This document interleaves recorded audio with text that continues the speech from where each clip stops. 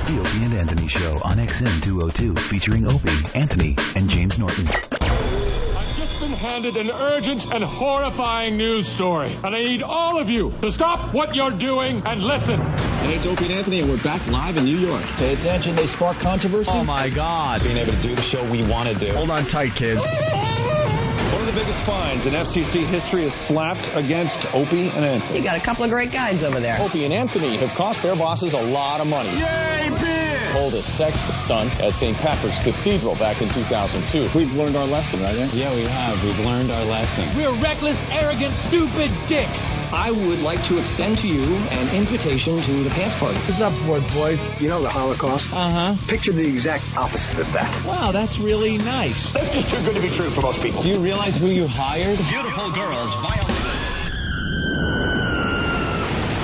What kind of sick mind operates like that? The Opie and Anthony Show. So look what we do.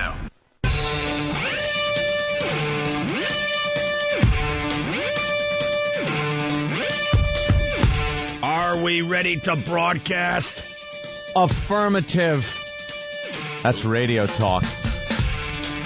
My headphones are missing. Yours are? Yeah, so now it sounds a little weird in the old headphones. You get used to it in no time. Wow. Imus doesn't have his hat on.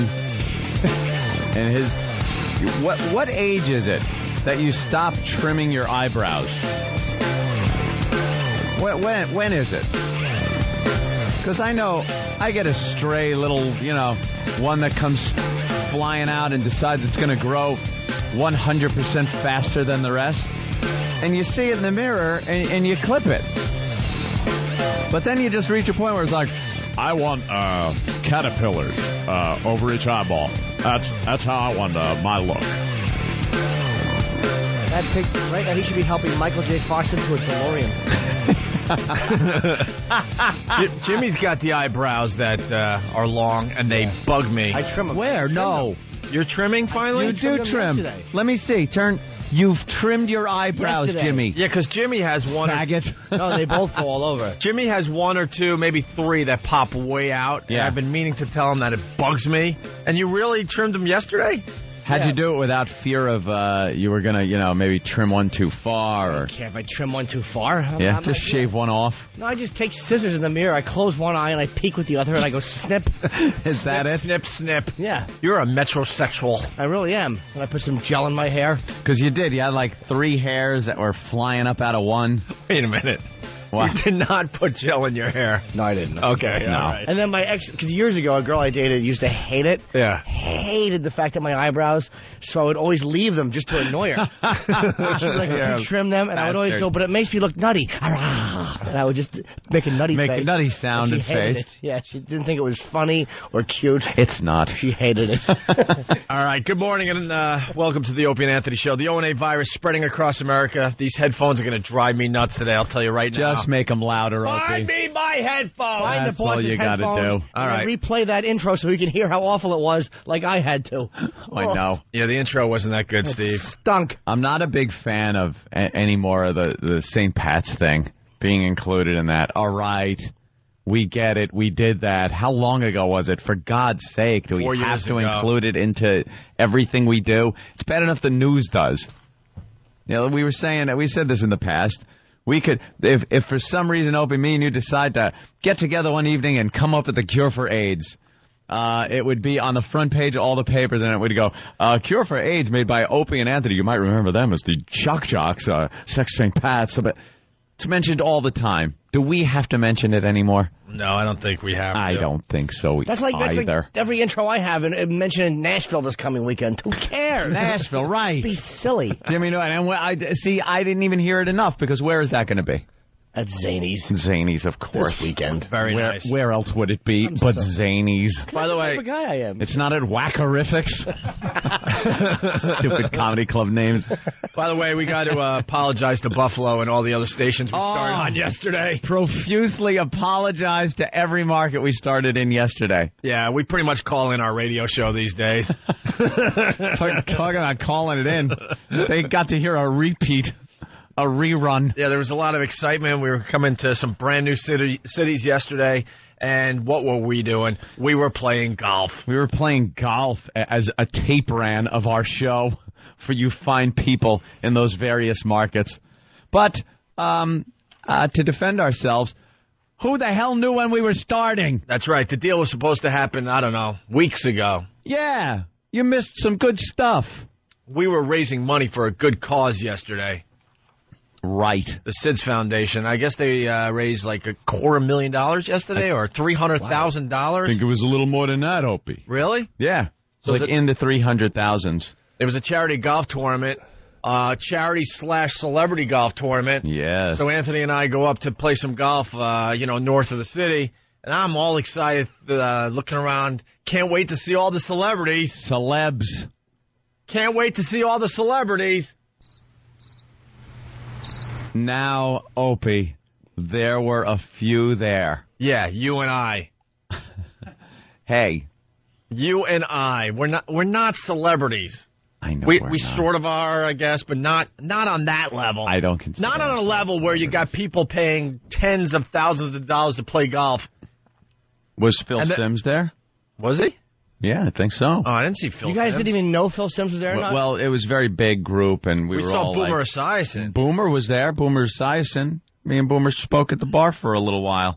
Talk about old times in East Islip. Yeah. It's pretty cool. I told him anytime he wants to a little rematch, give me a call. Yeah, well, We had a little fight back in elementary school. He kicked my ass. I broke my arm hitting him. you punched him once and broke both bones in your arm. Yeah. The ulna and radius. 2 bones in your arm. Did you? Well, the important thing is, can you still have children?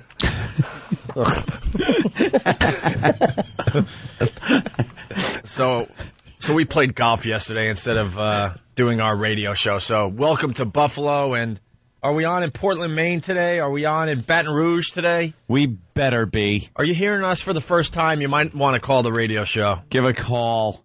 So, Damn it. my foursome yesterday. Yeah. I had to play golf with, present bosses, old bosses, bosses that fired me, or us. You were on the Sirius foursome. It was very, very, they seemed like they were very serious into their game. Well, I had to play golf with Tom Chiasano. Tom Chiasano, who is very, very serious when it comes to his golf game. I think his handicap's like 4. Yeah? Oh, he just hits every shot perfect. Of course he does. Every shot is perfect. He lines up perfect. His shoulders are square to his feet and the ball. And Is the swing just ridiculous? Like it's it's just perfect. like you're watching the PGA Tour swing? It's disgusting. Yeah. And then, I hit some good shots, and then I hack. Then you had a few hacks. Because I don't play anymore. I used to be all right. But every shot, he just steps up to the ball just perfect. Who's this? All Tom square. Chiasano. Of course. Perfect. With a tie. Oh, yeah, just looking dapper. Making it look easy. He looks the part. Is he good? He's just perfect. And from what I hear, there's like horror stories of people that have distracted him when he's up at the tee box, when he's teeing off. Like somebody had their hand in their pocket and were kind of just jiggling around the tees, pocket full of tees, and making like a little clink, maybe sound. While he's trying to... He's trying to tee off. Tee off. And he turns around, hey, would you mind? He gets all pissed off, and it was a big client. Yeah. We should tell people Tom Chiasano is the general manager here in New York. Oh, And he'll do anything to pull in a client. Yeah. This was one of the bigwig clients, and he's yelling at him because he's making noise of his change as he's trying to tee off with that perfect swing. I don't know why I'm imitating Jimmy, but it's just annoying. It just annoyed me yesterday. I was thinking about you. I'm like, Jimmy would hate this too. What if he brings a portable iron so we can straighten his tie on the fairway? So he looks good. Guy's Nick Neat. He certainly is. He's probably a serial killer. He's sociopathically neat. If you go through his pockets, you're going to find the licenses of murdered prostitutes. Just a psychopath. Just ridiculous. The golf course was kind of out of the way, off the beaten path a little bit. So he asked me to, if he could follow me to the Palisades Parkway, so he knew where to get home, because I have the navigation system in my vehicle. I'm like, sure, no problem. So I punch it in, and I'm goofing that, you're going to have to follow my car over here, and I point to this Porsche. I was like, ha. He starts laughing, ha, and gets in it. It's his. Of course it is. So I'm driving. Now, I don't know. It's a car for a perfect golfer. Perfect. It was beautiful. So I don't know how Tom drives, right? So I'm kind of doing just a little over the speed limit through these side roads till we get to the Palisades. And the second we hit the on-ramp, a rocket ship passed me. Really? What a lunatic. Really? Dude, this guy took off about 100 miles an hour down the Palisades, and I'm sitting there going, geez, great, I could have been home a little earlier. Because I'm driving all nice, figuring, it's Tom. He probably, it's all show, for the car and stuff. But he whipped around me and took off in that car like a rocket ship. Did you picture him driving a Porsche? No, well, kind of. I picture him with 20 cars. One, whatever suits his mood, or whatever he's wearing. One for every day of the week. What color's the Porsche? Oh, it's black. That's the only color to buy. Beautiful. He goes, you got to love these cars. He goes, the reason you get one is just to hear it when you start it. And he starts it, and it's just that rumble of a Porsche. Car's beautiful. I want to slap him in his perfect head. Is it new or older car? Like a classic? No. No, it looks brand new. Yeah. So, nice. Tom must have tiny genitals.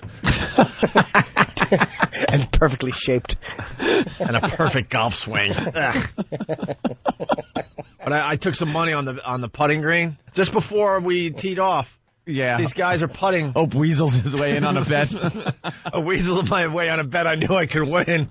I had no problem taking their money. Yeah. So these guys are putting. I'm like, hey, what are you guys doing? And they're like, yeah, hey like, guys. They're like $5 a man. First person to sink the putt, gets all the money. I'm like, oh, all right. And they're like, you want in? I'm like, yeah, sure. By sink, you mean, get in that hole. Is that right, the object? So it was only like a 10, 12-foot putt. And they all miss it, and we're just about to tee off. There's like 5 or 6 before me, and I step up and I drain it. I'm like, nice playing with you fellas. And I take all their money before we even started the day. Sap. And then I go to the first tee, and I'm looking at my foursome, and I knew I was playing with one of our current bosses, Tom Chiasano, and I knew I was playing with one of our past bosses, Scott Herman. Scott Herman was our boss over at WNEW. And then all of a sudden, Eric Logan, our boss at XM, was supposed to join the foursome, but all hell broke loose in Washington yesterday. So all of a sudden, there was a substitute, and this guy walks up, and I'm like, he kind of looks familiar. He goes, Opie. I'm like, yeah. He goes, Don Balukas. Don Balukas. I'm like, oh, hi, you're the guy who fired us for the mayor's prank in Boston. When we got fired in 1998 from Boston radio, because Opie came up with this great April Fool's gag that we should say that the mayor of Boston was killed. And he wasn't. Huddler, give me those ribs. Give me that unemployment check. Well. And, yes, we were summarily removed from the Commonwealth of Massachusetts. And it was done. Returned. It was done in the conference room of the Colonnade Hotel by Don Balukas. He walked in. He said, I'm sorry to meet under these circumstances, but I'm going to have to terminate your contract. So we called him the Terminator ever since. And then we went to, I think, Daisy Buchanan's and decided to drink a lot of beer or something. Yeah, sure. But, to see him there, he walks up to me. They introduce me, and everyone's laughing when they introduce, hey, Anthony, look, you're Tom Balukas. Oh, right. Yeah, they were saying that same crap to me, and I'm like, I looked around because it was all executives in radio. I mean, we knew everyone there. And I just announced very loudly, I'm like, at least he had the balls to fire us face to face. Yeah, that's true. And all of a sudden, everyone like kind of put their heads down and walked away like, well, I was one of those wimps that did it behind closed doors. Well, I was in that meeting, but wasn't my responsibility. I delegated that to another man. Well, it's time to tee off, boys. Oh, look at this. Tea time. Are you playing Titleist? Boy, I think he's talking about me. I was one of those wimps that passed the buck. And then made believe I never knew him. Yeah. A load of laughs. Well, Don Balukas is certainly not the Terminator on a golf course. Ooh. He knows how to terminate golf balls into the woods. Really? That bad? And even though we were on the same team, there were times I was finding his golf ball and, oh, did I find it? Squash. You get the old foot into the ground Right. gag. Make up for 1998. That's right. Just a little payback. Try hitting this one, Donnie boy. I had to terminate your ball's contract. Pick it up and heave it somewhere onto a highway. But that's why we weren't here yesterday. Yeah, we were golfing. So charity events. Congratulations to Joel Hollander and his brother and everybody else from the SIDS Foundation. They made a lot of money. They made some great dough yesterday. So there you have it. Absolutely. Also saw Bo Dietl, who does Imus's show. Yeah. He's an investigator. Saw him as I was coming out of the locker room. He was walking in. I guess he was changing his shirt. And I guess some people need to take a pistol with them when you're golfing. I guess you need to be armed on a celebrity golf course or a executive charity golf course. Why not? You make your own hole. Right in front of your ball every time. You just fire into the green. I looked, I'm like, what? Why is he armed? That must be great to just be armed everywhere you go. Stunned. And didn't he say, you never know? Yeah, it's something like one that. Of those things, All right, so. Must be nice, though. By the way, Imus is going to be 66 on Sunday. Wow. 66 what? He was. What? He was. Oh, he was? What day are we up to? What planetary years are we working on? Oh, I thought it said the 26th. Today's Tuesday. It's the 23rd. Are those Jupiter years? I mean, 23rd was Come on, Sunday. let's get right, real okay, here. I got it. What, you think he's older than 66? I would put him at 70. No, I would have said early 60s. You figure he's been doing Stop it. broadcasting since what, when did he start? The, 70s? Late 60s. Late 60s, that's 40 years. I think he... Could have been in his late 20s. That makes sense. Yeah. I think he started in Cleveland, didn't he? I'm not sure. He had crazy ratings in Cleveland, and I don't know. Whatever. All right, we're just warming up. We should take our first break. We got lots to do today, man. Lots to do today. And I got to talk about my famous brother also making the newspaper. Got a nice big piece of newsprint there. Doing something useful with his life. Unlike his older brother who just tells fart jokes. He's actually making a difference in society. A difference. We'll get into that. We got to talk about Monique on the airplane. We got to do some Tom Brokaw talking about global warming today. The Miss Universe pageant. The commentary was ridiculous. What day was that on? Saturday or Sunday? We have logo audio. Logo audio. Bravo. Fantastic. Fabulous. We made the Daily 10 yesterday on the E channel, the Kevin Smith, Joel Siegel controversy. We'll get into that next. I got a homeless update, and that's me, of course. I'm homeless right now. Yes, no home. What else? Oh, family hangs caution retards in area sign. That's some great stuff. I don't even know what to begin with after the break, but we'll get into it. Jimmy, you were saying, I'm sorry. Nothing. Was I? He was saying, I'm sorry? Oh, no. I wasn't even, I just noticed that they brought me my, I wasn't oatmeal commenting to myself, my oatmeal and blueberries, and there's pancake syrup on the top. And I just want to know why he would bring me pancake syrup with oatmeal. I'll talk to him in the break.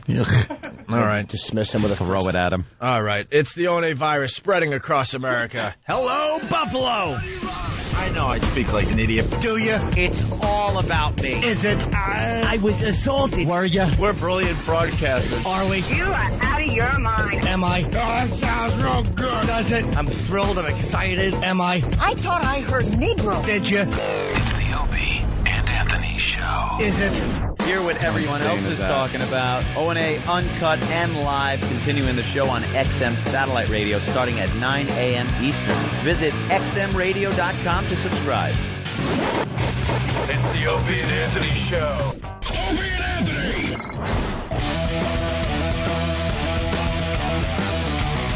You're checking out the Opie and Anthony Show, the ONA virus spreading across America.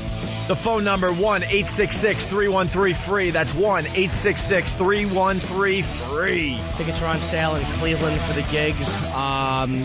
For the virus gigs, we got Boston August 5th, Jersey PNC August 26th. Tweeter Center September 9th. And what is the one in Cleveland at the end of September? Tower City Amphitheater. What's that date, Stan? September 23rd. Okay. First year from memory. I'm proud of myself. I remember 3 dates. Yeah, the O&A Traveling Virus. We're like, oh my God, we're less than 2 weeks away from the first show in Worcester, Massachusetts. Worcester, Massachusetts. Worcester. That's what I was thinking as I was saying Worcester. What does he say? Boss says it. He said Worcester. Worcester. He was talking on our XM satellite radio show, and he was like, yeah, I'm very excited to be performing in Worcester. All the info on the O&A Traveling Virus can be found at opieandanthony.com. Tickets through Ticketmaster.com. Oh. But all the lineups are on our website, okay? Elo looks a little hungover this morning. What's, Jesus. He couldn't come to the golf tournament yesterday? I'm looking at him, pal. No, he couldn't come to the golf tournament. Joel Hollander actually said he's too busy kissing his new boss's ass to come down to the golf tournament. He's shaking his head in disgust because he knows it's We love true. Elo. He's on Pal Talk right now. It's so nice to be able to watch your boss as you do your job. I love Elo. Stop. Yeah, he loves to drink. he just gave us a little screw you. Yeah. He held up an Oprah and Friends Launch Women's Initiative sign. The only executive with one of those beer hats with a can in each. Right, that's tube. Elo. But he doesn't wear it to be ironic. He really does wear it because he's thirsty. He's brilliant at what he does, but he's a mess. Let's be honest. We love you, Elo. All right. Quickly, I got a homeless update. Yeah. For the Hope new you've been without a listeners, home for a while. I'm homeless. I've been homeless for about 2 weeks now, I think. No crap here. I mean, you're without a home. Right. Everyone thinks, we're living the life of luxury. The life of Riley. The life of Riley. I knew Jimmy was going to say that. That's why I said the life of luxury. Waiting for Jimmy to come up with his 1940s sayings. What's wrong? Riley leads a good life. Did he? Yeah. I don't want to do the setup. Someone else do the setup. The basement. Yeah, flooding, it's walls breaking and water rushing in. We live the life of Riley, but Opie, we're renting an apartment, Upper West Side, which is a very nice area. Highfalutin. Highfalutin area. Thank you, Jim. And Opie had an apartment down there. Let's just put it this way. I live in a neighborhood where the lights will never go out. Right. No blackouts there. That's right. I don't have to worry about blackouts. I have to worry about no blackouts. No matter what context you're talking about. Exactly.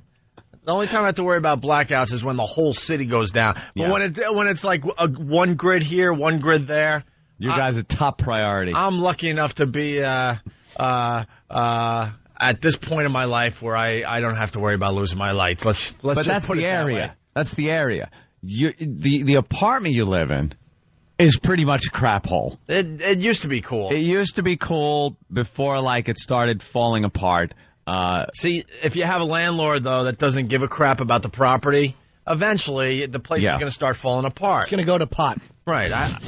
I had to replace an air conditioner, and I found out he's not gonna reimburse me for the air conditioner. No. Because he says that's, when you rent a place, the air conditioners are not included. It becomes yours. Scumbag. It's like, then you say, okay, then I could take all the appliances with me when I leave. So, yeah. Is that it? Is that the take story? Of course you can't. That's why they're his. He's supposed to replace them and do it. That's what a landlord does. But Opie's place, first it was overrun by mice. I killed 33 kills in less than a year. Great. You're an ace. And then cockroaches. A few cockroaches. One is enough. Under a dozen. Then the flooding in the basement started. Where the wall broke from 3 feet up. Yeah, 3 feet up, wall broke, water, flooding, and then they found some mold, and Opie couldn't live in the place because of the mold. Mm-hmm. So you're virtually homeless. I went to my brother's over the weekend, back in a hotel last night.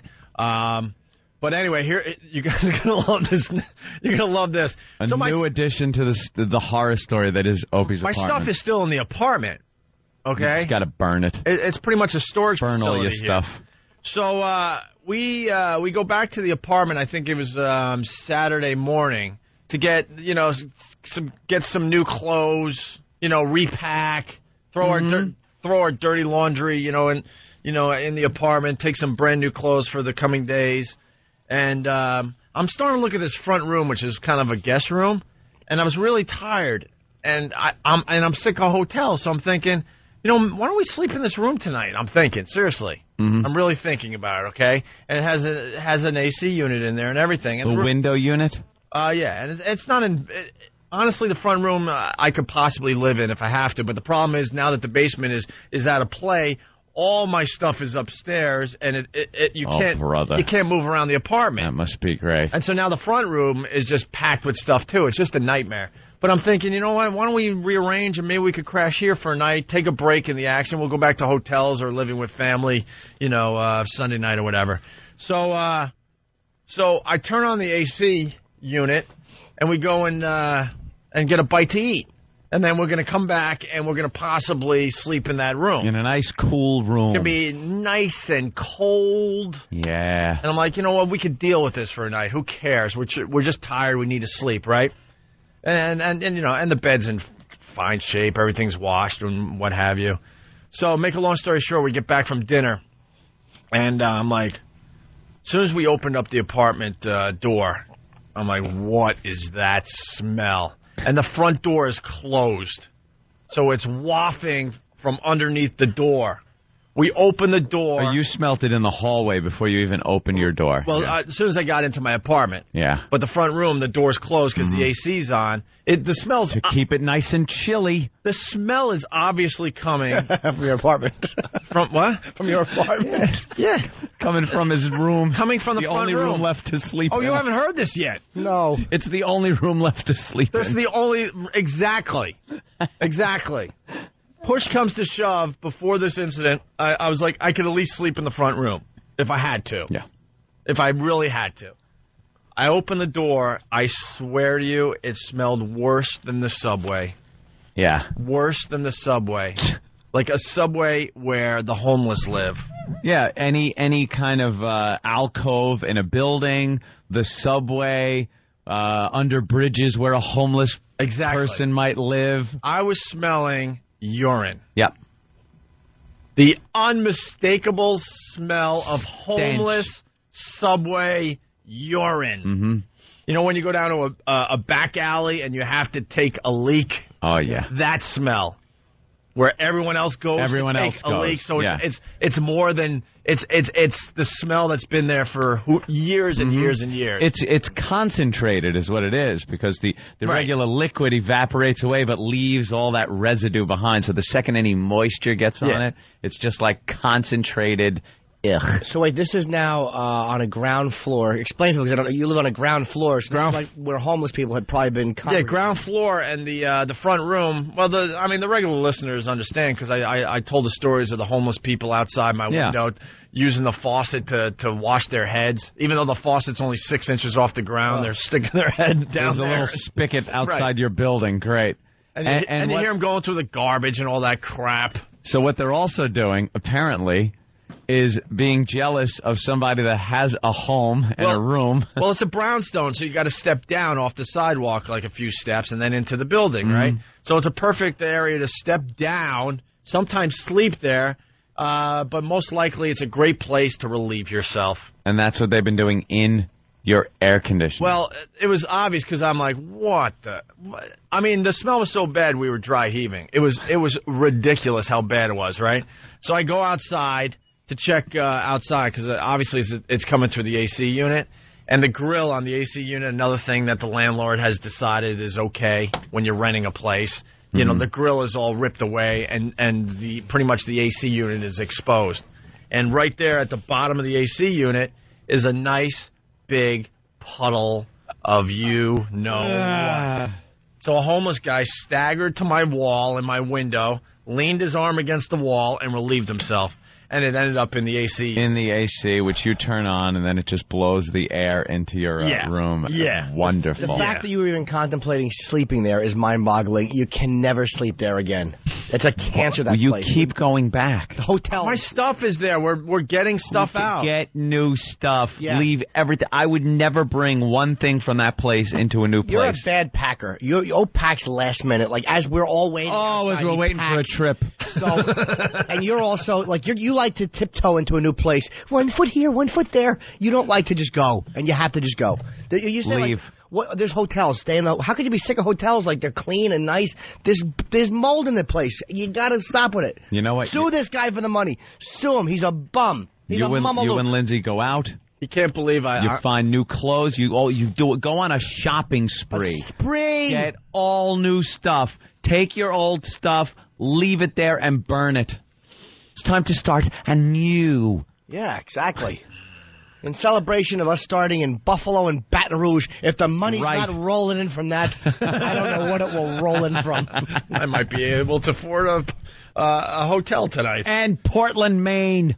Yeah, let's not forget. And other stations, but no one from Citadel calls us back, so we might be on in other cities today, too. Can we have a list, please? Yeah, that's all we're asking We'd for. love a list of the call letters and cities that the stations are that we're broadcasting. If you're the PD and we're live in your city, could you please let us know? Regardless of how angry you are.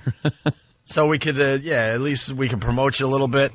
So that's my latest story about being homeless. And then I look in the paper today, New York Newsday, one of the big papers here in New York, obviously. And I'm just, thumbing through. We're trying to show prep and make sure we're on top of everything. Sure.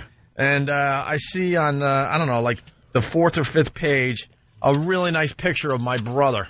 Your brother's in the paper. My brother Scott. Now, he must be a jock somewhere else. He must be a shock jock somewhere, and he must have done something bad, and he got kicked off the air or fined by the FCC. It's your brother. It's got to be something like that. What did he get busted for? Yeah. He must have gotten busted. Was there something on his hard drive? And I'm thinking, a la Gary Glitter.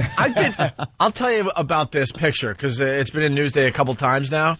I come from a very big family, and we've obviously been in the paper a lot. Yeah. I've never seen one newspaper article hanging from a fridge. Never. No. But my brother's picture, this one right here, is pretty much on everyone's fridge. That's going to be why? The little insurance company magnet holding it on. Know why? Because they could be proud of him. It's not about someone being arrested or it isn't. or about being fired or being called shock jocks or being called awful. I'm amazed at his job. I'm amazed you have a brother that does this. Yeah. Because this is like a job that no one really has, only in the movies. He's making a difference. He really is. I think Kevin Costner is going to be playing him in a movie. Doesn't it feel like it would be like a Kevin Costner? Yes, of course. And he'll fall in love with Rene Russo. Rene Russo will play opposite him. But there you go. I mean, when I go to my brothers and my sisters' houses, and sometimes the aunts and uncles, they have no problem displaying my brother's picture on the refrigerator. They're sick of your face being in the news. Yeah. They're happy for him. Well, they don't want to hang your picture up. They see you all the time on TV and in the news. Well, you're conveying stories of urine in your air conditioner. Right. What is your brother doing? Yeah, while I'm thinking up the next fart joke, my brother's making a difference. He's a marine biologist. He's a marine biologist. His brother, Opie's brother, is a marine biologist. You have another brother? Works at Bear Stearns. I have another brother, a master chef. Yeah. You talk about vaginas. What are you in the marine? What are you and the marine biologist talking about? Do you tell him, I saw a whale today. I told her to take her top off. Oh my God! They're all contributing. Yeah, they're making a difference. Jesus. And a marine biologist. And there's a picture of him. Did he go to marine biology school and the whole schmear? He went to the University of Guam. Guam? As in that little island? Yes. He had to pick up and move to Guam. You know where I went? I went to SUNY Geneseo. Voted one of the top drinking schools in America by Playboy magazine. He goes to Guam to become a marine biologist. Yeah. And ends up in the paper making a difference. What is he doing? Lives in a really nice house out east. Sure. 4 kids. And I live by the water. And I'm dealing with homeless urine today. And you don't have a place to live. No. That part of my brain doesn't work. It doesn't work. You know what you are? You're the garbage juice of the family. He's the liquid at the bottom of the garbage bag of the Hughes family. So there's a picture of my brother being very serious on a boat somewhere. Somewhere. Oh, he's out near Orient Point. Hey, there you go. Way out there on Long Island. Marine biologist Scott Hughes seeds Halleck Bay near Orient Point with young scallops last year. He's seeding the seabed with scallops. He's bringing back the waters of Long Island. The scallops that have been taken, I guess. Are they taken for food, or maybe they've been lost to some type of disease? I don't know. I don't know. But what he's... Yeah, Opie? Opie, comment? Your brother, Opie? Opie? He's making a difference, and but he's bringing back the waters. They show him, like, standing on a boat. Yeah. And he's got this handful of scallops. Young scallops. And he's casting them out into the ocean. He's freeing them. But look how serious he is. Born free. I would just dump him over the side of the boat. He's like... No, he knows what he's doing. He's like, a marine biologist. He's like seeding. He's seeding. He's spraying. Right. Like you would... making sure they cover a lot of distance. Seeds. He's a Billy Joel song. Your brother is a Billy Joel song. Yeah, he's helping the bay. Making the waters better for future generations. For the baymen. So, who do we have sitting in a drum this week that we're going to dump crap on? Anybody else, contributor? Long Island Bayman caught... Hold on, there's a guy on the phone who wants a wasp to sting his genital area. As your brother is seeding the bay. Yeah. Making sure future generations will have scallops. Yeah. Yeah. Marine biologist Hughes. Not potty mouth Hughes. Oh, boy. So, the Long Island Bayman cost 6,000 pounds of scallops last year, triple the haul of the previous year, and more than for any year since 1997. Okay, so they're harvesting the scallops at One reason, because my brother is making a difference with his life. Seeding. What else does he do? What else does a marine biologist brother do, Opie? I don't know. I think he's... No, that you don't know. I think he's tracking whales today. I don't know. Is he doing something like that? I don't know. Putting a collar on a seal? Right. Washing some oil off a bird? You're giving a pat to the seal's hindquarters. Get back in there, little fella. You get in there, fella. We're going to track your migratory habits and make it better for you and your future generations. For you and yours. So there you go. Turn on the radio and see what my brother's doing. Yeah. So there you go to the Hughes Macarats. Yeah. To the Hughes family out there. There you go. There's a nice, wonderful little article you could hang on your refrigerator.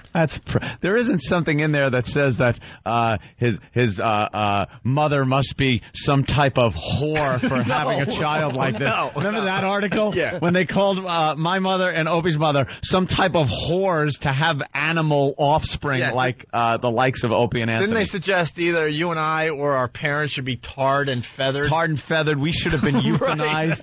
Nothing like that in the marine biologist Hughes article? Boy, where's that article hanging from the refrigerator? Where's that proud little article? Have we ever had a proud article that we could, hang? Never.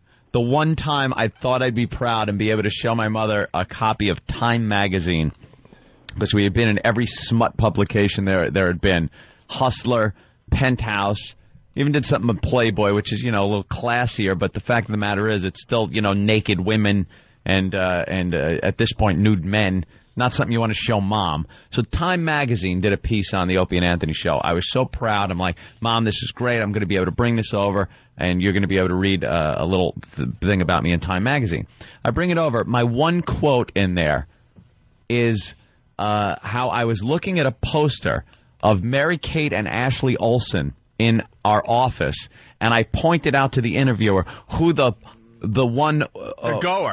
goer was and who the prude was, and how long we'd have to wait till they were of legal age. And you did it as a joke, like just goofing around. But like this guy just wrote it. Warming up. It was Joel. He's on Joel Stein. Yeah, he's on all those dumb clip shows. Yep.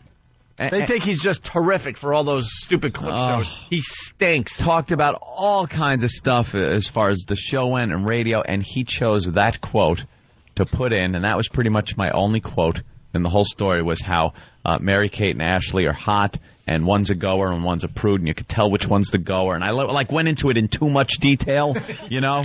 Like it's like he's got some kind of an issue here, detail. Yeah. And that was it. So I could not show that to my mommy. He just knew that those weren't like a random thing you were picking out. Those were thoughts that No, this is stuff I'd been thinking about. Right. Yeah. Sweating and blowing snot onto your upper lip without realizing it. Yeah. By yourself. Yeah. But there's marine biologist Hughes in the paper. Well, nice proud little article. And he's sprinkling little scallops. One of them had a broken leg, and he healed it. A broken leg. That's right.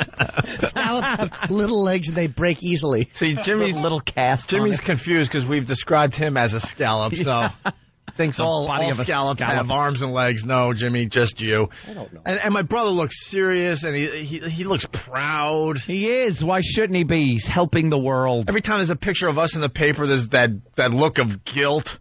They did something wrong. Oops. Hey, let's say hi to Nick the trucker. What's up, Nick? Hey, what's up, O&A and Hey, Jimmy? Nick. Hi, Nick. Opie, don't feel bad because there's always Brother Elmo. Oh, yeah, you're right. Yeah, you don't have to feel bad. I'm on MySpace with him, and just looking at that picture that he has on his MySpace page, Yeah. you'll never, ever have to worry about the retarded stepchild in the basement. Well, go to my brother's MySpace account, Brother Elmo. He's like the mayor of the Opie and Anthony show. He hangs out at F.H. Riley's every weekend and just hangs out with the fans. Yeah, he's a great guy. You guys take care. I'm punching out. And please, for the love of God, buy a T-shirt so I don't have to pay his bills. MyRadiostore.com. Please, buy an Opie and Anthony T-shirt so I don't have to pay his bills. MyRadiostore.com. Thank you. All right, we should take a break. Now I'm going to get the email from my brother. Ouch. He writes me every time I make fun of him. Ouch. That hurt, bro. Right. That one hurt. Ouch. How often do you see marine biologists, brother? My other brother, Elmo, by the way. Yeah. Quick, he caught a trophy fish like last week. He caught a fluke that was ridiculous. It was so big. It's in the trophy fish category. I don't even know. I don't know crap about fishing. Did it make the paper? It might as well. Did the other brother throw it back? Right. It might make the local paper because it's really a very large fluke, and it's in the category that qualifies it as a trophy fish or something like that. So he's got no shirt on, and he's fishing, and he's holding up his fluke, and he sends it around to the whole family. You do that with your family, right? Yeah. Where everyone's just on email together. Mm-hmm. And he's all proud of this trophy fish he caught. I'm sure it'll be on MySpace if it's not there already. And all we were commenting about was not the fish, but his gut. And how it looked like E.T. Oh, distracting from the fish. His belly looked like E.T. calling home. Look at him now. It's not that bad. Oh, there it is. Elmo's got a nice physique. The Hughes all have good bodies, actually. The Hugheses. What's the caption say? What does it say? Seriously, how many pounds? Because there's fishermen out there. They'll be proud. How much?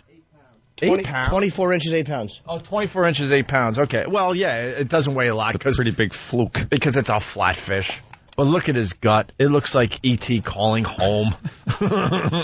So you might want to go to Brother Elmo's MySpace page and just abuse him today. Brother Elmo. All right, we should take a break. And we'll continue. Enough babbling. We'll get into some material. What do you guys want to do next? I would like to deal with the sign. Yeah? I think so. Retard sign? I think so. All right. Family hangs, caution retards in area sign. We'll do that next as my brother is saving freaking dolphins somewhere. It's the O&A virus spreading across America. I got the cheddar. I could pay the rent. 4, 3, 2. All right. See, a black guy. Ooh, fun. Call me Daddy. I'm your cheddar man. Hope you like crap. Opie and Anthony. The Opie and Anthony Show. Opie and Anthony. We're back in the New York groove. We're back in the New York groove. La la la la la. Welcome back to the Opie and Anthony Show. We're back in the New York groove. Yeah.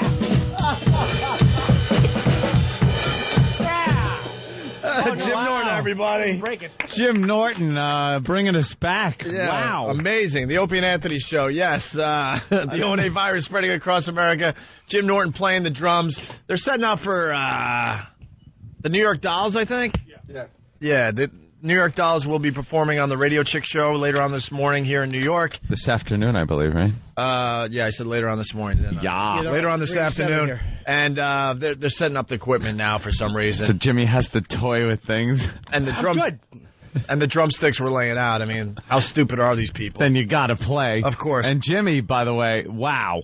That was a great rendition. Yeah, a lot of people tell me. I never played the drums before. People just knew I could, though. You know what? You took the song and you made it your own. Absolutely. Which a lot of people don't do. They could just play it like it is on the record. But you turn that song around into something else completely different. Yeah, it was like an Ace Frehley tune from the old Kiss solo album. Yeah. A hit. And, Yeah. You got any others in you? I do, actually. I mean, I play a lot of... All right. We'll get Sabbath is one of your favorite bands. I Sure, would love but to hear if you were able to play any Sabbath. Oh, yeah, of course. I do a lot of Sabbath. Some tells me the drumming would probably sound a lot like Back in the New York Groove. No. Well, I also do New York State of Mind and New York Oh, Mind. wow. Okay. Hey. Bring it down a little bit. All right. We'll do another one after the next break. Yeah, I mean, I'll bring us back in. I mean, I'm going to show off. Off the instant feedback, Chris from Boston. He's a faithful listener of the program. Hey, guys, let me get this straight. Opie's brothers, Jacques Cousteau, and Opie makes fun of retards in the air. Yeah, that pretty much sums it up right there. Feels like Jacques Cousteau. Also, before we move on to actual radio material, I want to say hi to Pittsburgh. Pittsburgh, we are paying close attention to you guys. Yes. Very close attention to you guys. The ratings came out yesterday while we were on the golf course, and Blackberries going off left and right, and everyone running up to Anthony and I with their Blackberries to show us the Pittsburgh ratings. Pittsburgh numbers. Oh, pretty good. Yep. Ooh. Pretty good, Jimmy. Thank you, Very Pittsburgh. nice, So far, so good. And we're paying attention to Pittsburgh because we were never heard in Pittsburgh. Yeah, these are one of the markets that we were never in before. The other ones, like, Philly and Boston, we had been in. So people familiar with us. Buffalo. Yeah, but Pittsburgh. Cleveland. Brand new. Uncharted territory for the O&A show. I always knew, because I'd done Pittsburgh a few times, like in the time we were off and whatever, that if the show was ever on there, we would just... That's the mentality, man. They're like Philly, they're just Jersey, they're just animals. I knew they would like the show. I predict virus tour in Pittsburgh pretty soon. I agree. I think pretty soon. It wouldn't be a bad idea. Wouldn't be a bad idea. All right, family hangs caution retards in area sign. Now, why would you do this? Opie? Oh, you didn't? Why would I do it? I know, I made it sound like that. Why would you do this? Oh. Meaning the General you, Well, I think they did it General because... Yu from the Chinese Army. I can't talk without thinking something else this morning. I can't find the story either. Well, we just got the audio clips, which are... Oh, there it is. Which are good enough. It's, Yeah, why did this family do this? There was a conflict next door. The kid is like, how old is he, 12 or 13? The poor little 13-year-old Colton.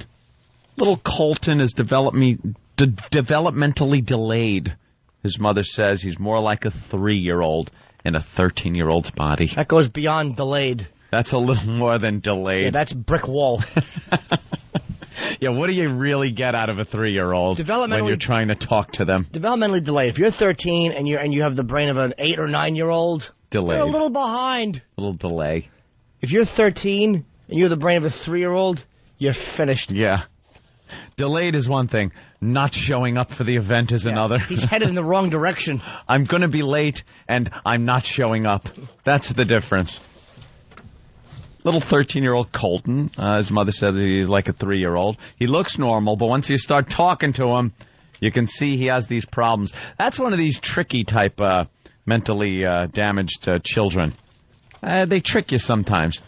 You ever do that when you're a kid or you're just driving around or something and you ask, hey, how do you get to Main Street? And the kid looks completely normal, and then something comes out of their mouth, you just go, oh, boy. And it's something like this.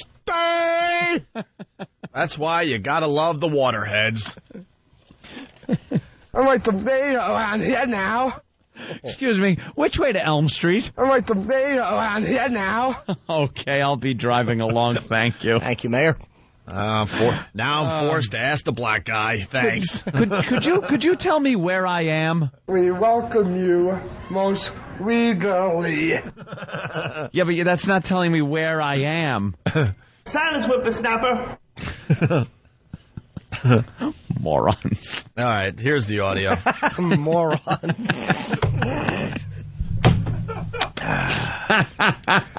That's what my mom used to call them.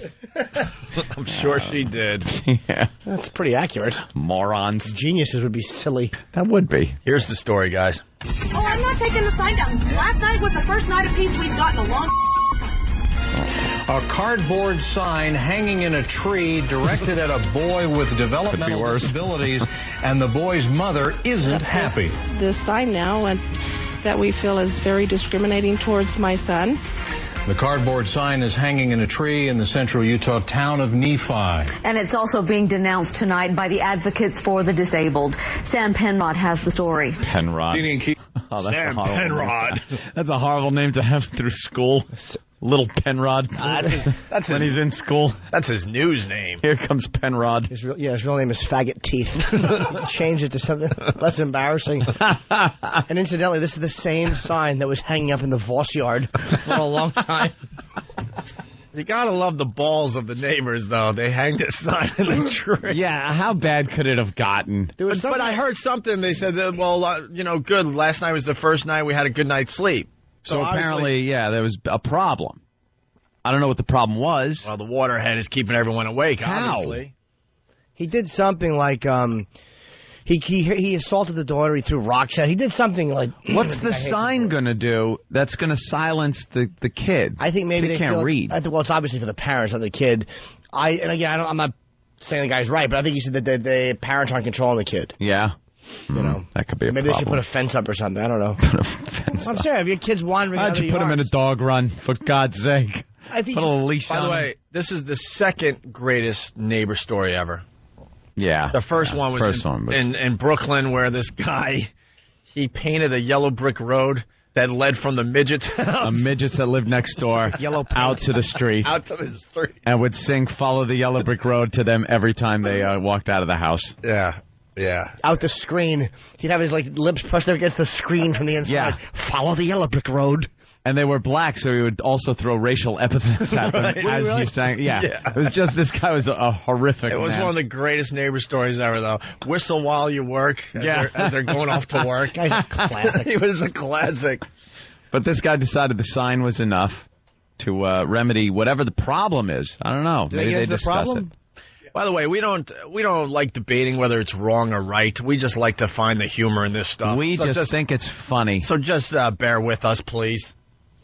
How could you not think a yellow brick road outside a midget's house is hysterical? Is not funny or whatever. All right, here's the rest of the audio of the retard sign story. It's for the disabled. Sam Penrod has the story. Deanie and Keith, the boy's family noticed the sign pointed at their home on Wednesday night, and tonight it is still there. That's despite our visit to the neighbors who put it up. And advocates for the disabled are outraged, calling it insensitive and in the same category as a racial slur. Oh, boy. Well, the racial is thing. retard a racial slur? Because it's retarded. When something is retarded, it is being held back. It is being retarded. You're right, technically. Yeah, I'd have to say this one is. Because it's almost like hanging a sign up that says spooks around. I mean, look, technically a spook is a ghost, but everybody knows the racist meaning of that. It's like... Yeah, but no. If let me put it this way. If you were indeed living at a haunted house and you put a sign up that said, spooks, please leave, Of course, you'd be insensitive and stupid if you didn't know it had another meaning like that. But if your intent was toward the ghosts and not maybe your lovely neighbors, you could actually argue that point. This person, retarded, is focused toward the retarded boy. Okay, how about this? Whose brain is retarded. How about this? Jews around. Jewish sign. Say in a Jewish neighborhood, like Jews. There's nothing wrong saying Jews. That's not a slur at all. No. But if you have a sign in your yard because Jewish people moved in and said Jews around, the context is racist. That would be considered very racist. I like using Juden. Of course you That's how it seems. All right. Hey, no. And why would you want to get rid of a tribe of people that take care of their houses and lawns as well as the Jewish people do? I wouldn't. I love them as my neighbors. Love the Jews. Here we go. More audio. What the sign says, and we find out boy can't read. He tried to eat it. 3-year-old. So it was a big piece of cardboard candy. Look at that sign. Yummy. Yeah, no. Hey, you're on your way.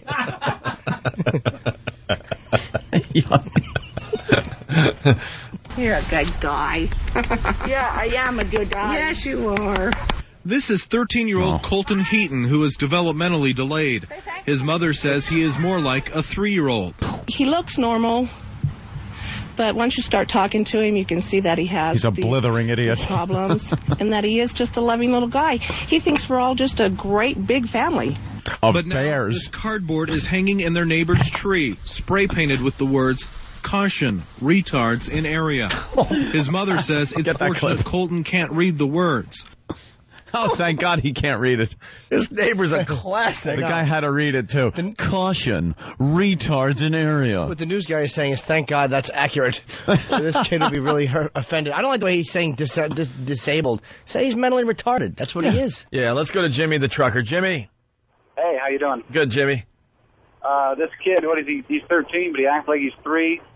I was just wondering, what's he like when he was 3? That's true. Like a turnip lying on the floor with a blank stare. Or he was like a spermatozoa. Yeah, I was going to say zygote. He just swam around the house with lay around on the floor, shaking his feet. How old is he? Well, he's 3, but if you talk to him, you'd think he's -7. Meet my son. He's a zygote. All right, Jimmy, thank you. Orlando from Jersey. Hey, what's up, OA? Hey. What's up there? Listen, from what I heard on the Radio Boop show yesterday afternoon, supposedly this kid was tormenting the neighbors, driving them crazy. The parents went to, the cops. They wouldn't do nothing for him. They tried to go to city council. Nothing would happen. So they finally put up this sign just to get the attention of the parents, see if they would stop. And now all of a sudden everybody's getting all offended. What was the kid doing wrong? I know he was doing... Yeah, what was he doing that was so bad? Well, he was apparently throwing rocks at the neighbors' kids, tormenting them, driving them crazy, making noise at all hours of the night, going through the neighborhood. Real weird stuff. I mean, if the kid is 3, supposedly acting like he's 3 years old or mentally able, 3 years old, kind of like Jimmy over there, why would you even let him... There's no reason to... Sir, there's no reason to hurt my feelings. I love you. Okay. All right. Later, guys. And by the way, Jimmy he trimmed his eyebrows. I did. They looked too nutty before. What does like a professor? Crazy. All right. What are you doing? Solving a puzzle? So this kid was driving the neighbor's batty. But that's just something kids do. Also, I remember kids that weren't retarded used to throw rocks at other kids. We'd have rock fights, things like that. You pick up a rock and throw it at a kid, or you make noises. I used to live next door to a deaf family. Oh, brother! All you'd hear. At all hours. And they weren't even please tell me the problem. Please tell me they could hear just enough so they had to really yell.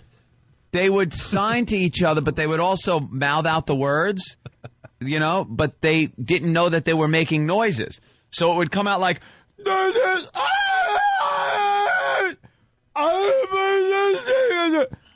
at all hours you'd hear this coming out of the house. And what are you going to do? Hang a sign? Deaf people next door making a racket? No. You throw rocks at them. That's right. You don't do anything. You deal with it. They're your neighbors. Maybe, what did they try to confront the the parents and say, so. excuse me, your son, I understand he has got some problems, but he's throwing rocks at my young gal. Well, we learn a little more with this clip. Thank goodness. And as we were filming the sign, we could see the neighbors who put it up were outside. So we approached them for their side of the story. Why did you put that sign up? I've been harassed for 6 months. My daughter's been assaulted. By who? By the young boy. We got pictures and everything, and they would not press charges because he is handicapped. The neighbor claims Colton threw a rock at his young daughter, and other neighbors told us they have frequently found Colton wandering onto their property. Still, the Disability Law Center says using offensive words is the wrong way to handle a difficult situation.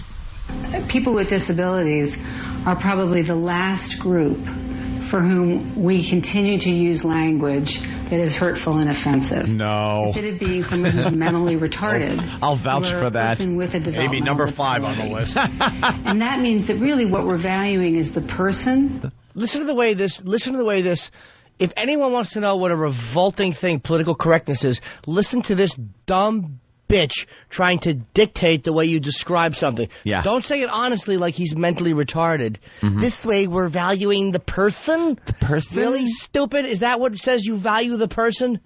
Because you phrase it longer? What a dope. She said it's fair game. She goes, mentally handicapped people are still fair game, apparently. The last people that you can make fun of or have offensive names for and not really getting that. You know what that woman is, to be politically correct? She's an irritating whore American. Ooh, very nice, Jim. Maybe a neighbor could put a sign up next to her house. Whore around, and her husband will nod and go, "You got it, Buster." Listen to this guy, Tony in Brooklyn. Of course this comes from Brooklyn. Right. Go ahead, Tony.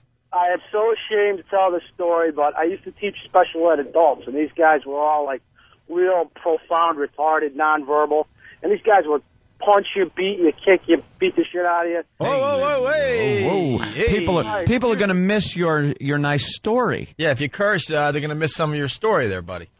So in order to get back at these guys, we had to come up with a way to do it. And we take them into the bathroom, say it's time to wash your hands, and give them like a little C shot right to the old nutsack, and nothing would, and it wouldn't leave a mark.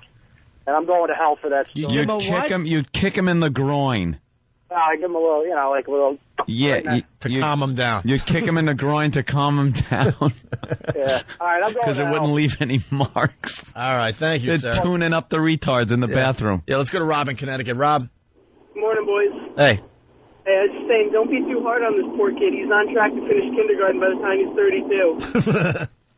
All right, later, boys. You guys suck. All right, very nice. Thank you, sir. Well, disabled advocates for the disabled. God, with the language, developmentally, that means we value the person. Right. Shut up. When I was growing up, people always use that word in front of me and stuff. They always called me retarded. Someone who knows how hurtful that word can be is Tom Brownlee, who today is an advocate for those with disabilities. I hate that word. It was very offensive, and I just want them to see that people with disabilities deserve the respect that they are entitled to. Both Brownlee and Nelson are hoping the community will stand up against any behavior that lessens the role of people with disabilities in society. Regardless of a cognitive disability that I may have, I'm a person. Yeah, really? And people do not deserve to have signs pointed at them, making fun of them, scaring them, harassing them. He can't read it, stupid. He doesn't care about the sign. He thinks it's a big sugar cookie. Dumb bitch, shut up. You make a very valid point. Not the sugar cookie. He can't read it, so it's not offending him. Of course not. He thinks it's a giant Christmas tree, and that's just a lovely decoration. The poor lad, he's running around going, Santa's coming, and his family's going, oh, shut up. It's insensitive to the family. I believe it's hurtful. Like, I'm sure the parents of this kid have enough bad feelings about it that they see that sign and feel bad. But for this advocate to come out and say it makes the person feel bad or it demeans the person is wrong. Jimmy's right. That person has no clue what the hell that sign means. Anyone who considers himself an advocate should have a boot driven into their groin. I hate the word advocate. I'm an advocate. Are you? advocate. And by the way, she said the developmentally disabled, that makes you value the person. How is that valuing the person more than saying somebody is mentally retarded? I don't know. But because you take an accurate phrase and you use it to be derogatory, all of a sudden the phrase is no good anymore? Yeah, even if you want to use it for good. And I'm not talking about racial slurs, but I'm saying in an honest thing that's saying somebody is mentally retarded. Yeah, they're mentally retarded. Oh, that's bad. You used to call your friends that when they do something stupid. Retard. Don't be retarded. You're being a retard. How much fun is that going to be? Don't be developmentally disabled. That guy. Really? Yeah. He's disabled. Take all our fun away, why don't you? You're acting handy-capable. Right. You want to hang out with that retard? Speaking of which. Hey. Steve C comes in right when we're talking about retards. Nice pirate earrings. Pirate earrings. R. Steve C. R. The sea. I love the sea. Yeah. The wardrobe hasn't changed in easily 3 years, but you just noticed I these just things. noticed. You know what it is? When you walked in and the window's behind you, yeah. And I saw those two little stupid globes with light shining through them, I wanted to remove them with a stick. Would you try, please? No. And you got your hair cut, didn't ye? Didn't ye? I certainly did. We have to take your booty. There, that's terrible. I'm sorry. I'm sorry. All right, here's the last clip. Your crew died. How did that happen?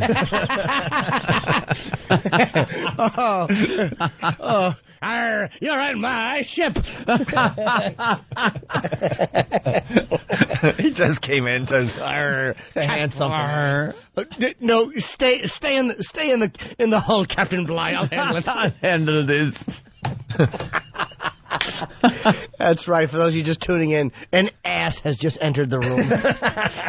Because you're in my effing crow's nest. That's way too inside for Buffalo. I know. Buffalo, you'll catch up. You gotta catch up. You'll catch up. You'll understand. Steve's retarded. All right, that's all you need to know. Let's go to Doug in Virginia. And now he's a pirate. Doug. But he was a bear. Now you know. He's a bear pirate. A bear pirate. What's up, Doug? What's up?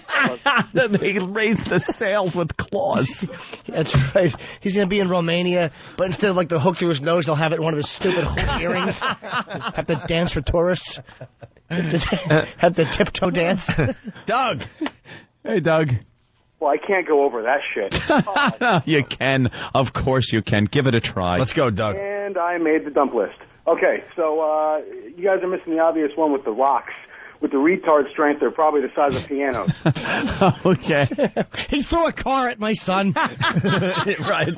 Now, if that's the case, there is truly a problem. Because you do know there is some type of... Is there a scientific fact behind that? Retard strength? Definitely. What is it? No, I mean, there's Is probably... it that you don't have the mind power, so you get the muscle power? They don't feel pain. Is that they don't feel pain? They don't feel pain. Well, Listen to you. They don't. Maybe you use all Hair Hughes. you use all your energy. I'm guessing you use all your energy where you don't know you're only supposed to use a little bit. A little bit. Or rip something. So you twist that bunny's neck. And Right. Pet it. Not really. All right, let's go to Rob in Utah. Rob. Hey, morning, boys. Hey there, Rob. Morning, Rob. Hey, this must be the same kid who used to harass me. We lived next door to some freaking retard used to come into our yard. We had some dogs out back there. I used to throw stuff at the dogs, broke our windows once in my mom's car. Freaking used to chase my little sister around, and not in the good way either. And I just have to wonder if this is the same kid or not. And second of all, why is this even an issue? I mean, why is this offensive? Because he can't understand it in the first place. Jeez. How many years ago did this happen? This must have been 4 or 5 years ago. Well, he was 9 then, which meant he had the, if he was not 4 years ago, he had the mentality of a -1-year-old. God, this is... It's got to suck that you finally decide where you want to live and you pick out the house and next thing you know, you got a neighbor from hell. Yeah. I'm just thinking neighbors in general, where you're like, oh my God, I got to live next to these people for 30 years. Throwing washing machines at you. Right. You got to feel bad for the kid, but it's the parent. If your kid's acting up and he's got problems, you got to kind of control him. I mean, it's like you feel bad for the kid. It's not the kid's fault. I was part of a social experiment back in the 70s. It was called mainstreaming, where they would take retarded kids and profoundly retarded kids and put them in school to mingle with normal children. How'd you do? I turned out okay. He's retarded, but he does great impersonation, so he won't throw You'd apples think it at was him. the real person. He's a Rain Man. He just... You should see Anthony when he's not on the show. Contrary to popular belief, I was one of the normal children, okay? Yeah. They brought in these profoundly retarded children, and we would have lunch with them and do, like, art class with them, things like that. Not math, of course. They would eat the pencils. But we would have lunch with them and have recess with them. And there were some kids. I remember a certain few of them. One was, he had a giant head. Waterhead. He had water on the brain or something. And his head looked like the hiney head aliens from Star Trek. Little, like, jaw, little cheekbones, and then this giant light bulb head. And he couldn't hold his head up. So he would sit at lunch, and his head would teeter, and then go around in a circle, like down, so the chin would hit his chest, around, so he's looking at his shoulder, and then back up straight again. And we used to make that sound when he would do it. All the kids. This is how cruel the children were. Another kid, we called him Goat Eyes. His pupils, he had some kind of mental problem, but also his pupils were wide and furry. You ever look into a goat's or a horse's pupil? Yeah, sure. They're not round. Yeah, They're kind of rectangular. Yeah. He had those eyes.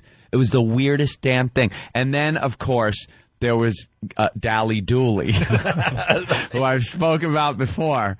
Dally Dooley's name was Gallagher. His last name was Gallagher, but he couldn't say Gallagher. So we'd say, "What's your name?" He'd go, "Dally Dooley." So his name was Dally Dooley.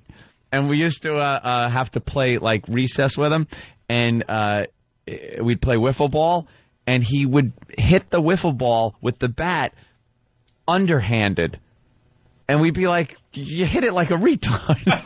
You call him a retard because he'd swing like underhanded.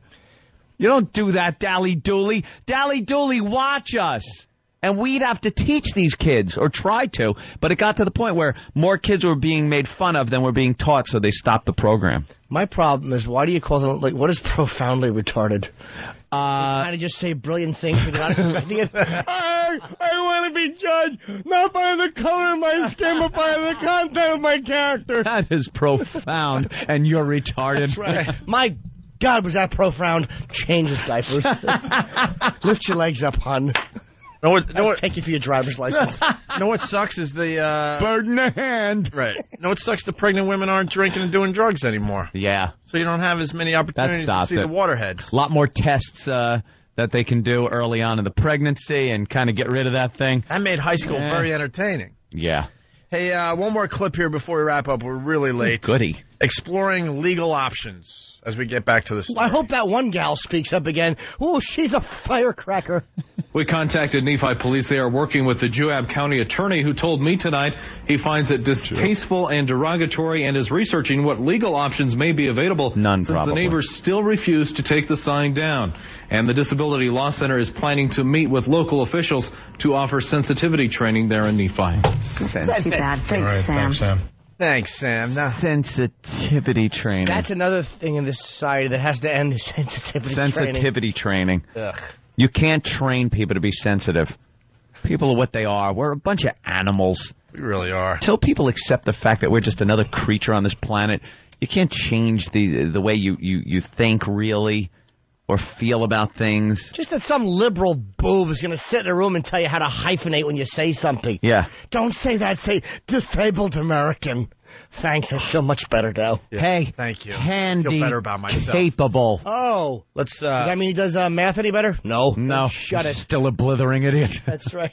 Unfortunately, we're going to stop right here because we got to take a break. All right. We're so late. Put on the brakes. We'll go to break with this fine little ditty from Stephen Lynch, though. And I'll bring us back in. So stick on tuned, the folks. drums. I want to hear it. Tune to bring us back into it. I want to hear it. Jimmy brings us back in with the drums after this. Don't go anywhere. Watch them run. Really? Watch them fall. Watch them try to catch a ball. Olympics. Special Olympics. Oh, boy. Watch them laugh, watch them drool, watch them fall into the pool that's diving at the Special Olympics. You're shouting pity! And I know full well that I will burn in hell. But those guys playing wheelchair basketball gotta be about the funniest freaking thing I've ever seen in my life. At the Special Olympics. Special Olympics! Take it, Corky. At the Special Olympics! Oh, you're shouting pity. You can sing on my wedding when I get married. It's the Opie and Anthony Show. Your home for good, clean, wholesome family entertainment. Wow.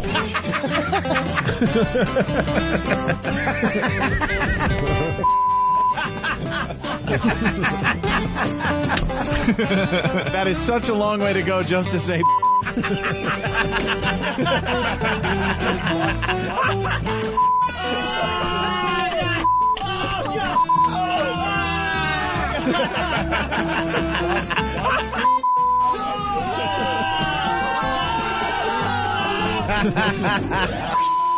It's the Opie and Anthony. The Opie and Anthony Show. Opie and Anthony, XM 202. I'm taking a Greyhound on that Hudson River line. I'm in a New York state of mind. New York state of mind. We're back with the Opie and Anthony Show. You're listening Welcome to Jim back Norton. To Norton and Friends.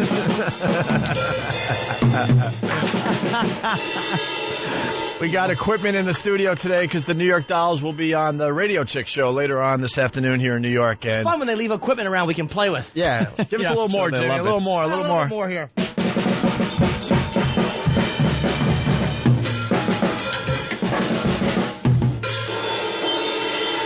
Jimmy's like a jazz artist, isn't he? I'm good. You're like Buddy Rich. Well, how are you supposed to put these down? This cool right here? Yeah. It's the O&A virus spreading across America. We got to say hi to Dennis Leary. Dennis. Hey, guys. What's going on, Dennis? What the hell's going on there? Jimmy decided he can play the drums because there's a bunch of equipment set up in the studio for a show later on, and he decided he knows. What's happening later on? New York Dolls performing. Oh, nice. I'm good. I used to play the drums in a band when I was in high school. No, you didn't. Shut up. You know what? That has been even Jesus said that, you know? He's awful. He plays like... You played in a band in high school. It doesn't count. You did a lot of stuff in high school. You can't do it now. Plays like horrible jazz. No, it was good. I play a little tune, people tapping their feet. And, You could also touch your toes in high school, Jim. Come on. Yeah, you're right. Yeah, that was hurtful, Dennis. Hey, guys, the New York Dolls is on my list of albums to buy today. Okay, here's my list. New York Dolls, which is supposed to be fantastic, Tom Petty, and get this, Steven Seagal. You know he has an album coming out today? Stop it. Yeah. Steven Seagal. Yeah. What's it called, Jack? Mojo Priest. Yeah, we heard a little bit of that. Did you? Oh, it's awful. I can't wait. All right, wait. I've been bummed out since he stopped making movies, man, because his movies were the funniest movies. Forget Adam Sandler. Steven Seagal is the guy who deserves the comedy awards in the last 15 years of making movies. All right, Dennis. I love his straight-to-video movies. Can't get enough of them. Dennis, where this... No, a lot of his movies went straight to video. Some of them were in the theaters for a long time, like the one where he was big and fat, and he had the Indian jacket on, and he was chasing Michael Caine, who was the big oil executive. That was a good one. Yeah, that was a good one. Lately, though, they've been either straight to video or cable, straight to cable. And when he tries to do those high kicks now, and that big fat foot tries to lift it up, it's embarrassing. Is he doing movies still? Right. Yeah. Yeah. Oh, dude, right to video. Box office star. Yeah, really barely bad to now. video, by the way. Hey, Dennis, because we're this damn good, we got Mojo Priest, Steven Seagal's latest CD. He plays Steven Seagal and Thunderbox. Would you like to hear Thunderbox? You want to hear a taste of Love Doctor? Let's see what else. Does he sing? Yeah. Well, wait. Love Doctor, BBQ, or Hoochie Coochie Man? I wanted to hear Alligator Ass. It's got to be Hoochie Coochie Man. All right, let's go. Does he sing? Yeah, just a little taste. Taste God. from Steven Seagal's CD that's coming out today that Dennis Leary's buying. It's dropping. Uh-oh. So far, so good.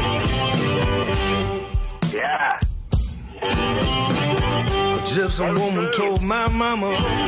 Yeah. Before I was born, she said you gonna have a boy child coming. And you gonna be a son of a gun. Yeah. He sounds drunk. Little women. Don't pay and shout. Everybody, let's get to the hook with this. And the world gonna know. There he comes. Bring it on home.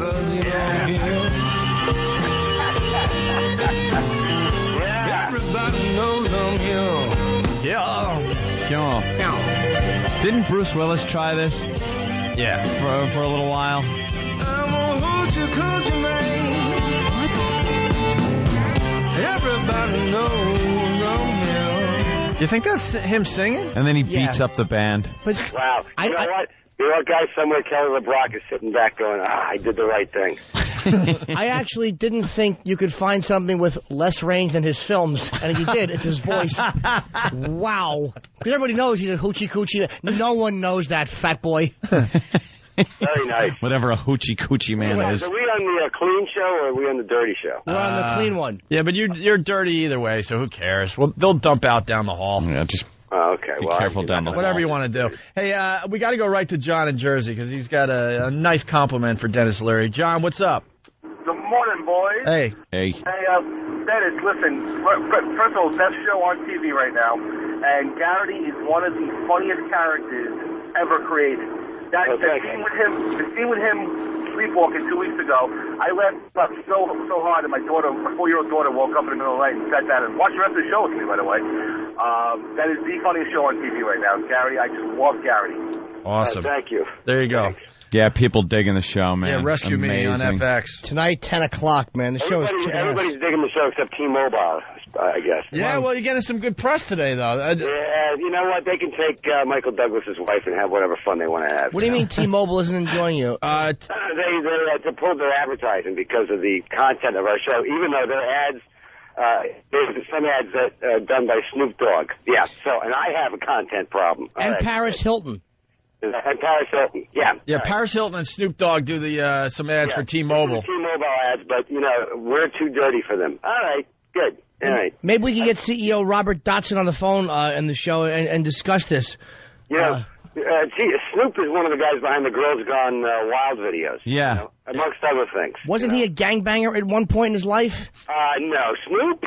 No. He was driving by, and he was driving a car that shot bullets, and he didn't know it. That's what happened. Okay. Yeah, get your story right. T-Mobile stinks. Wait, what part of the show didn't they like? Well, was it a particular episode or the content in general? I guess it was the content in general, especially the sex content and the quote-unquote rape episode, which if you... You watch it, yeah. It was the show, so I just... It's like one of my favorite experts was a woman who went on CNN to talk about the quote-unquote rape episode, and she hadn't even seen, never mind any of the episodes, that episode in particular she hadn't seen, but she was an expert on CNN talking about how wrong it was. We talk about this stuff all the time, these experts, and they don't even bother even watching the show. They're got to comment on it. I thought of you guys when the president said shit over an open microphone so the whole world could hear. Yeah. Meanwhile, you guys and Stern and myself and whoever else are constantly dealing with the FCC and Colin Powell's son and what we're allowed to say and what we're not allowed to say. And here's the president with a mouthful of, roll and at a dinner saying shit over an open microphone. Come on. Yeah, they called it colorful language when he says it. When we say it, it's called obscene, and it costs $350,000. Yeah. The president, I'm sure, did not pay a dime. No, I don't think he did. Technically, in his defense, I will say he thought the microphones were off, and he was saying it in private conversation, whoever left the mics on. Hey, he shouldn't be a potty mouth even in private life. That's right. Being a little bit of a hypocrite. Isn't he born again? Set an example. So, set an example, right. So, Dennis, we really don't know how you feel about this T-Mobile thing. You're holding back a little, I think. It's not like you to hold back. I don't know what's wrong with you today. Well, You know what it is also? It's unfortunately and fortunately, Dennis, you're not under the radar anymore. Rescue Me used to fly under the radar a little bit. Now a lot of people are watching it. Nominated. And I gotta say, I have never seen you get more ass than in this season. What the hell? Dennis is writing in now. I can see you sitting at the writing table, and I get laid. Yeah, he's obviously the head writer. All right, I don't care what happens in the storyline. I have to get laid. Next week, I get laid. Right. Dennis, you're constantly having sex now. Well, what would you guys do? I'm not saying it's a bad thing. It's just a variety of women. It's great. You get an opportunity, it presents itself. What would you guys do? Marissa Tomei. Now, should she sleep with Garrity? Or should she sleep exactly. with Tommy? Maybe she should sleep with Tommy. All right. Yeah. Amazing, man. You're just the stud of the firehouse. Hey, at least you're with women, though. What's going on? That is a weird storyline going on there, man. With the Proby? Yeah. Wait, explain for everybody. He's not gay. He makes a decision before the season's over. He makes a decision about which way he's going to go. Oh, he does? Might be surprising to some people, but it will definitely be funny. He's with a guy, and they hang out and they watch, the ball game together and everything. But the guy he's with services him in various ways that cause him pleasure, let's say. But he will not reciprocate with the guy, which means he's not gay. Well, what he's doing is, for the sake of the country, he's investigating the wherewithal of, sexual law. Let's put it that way. Right. What makes you gay? What makes you not gay? Mm-hmm. That's what he's doing. And he's doing a pretty good job of it, too. Yeah, he says he's not gay because he doesn't do anything to the guy. He lets the guy do things to him. And it's okay because he's saying no homo, so. Yeah, right. Once you say, as hey, long as no you homo. say no homo, it's fine. But then he calls him a faggot, and they get into fist fights. It really is a relationship you don't usually see on television, Dennis. Speaking of faggots, I want to change gears a little bit. Did you see what George Michael was tapping? Yeah, what the hell? Did you see the picture? No, I didn't see the picture. I just read about it. Oh, my God. This guy. Did you see the picture? No, where's the picture? It's Where's online. the picture? E-Rock had it up. He's like an old guy. He's a 58-year-old guy, big pot belly, and he drives a van for a living or something. He's no looker. Let's. And this was like at a park, right? Yeah. He went into the bushes. And a reporter was up there, and as soon as they were done, the reporter starts running toward George Michaels, and he starts yelling and screaming like it's not illegal, and got out of there. They're just following him around at this point, waiting for him to trip up again. Well, then why doesn't he stop? Here it is. I know, knock it off. Jimmy, here's the picture. Look at this. Look at this guy. That's what George Michael's. George Michael. That's what he's going after now. Hey, son. I'm sure there's a father-son thing going on. He looks like an older British me. Yeah, he's got pale legs and a fat gut and a stupid crew cut. Yeah, but his calves aren't as nice as yours, Jimmy. Well, he should be. His knees are probably strong. British dad. Dennis, it definitely looks like it could be Jim Norton's older uncle. Yeah. Oof. Creep. Well, why doesn't George Michael just stop it? Get a hotel room, for Christ's sake. You're a rock star. A few bucks. He doesn't have to go into the bushes at some kind of a park and ride. What a creep. Hey, go Sox, Dennis.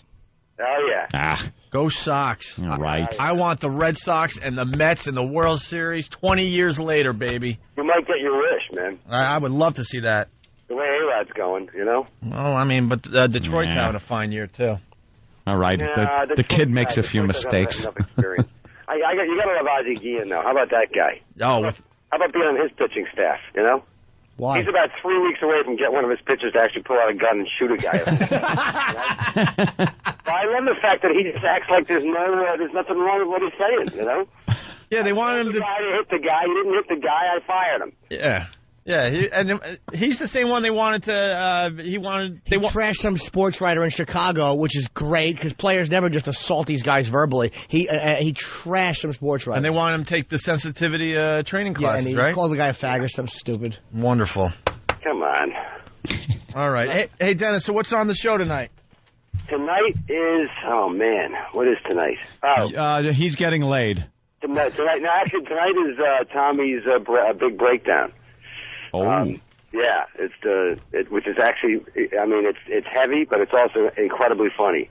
But he finally hits the wall. He finally hits the wall with his survivor's guilt tonight, and that's And Marissa Tomei, I think, is making her final appearance tonight. So it's the culmination of that relationship as well.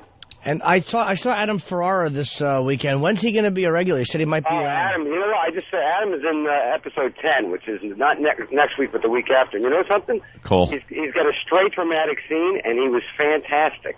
My pal. It's the best acting I've ever seen him do. He was really, really great. Yeah, it's a really very cool. It's a big dramatic scene about the 5th anniversary of 9/11. He's great. Hey, when do we get our little part? You know, us walking on the sidewalk or something.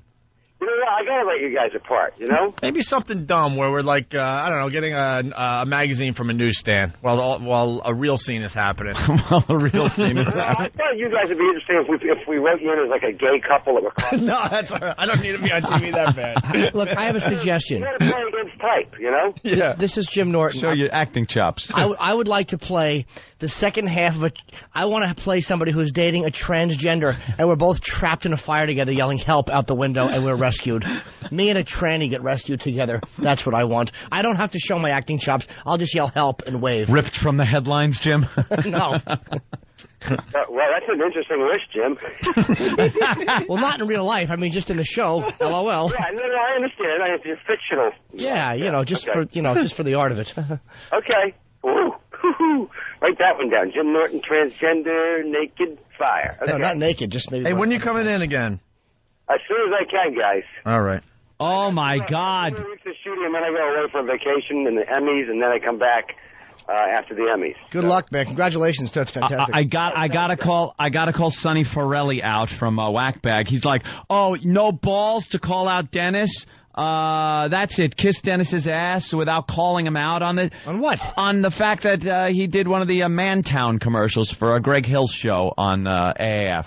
And we're supposed to, lay into Dennis for doing a commercial for a radio show? We can't help it if Dennis has bad taste. If Dennis wants to be in bed with other men like that, that's not a problem.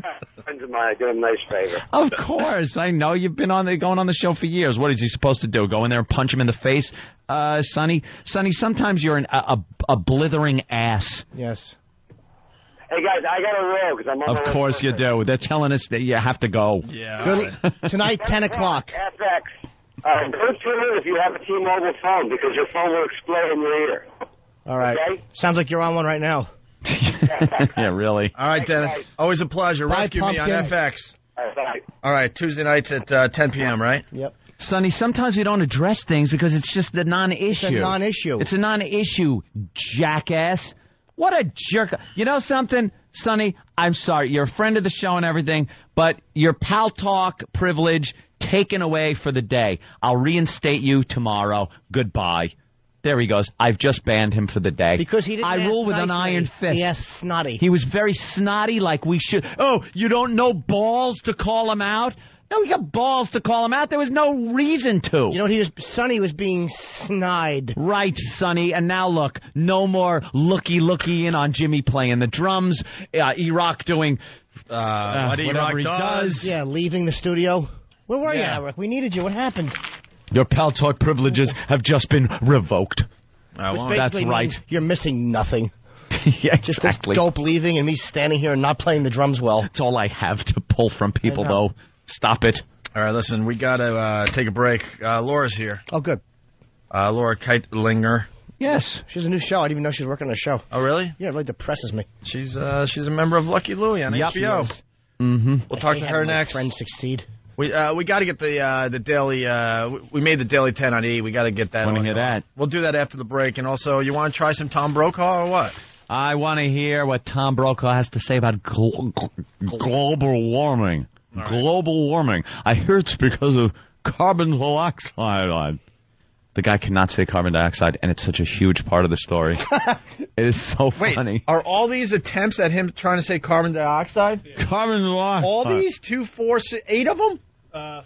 These 6. 6? Yeah. He tries to say carbon dioxide 6 times. It's gold, Jerry. It's gold. All right, we'll get into that next. It's the O&A virus spreading across America.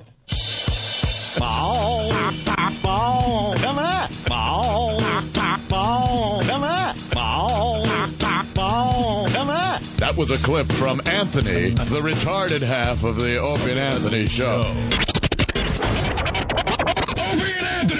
what everyone else is talking about. O&A Uncut and Live, continuing the show on XM Satellite Radio starting at 9 a.m. Eastern. Visit xmradio.com to subscribe. Opie and Anthony. The Opie and Anthony Show. That's right. You're checking out the Opie and Anthony Show, the O&A virus spreading across America. I guess Neil doesn't like us, huh? Can't take it, Neil. Leave. Goodbye. I guess we hit a little too close to home today. What's the problem with Neil? People laugh and laugh and laugh until it hits too close to home. And he's from the old WB.com there, website. You know which one I mean. It says, Opie and Anthony, your mean-spirited mockery of people with disabilities. You're kidding, right, E-Rock? What? Thank you. What? I missed it. Didn't I say keep it up there? I did.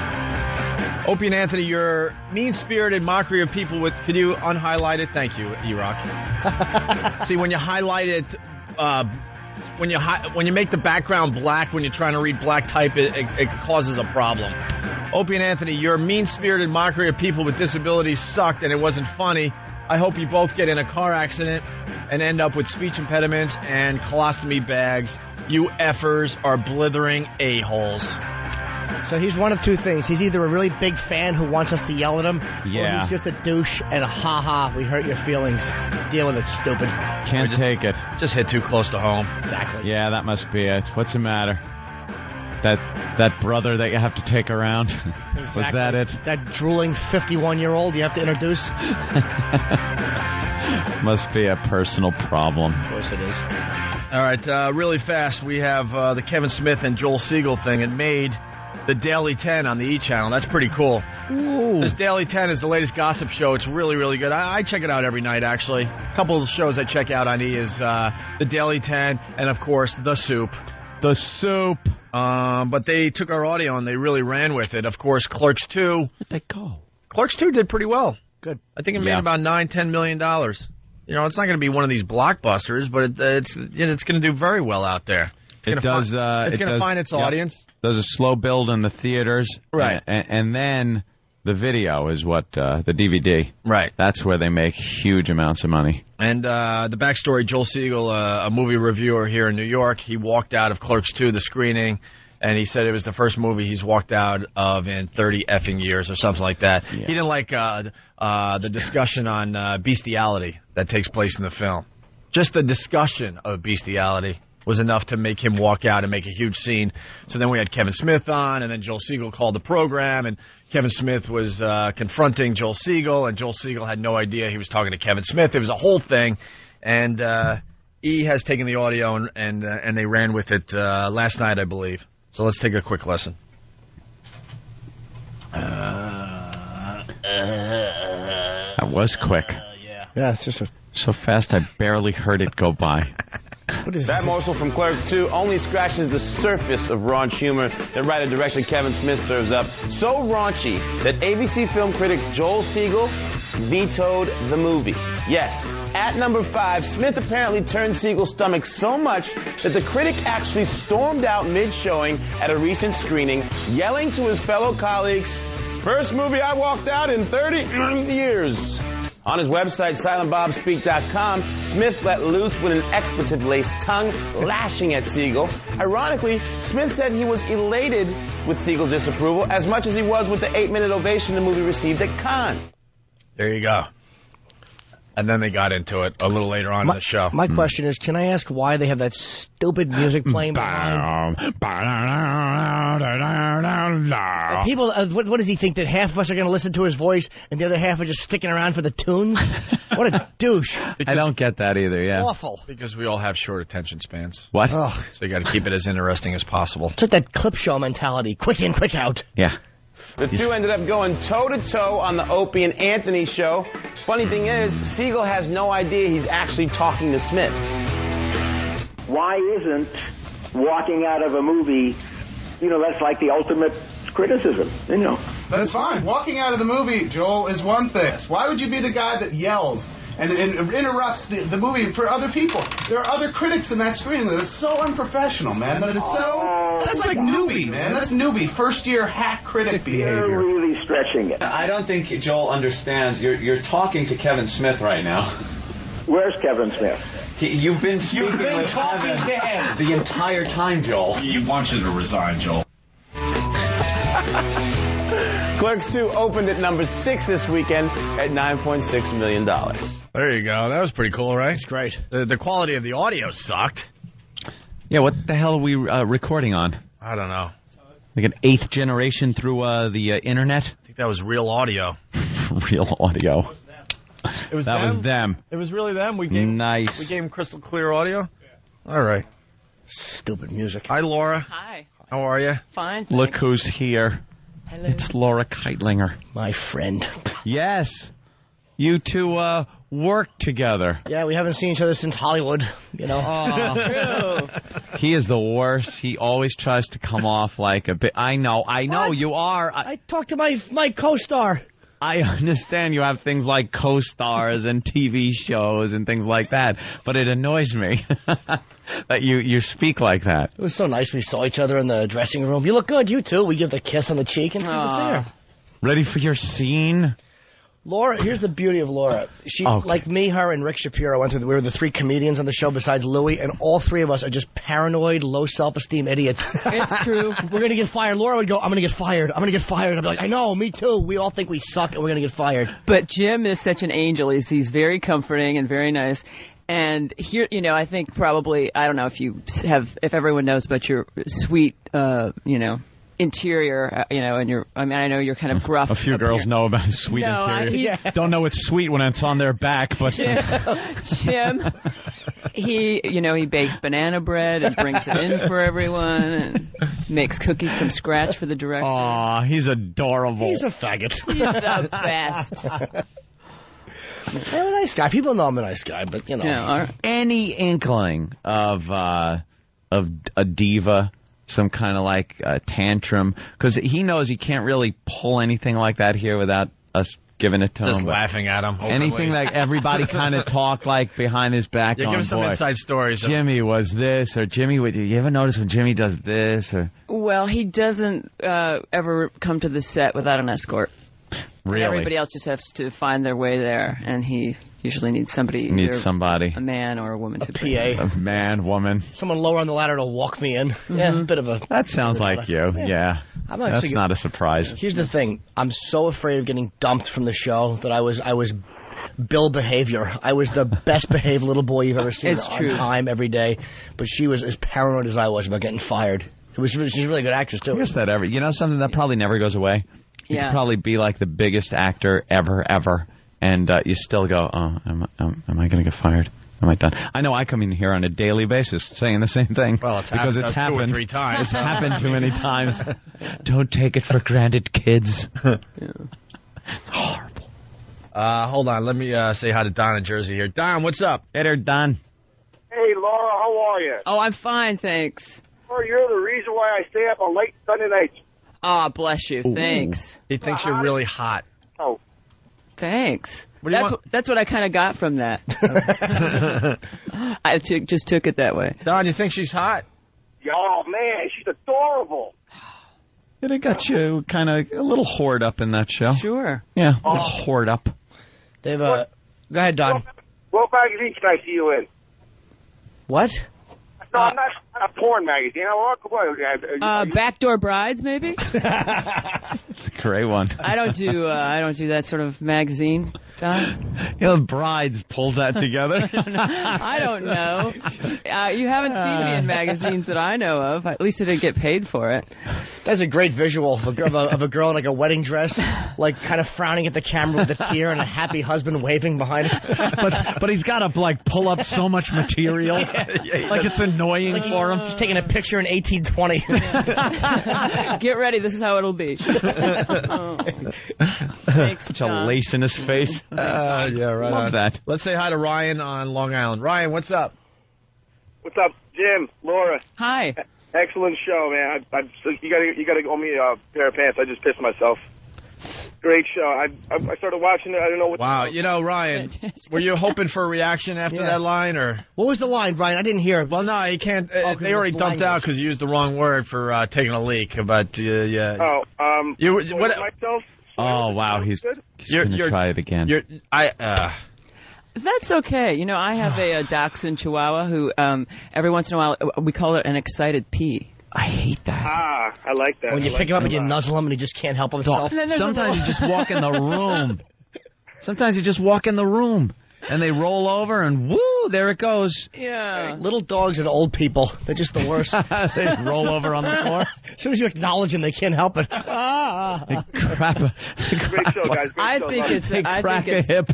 I said crap like an idiot. The nicest. Sorry, excuse me. Yeah, he's got to crash himself. I had to crash myself. Sorry. No. Lindsay and I were on the West Side bike path over the weekend, and there was a Chihuahua hung like a Doberman, and everyone was looking. It was a freak of nature. Pride of Chelsea. And the little thing's just walking on, and everyone is just going, do you see that? I can't stand the little dogs that do. It's usually like the little ones, right? That roll over like that. And you have one? I do. He's Don't worry about the your light of my furniture life. And I have 2 cats. Oh boy. You're almost crazy cat lady. I am, and I didn't see the bestiality scene thing, but I mean, I love my cat, but we never get to that point. You know, I know. You know, not. I mean, we both. Did you ever think about it though, for a goof? Well, for a goof. I mean, sometimes just for a goof, no one's looking. If the dog can't, sometimes if I have a sitter over, I'll always say, sometimes it's hard for the dog to get to sleep, so if you just give him a little. If you don't mind, just relieve him a little bit. Come on, help him out. My friend Jimmy did that to me. This is true. When I was a kid, he had What, you had trouble sleeping and he... I got the stories confused. Jim. That is a pal. And then I would just pretend that I had trouble sleeping. No, but he had a dog. And I looked down and I couldn't believe it. He was holding the dog up and his hands go and the next thing you know, on my arm. And I'm like, dude. Wow. Dude. Why? I didn't know if I hated him or worshipped him. It was like the most disgusting / amazing thing a buddy has ever done. Horrible. Hey, we got to say hi to Jeff in Cleveland.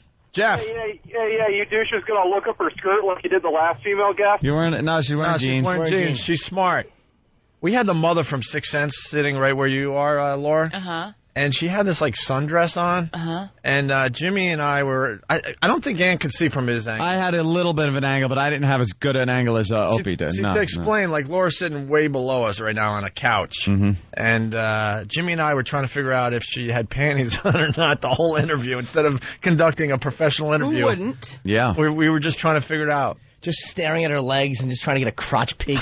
I'm thinking we put a hidden camera right in that panel. Hey, that's not a bad idea. That's very low. It would get us up the skirt shots on every girl that comes in here. And we could sell them to, those magazines for a lot of money. Yeah, that could be our new thing. Up celebrity skirts. Yeah. And I don't like the fact that you were working on another project behind everyone's back. You're sweet, Jim. You're sweet. I love it. But wasn't that a kind way to transition? I mean, I guess really was. Let's be honest, you barely remember his name at this point. Lucky Louie stopped taping, 6 months ago? She called me by my TV show name. She's like, oh, hi, Rich. Oh, Jim. Jim, that's right. No. We almost had a relationship. She moved right along. No, I'm out campaigning. I'm, talking about the show, and I, shaking babies and kissing hands and just like a politician. But it's called The Minor Accomplishments of Jackie Woodman, and it's on IFC. And it's about, 2 women. But the thing is, this has been going on for 4 or 5 years, so I was surprised that they even picked it up at this point. But it's about 2 women who, one's a screenwriter and one's a producer, and they're losers, and they still have hope, even though they probably shouldn't. And it sounds depressing, doesn't it? And wow. No, I mean it's very. I think it's very realistic in a way. I mean, I guess I keep saying it's sort of the opposite of Entourage because it's about two women that aren't in demand, people who aren't making it in Hollywood. Are we looking at a comedy, a dramedy, if you will? No, it's a comedy. It is a comedy. Just a regular old comedy. It's the way you described it. I know. There was I have to no work on comedic that. content Jeez, whatsoever. no. I don't swear, even want to see I was it. waiting for the part where you talk about rape. It was Cancer survivor and she's the writer. Way to sell the story, Laura. Lifetime wanted to pick it up, but it went to the independent film. Way to sell it. I'm sorry. That's what I told them. I said, don't send me out. I'll just depress everyone. They'll be driving off the road. I can't. Comedians, we're the worst at selling our stuff. Yeah. Believe me, it's like you don't want to oversell it to you. Like, all right, look, this is just with your bare bones. This is what it is, and this is just it's about a guy. It's a show about a guy. I just want to say it's about two losers. I mean, there are more losers than the winners in life, and they're more interesting. So isn't that enough? Still, no, that's not it. And them just going through life, and but it's funny. But it is. And it's not loser like they're crying that they have nothing. No. And there's there's sex. We're thinking that we might have like video games across our chests. Just so that the guys will tune in, like sensitive. Very good. Watch, No. Guys like sensitive comedies, though. You'd be surprised. Yeah. Well, I guess it's not that. I mean, no, it's not. It's not actually a sensitive show. When are you on? Be funny if it was Sundays at 10:30 on the network. It's Friday at 11.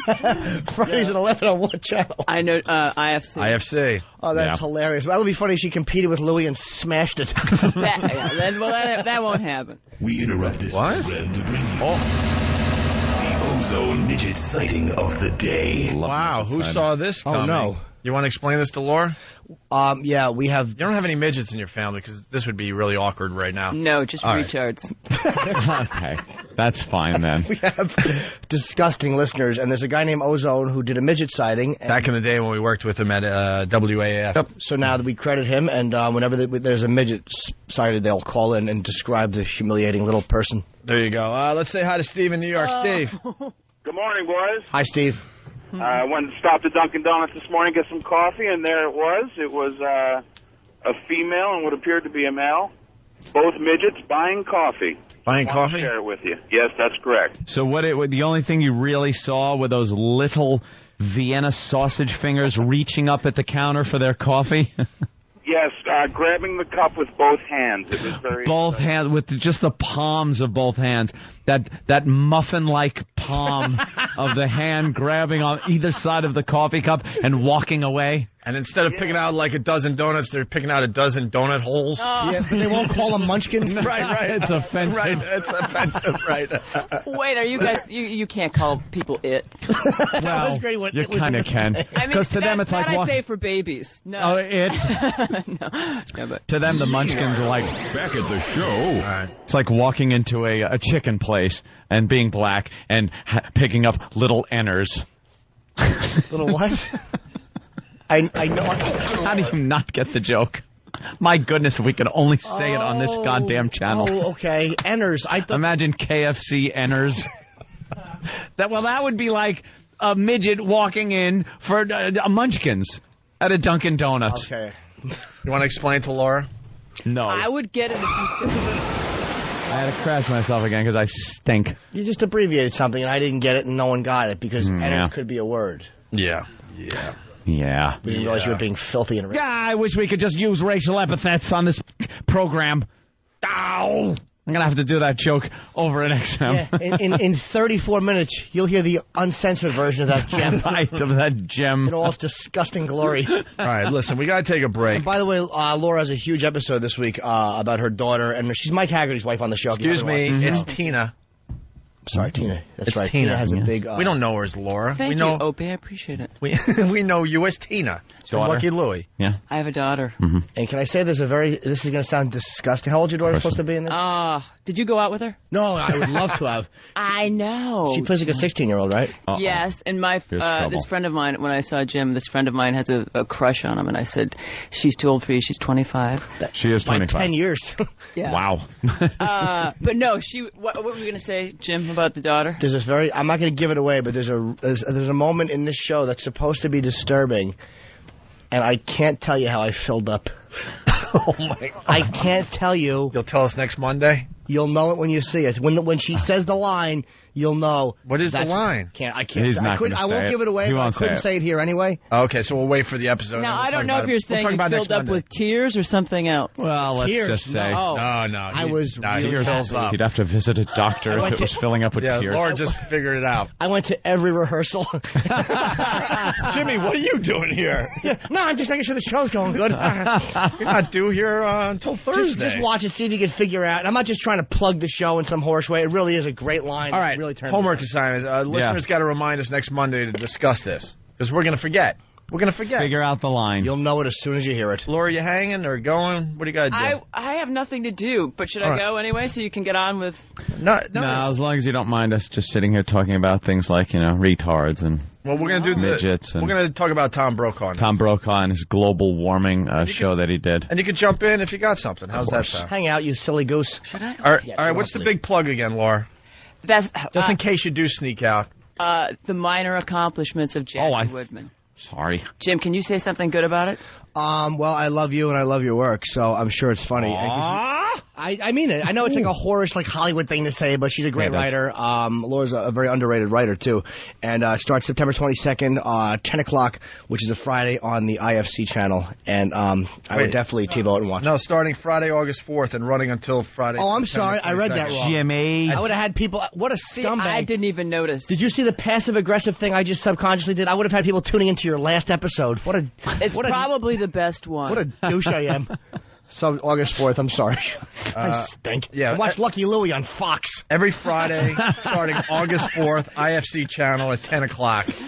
Minor accomplishments of Jackie Woodman. Oh, ass. Thank you. We'll continue in just a bit. It's the O&A virus spreading across America. And now, Reflections on James Norton with Mr. Robert Stack. I'd sure like to be his girlfriend. Walking in the park hand in hand, wrapping my legs around, cuddling in the spoon position.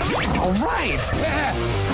Little Jimmy Norton. Bring on the Pilgrim Crater! On the Opie and Anthony Show. The Opie and Anthony Show. It says 32. What are you doing? You're checking out the Opie and Anthony Show, the O&A virus spreading across America. Why are you getting measured? I was measuring my inseam. I believe it's a 32. Because we have to get clothes. I just said a medium shirt, 31-inch waist, 31-inch length. You know how wardrobe people are. You know how wardrobe people are, right? Aren't they? Are they sticklers for like size? Do they get a little crazy with you? It seems so. I know that I'm a size 6, so that's it. Right? Yeah. See girls like that, but what you're wearing in Lucky Louie is just retarded anyway, so it doesn't have to fit. Is it a sweater? Is it a bathrobe? Why are we what getting is outfits? It? Well, see, we're getting outfits. Aunt and I are going to a wedding. A wedding that we know somebody you'd never met. Yeah, old friend from the old days getting married, and cool. We're in the wedding. We'll send your best. We'll say that we're getting tuxes and stuff. Okay, who's getting married? The guy. That's what I said. The guy. We both said it at the same time. So, so that's kind of almost cool. like you never met him. He moved away. And man, when is it? Friday and Saturday and scene and later today. Isn't our acting great? Wait, the wedding is a weekend? We're doing a TV commercial. Oh. For the Opie and Anthony Show. Right. Cool. It's very funny, and it doesn't involve you. No, it shouldn't. Oh, no, I feel bad even saying that. I know it. Why would it? Yeah, why would it? Why would it? Actually, the plot of it doesn't really. It can't use 3 people. Yeah, no. It's a 2-man thing. It's a 2-man thing. We're a pilot and a co-pilot and a fighter. Yeah. And, no, that's not the idea. It's gay lovers. Jimmy, there's still people out there that don't know you exist. Oh, I know. When they're making these big decisions. But you're the secret weapon. It puts us in an awkward position all the time. Way to look at it. Is CBS? Yeah. Okay, good. Why would they? Why? Well, they don't even know your real name yet. They still call you Ed Norton. They call him Ed Norton. Yeah. The guy who runs the radio division for CBS, he calls him Ed Norton. He called him Ed Norton. It was one of the greatest moments ever, by the way. Ed Norton. He comes in to welcome us to CBS. We're getting ready for our first broadcast across America, being syndicated all over the place. And he walks up to Jimmy and goes, "Hey, heard a lot about you, Ed." Yeah, did you?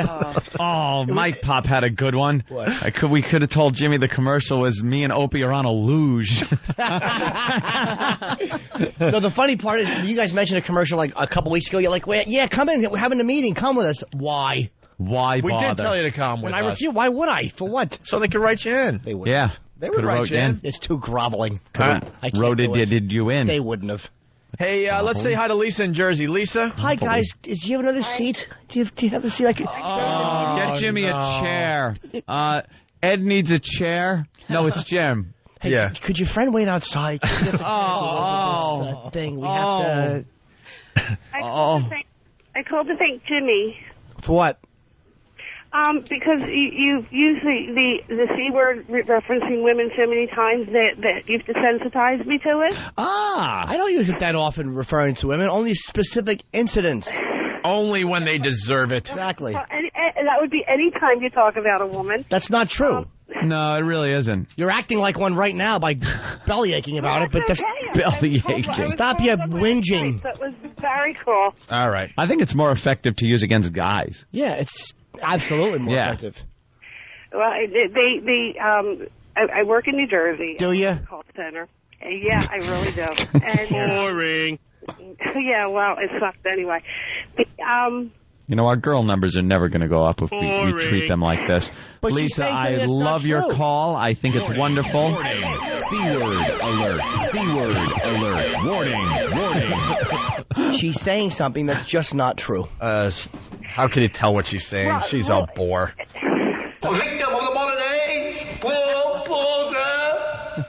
Yes, Lisa. Why don't you entertain us some more?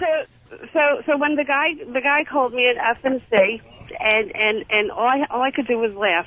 All I could do was laugh at the guy, and I do think that he got a little ticked off by me doing that. He was trying to really upset me. Please tell me that right now. Please tell me right now you're driving with a bottle of liquor in your hand. Well, I think that story had a happy ending. Yeah, here's something. Maybe it did. What happened, Miss? She likes being called. Actually, it had a reverse effect. It was very empowering that I could just sit and laugh at him.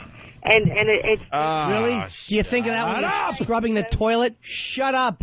Stop trying to tell yourself that. You hate my guts. Be honest with me and be honest with you. Here's something. When you're telling these little stories, have a point. It makes it so much more interesting to the listener. You don't like me. Keep out of it! You don't know how I feel! You don't like me, just admit it. Wow, man. The feedback coming in like crazy. Josh, effing stuttering C. All right, Lisa. Lisa, do you make a lot of money? I can't. Can't do that here. All right, well. You insane? Can you please call back in about 20 minutes? We got a few clips we want to play for you. All right, thanks, Lisa. I don't know what that was about. Thanks for wasting our time. Lisa hates me, and she's being passive-aggressive, and she can't just... No, I don't think so, man. Goddamn rich boss. Goddamn rich boss. I kill rich boss. That's one we're not going to be able to explain to Buffalo today. I'm sorry, Buffalo. No, You'll catch up. Bob Saget's supposed to call. He's not calling. What's going on with Where's Bob? Bob? He's supposed to announce a very, very, very special thing for our Boston listeners today. Where's Bob? Special. Should we just announce it? Yeah, we have to announce it because it starts at 9 a.m. Now we have to. Bob Saget was supposed to call the show today to tell us this. It's a Bob Saget ticket special for the WBCN listeners. The Worcester Traveling Virus Show, the O&A Traveling Virus, coming to Worcester, the DCU Center, August 5th. The lineups for the show are on opieandanthony.com. But it's all the comedians you know and love from this show with special guests and other things happening, okay? We got 1,041 tickets going on sale at 9 a.m. The price, $10.41. Ooh, let's see. 1:41. Now I get it. Radio stations never do this kind of thing. That's clever. $10.41. Because we're on WBCN, which is 104.9. one. So why aren't they $104.10? Yeah, Right. That's what we We should have raised them. Hey, P, we got a great idea. We want tickets to be $104.01. That starts at 9 a.m. today through Ticketmaster.com. 9 a.m. today. $10.41. We're there August 5th. It is. Who's going to make change? That's going to be a problem for somebody. It's going to be awful. It's going to be a real pain in the neck. So on the show, Opie and Anthony obviously are there. Rich Voss, myself, Tracy Morgan, Bob Saget, Bob Kelly, Patrice O'Neill, Bill Burr, the disgraceful garbage freaks associated with the show. We'll all be there in a petting zoo. Yeah, we're doing the petting zoo. With hay around them. We just attract vermin. Yeah, the O&A have the O&A Pests have their own booth. It's just going to be a blast. So it's August 5th, Worcester, DCU Center. 1,041 tickets priced at $10.41. Go on sale in minutes through Ticketmaster. And they will sell, so just get them so I don't get any more of your emails belly aching that the cheap tickets are gone. All right, here we go. Miss Universe 2006 audio, banter, and play-by-play. We had Donald Trump on the phone Friday, so we should play this out. He was promoting Miss Universe. Miss Universe, and that it's not like Miss America, which is based on like talent and stupid stuff like that. This is just about how hot the girls are. They parade them out in various outfits, and people vote on how hot they are. They don't care if they got a brain in their head, and then they vote. Whoever wins is Miss Universe. Right. That's nice. And I was commenting on the Donald how many planets he's actually culled girls from. And coincidentally enough, just Earth has made it into the finals. Not one girl from another planet. And it's the whole universe. It's the whole universe involved. I don't think that Donald really looked. Mars wasn't up. Mars wasn't up to it. Mars has ugly chicks. Ugly chicks. Apparently. How do you know? I would think because of the atmosphere. Just because they have 5 boobs, they're ugly chicks. Jupiter, fat chicks because of the gravity. Pulls them all down. Who's got the big thin and chicks? Fat. Thin chicks, I think someplace like Mercury would have like thin chicks. Venus and Mercury because it's hot. Very hot.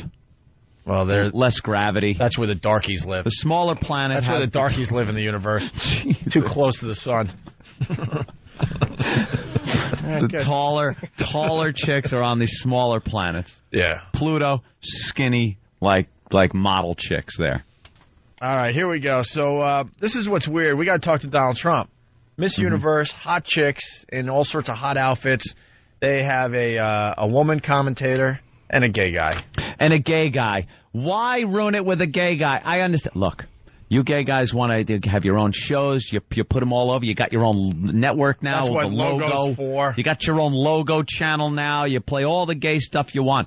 Could you stay out of the programming that is based on guys sitting there looking at hot women? The only thing this show is parading around hot girls for guys to look at in bikinis, lingerie, things like that. Do not bring a gay guy into this. I tell you one reason they're probably doing is they think they're going to get women to watch. No.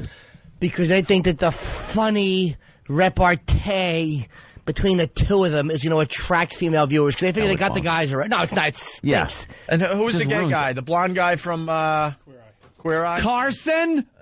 You know his name? I guess. Yes, I know all their names. There's Carson and the other. I don't know any of these. All right, listen. Names. Here's the intro. Here's Carson and who is the chick?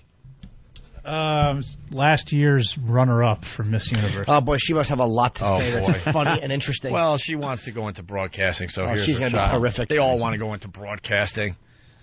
Well, honey, let's just say I'm so excited to travel around the world with you, Miss Shandy, queen of the beauty jungle. That's not the girl. The best part is we didn't have to have any vaccination. Well, I don't know about you. Yeah, anyway. exactly. Thanks, Carp. AIDS. We've been, the ladies have been preparing around the clock for this big night. Oh, my God, and so have I. Yeah? I've been getting myself into a global frenzy. Yeah? I berlitzed myself. I rented Roman Holiday and a passage to India. And I went to my closet and I dragged out my clogs, my saris, my kimonos. Oh, my God, I'm so jet-lagged, and we just started. Yeah, we did. Well, tonight, Carson and I are going to offer some very insightful and yet interesting remarks about what actually happens during the competition. Translation, we're going to say whatever comes to mind. It's like just, always. you know, that no-filter thing. But back to our two gorgeous hosts. No filter is a little dangerous for Carson. Yeah, I want to thank him, but I'm not sure if I should. No condom is dangerous without with Carson. And apparently they did have a filter on. It was a humor filter. That stunk. Wow, we got to get Donald Trump on the phone. He's not promoting anything, so he's not going to just come on our show. But we got to ask him why. 4 minutes left in the show? Oh, this is good. This is really good stuff, though. Sorry. I don't know. No filter. What you were going to say? We'll do that over there. This is really good Here's what we have to deal with on XM. We have to deal with George Michael and his lovely situation. And we have to deal with this. This because, well, and the blow up. What a way to ruin this. And the blow up buddy, too. Well, let's play another clip here. Yeah, please. Let's get as much in as we can. From Miss Universe. We begin the Miss Universe 2006 competition with Puerto Rico. Puerto Rico. Boricua Moreno. I love her. She is sassy. She is sexy. And if loving her is so wrong, I don't want to be right. Whoa, hold it. Sarong. If loving her is sarong. Sarong. Of course she had a sarong on. Do you know I didn't even get that? I didn't get that. I don't know what a sarong is. I really thought she was just making the quote. Really? Yeah. I swear to God, what a dope. It's a little thing girls tie around themselves around the pool when they want to cover up like their little bikini bottom. It's a little sarong. Why don't you get straight guys to do this? Why don't you get Jim Florentine and another guy? Why do you have to have a gay guy? Get men to do this. Yeah. The gay guy is wrecking this. Of course he is. You're looking at some hot little Hispanic woman walking across the stage, and you got to listen to that drivel. Hey, this is what I want to hear watching that. Hey, would you? I'd kick my wife down the stairs if it would help my cause. Get like back after this. Get a couple Con Ed workers. Yeah, exactly. They're not doing anything in Queens. Well, because the rich people don't live there. That's why. Yeah. Sexy. And if loving her is so wrong, I don't want to be right. No, you don't. She has got the attitude. Wait a minute, you're on the other team. You're not on this team. I know, but it's okay. The other team. Switzerland. She's my favorite. Oh, my God. I love her. I think I'm switching teams. I know she's supposed to be neutral, but she's one of my favorites. Yeah, come to our side, Carson. It's about time. Switching teams. We get it. Hopefully from the negative to the positive. Carson stinks. He really does. Ugh, I'm going to spritz you up. Oh, shut up. They want to be edgy with their show there. Look, gay guys can be very funny, but I'm tired of the over the top. I'm gay. It's going to be crazy. It's not crazy. So do we have to go through 50 gay jokes or whatever it is? How many girls are there in the Miss Universe competition? I assume it's how many planets? How many? How many galaxies do we have? 39. Yeah, galaxies, exactly. What? There's 86, but only 20 made it to the final. 86? All right, listen, look, we might be able to get one more clip in here. Russia. Shandy, I call this one from Russia with legs. She is, Carson, but I prefer Denmark and Switzerland. But she's beautiful and she's very, very fit, obviously. She is. That whole part, she's gorgeous. Canada. Can it happen again? Can Canada win again? Totally think it can happen again. Look at her snap turn. Snap and turn. That's a pro. Yeah, as long as she doesn't get whiplash. All right, listen. Which one has a... I want to vote for the one with the big... You know what? Remind us. We got to say this for tomorrow. From Russia with legs. That's only funny if you're talking about Heather Mills. That back and forth sucked. Remind us. We got to say this for tomorrow on this side of the Opie and Anthony show. Absolutely. Laura, the big plug again. The minor accomplishments of Jackie Woodman on IFC on Friday night. August 4th, which is not this Friday, but next Friday. Yeah, a week from Friday, 10 o'clock, IFC. And of course, Lucky Louie, Tina, this on Sunday. Lucky Louie on HBO. And she has a big episode this week, and Lucky, I like to make Louie lucky. Oh, I'll bet he's lucky. I'm going to switch teams. No filter here. And don't forget, for our Boston listeners, 1,041 tickets going on sale in minutes here for $10.41 for the O&A virus. Cool. And you can get them through Ticketmaster. If you need info on the O&A virus, the O&A traveling virus. Sorry, I'm trying to rush through all this. Go to opieandanthony.com for all the info and the lineups. Okay? And let's get measured for wardrobe. Yeah. Oh, well, but Jimmy. If you're not joining us on XM, have a great day. We'll see you tomorrow. Bye.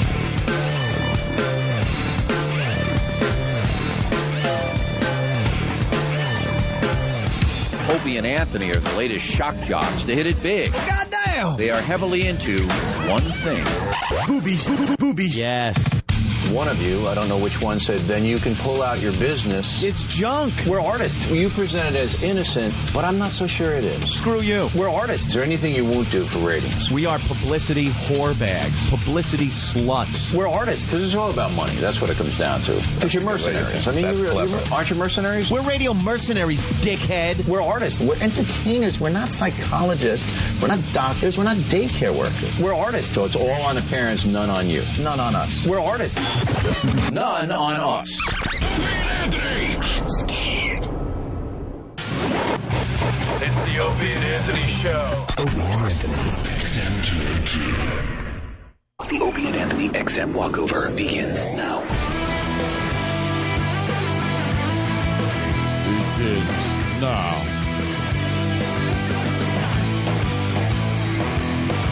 The Opie and Anthony walkover begins now. We got to say hi to this father and son team. I've never seen more hair on a human being. Wow. Is that a wig? No, true. No, he's got the Michael McDonald salt and pepper kind A of little gray going on.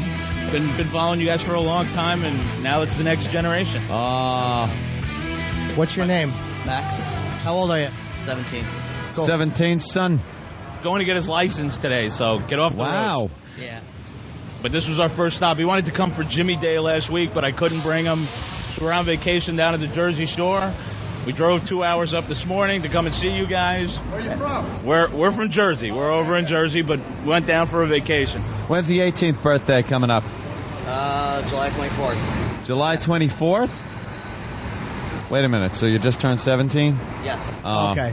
Damn. Wait, you got like that's another today, year no? and then... Yesterday. Yesterday. Happy birthday. I was going to Thank say, you, what guys. are you going to do for his 18th? Well, we got a couple of nice things planned. got it, but yeah, we're going to you- need your help, too. And why don't you tell him you what gotta your hook him dad up. used to get for your birthdays? Well, that was my 13th birthday. He got me laid. That's what he did, which was very nice of him. And got me a 6-shooter, pistol, and dune buggy. Well, I gave him unrestricted internet access so he can make his sheets stand up in his bedroom. Good boy. You know, That's got to be a hell of a present. that's if you pretty think about nice. Unrestricted, son, go to town. it. He finds all the best sites, so I just look at his favorites once a month and pick them up. And Then you got an excuse to tell your wife, look, I'm just checking up on the kid, making Not sure my he's fault. not going into those chat rooms. Clear your history. I do. Yeah, do that. That's boy. great. Hey, everybody, the Great Adventure guy is walking down the street. Dun, dun, dun, dun, dun, dun, and come on, dance. No? Shit. All right, let's walk. Happy really birthday. jealous. Nice to meet you. Happy All right, guys, birthday. take care, buddy. All right, let's Take care, gents. Happy birthday, man.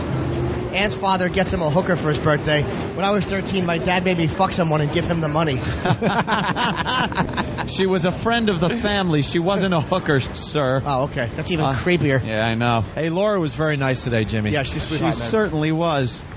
She was like, she didn't want to be a bother during the commercial break. She's like, maybe I should just leave. Yeah, I'm she's like, worse no. than you as You're far right, as just that hang is. out. It's just a hangout. Insecure, you're right. She's her mentality is a complete comedian's mentality.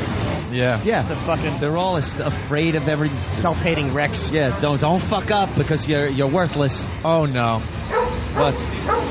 What the hell is that? Oh, shut up, the fucking dog. Oh, I just heard it squeal. Good. It got kicked. Where was that coming from now? Dumb fucking dog. I hate these fucking tour buses.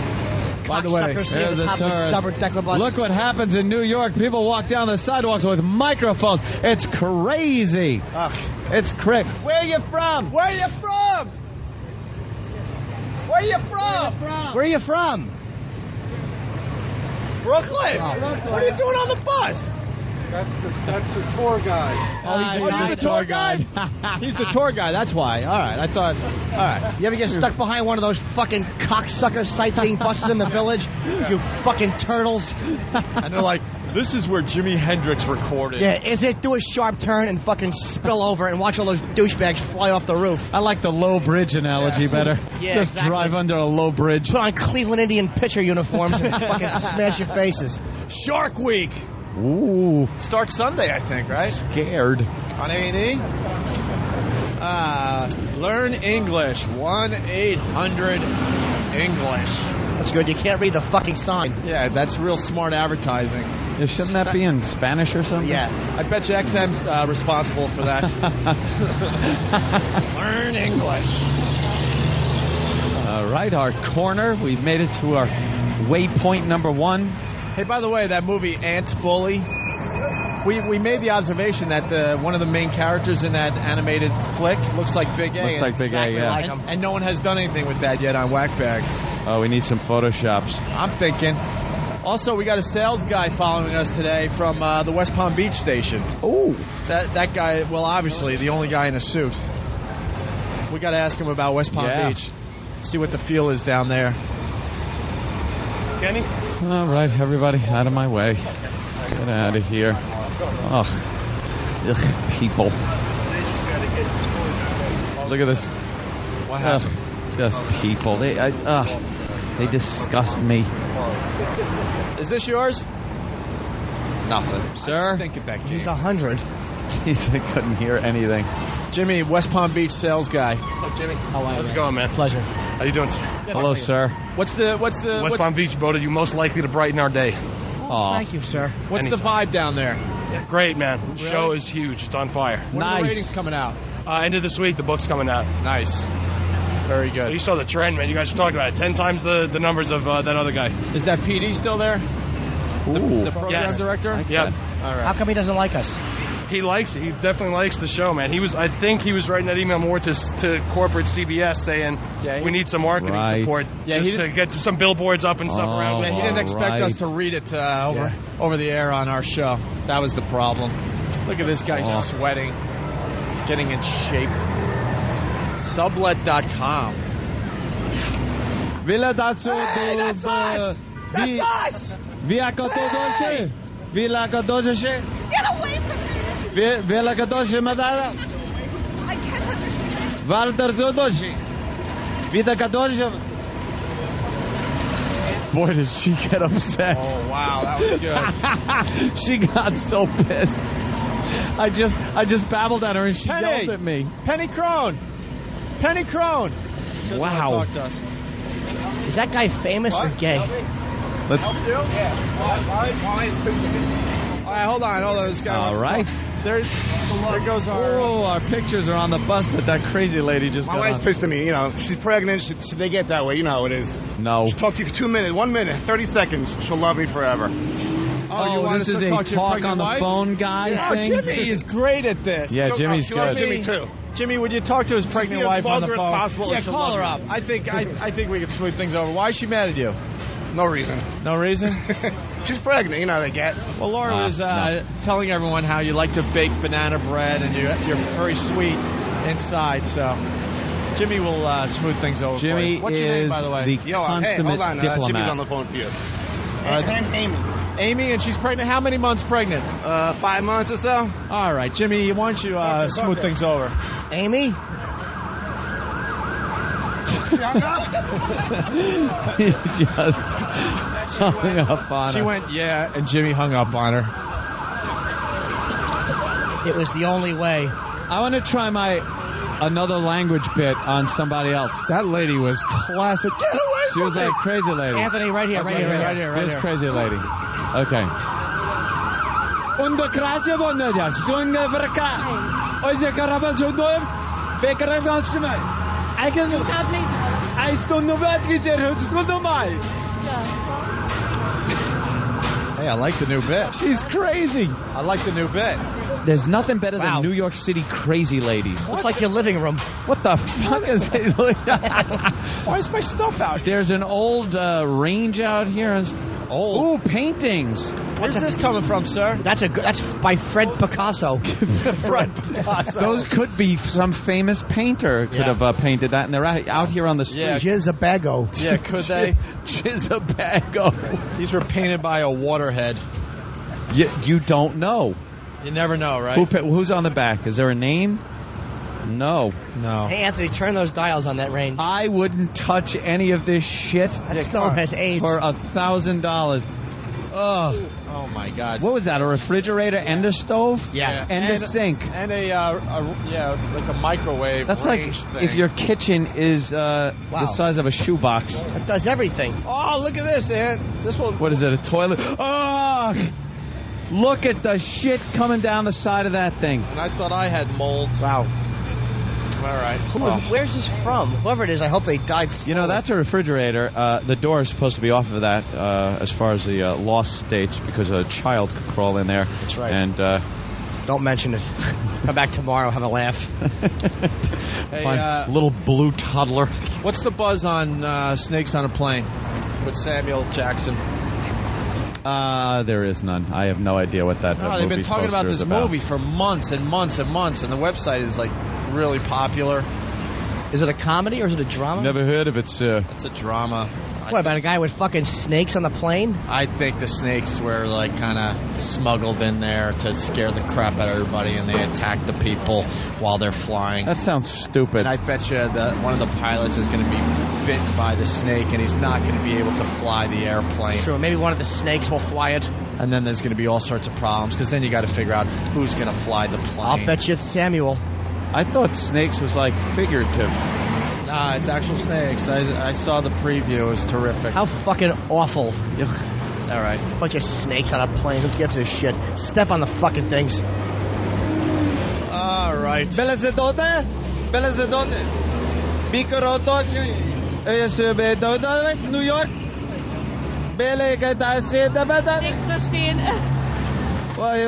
Take it easy. That's great. Later. The tourists, they don't want to be rude, so they stand there and try to figure out what you're saying. Oh, that's the good ending though, where I just start talking regular when they walk away. Right. I'd say at the end, I took it. Wow, look at the tits on this monster. Monster. You want your ass eaten? Oh, I love this guy just sitting here. Look at him, Mr. Whipple. Shouldn't you be squeezing toilet paper, you fucking balding jizz bucket? Angry. Is that angry building guy? Oh, he's a cunt. How's Dennis the Menace? He really is awful. It's the neighbor. From Dennis Dumb the face. Bilaguada. Ele é subdaga. Ele. So the Gavazava. I don't know what you're saying. In New York. Yes, whatever. Where are you going? I wanted to talk. Oh, okay. And she doesn't even ask why you stopped talking that way. Yeah, no one wonders why I'm talking like babbling idiot. All right. We did good today. We did good. Well, that was fun. We did good. Okay, gents. All right. Yankees. Wait, is there even a lady? Is there one girl? No, right? Why would there be a girl walking with us? No, why? Not with us. A bunch of cock. Thanks, guys. Oh, thanks for being enthusiastic. He has a juicy red lips, that guy. I don't like the building guy. He has thin, juicy red lips. He has child-kissing lips. Yeah. Like he just smooshed with a boy who ate like a raspberry lolly. A lolly. Oh, here comes this fucking ghoul now. He's back. I like him. This cadaver. He like sucks. that one? No, hope he dies of cancer before we're done with the show.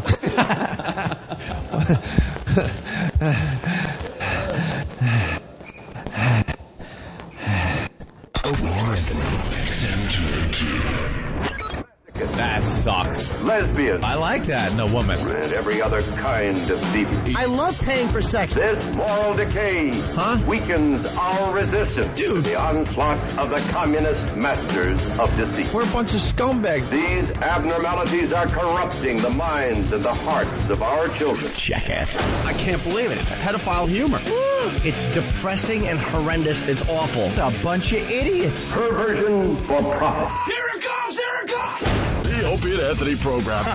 El virus de Opie and Anthony. God, that irritates me. It's just like somebody took a bath to my brain. We're the only radio show that makes you want to hate us. Opie. I want my coffee. Anthony. I want that fact. Jim Norton. I want Ozzy. We are going to dumb this thing down to the point that we're going to be #1 with Down syndrome children. Hysterical. The Opie and Anthony Show. But enough of this palaver. Let's get the show on the road.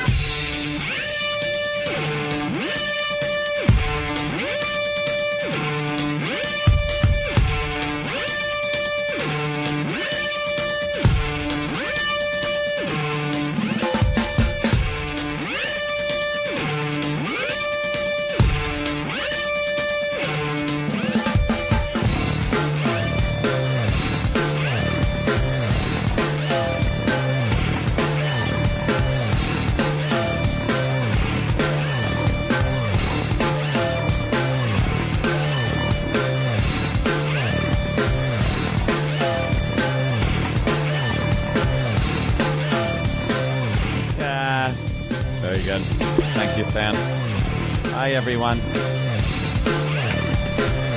Jesus. Fucking headphones. The hell?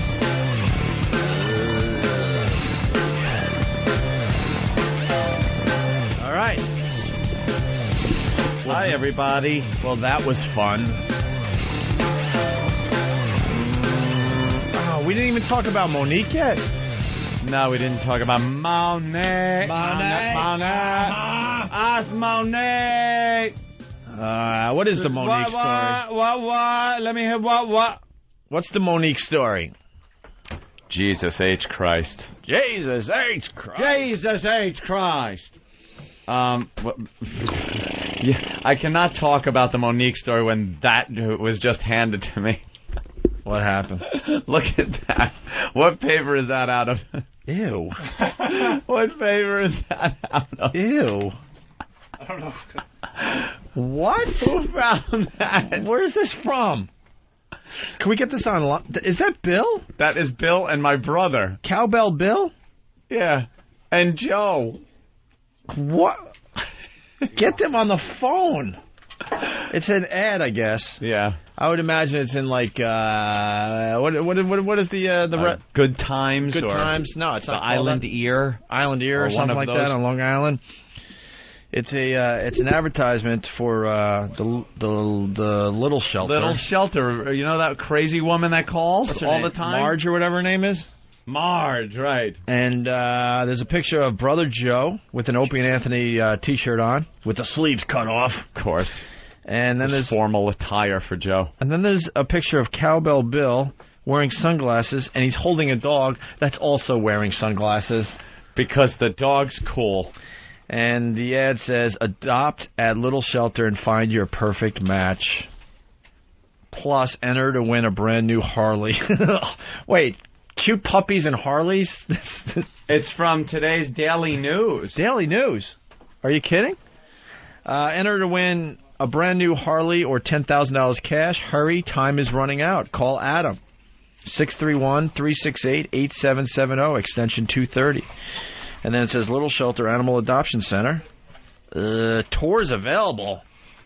You get a tour of the kilns? Where they roast the puppy. That's what I want to see. I want to see the pickup truck where they pile them up and take them away. Where do they take them? Just a ditch out back, I bet. I know, they make fertilizer. Shallow grave. Makes the lawn look terrific. Puppy feet sticking up out of the leaves.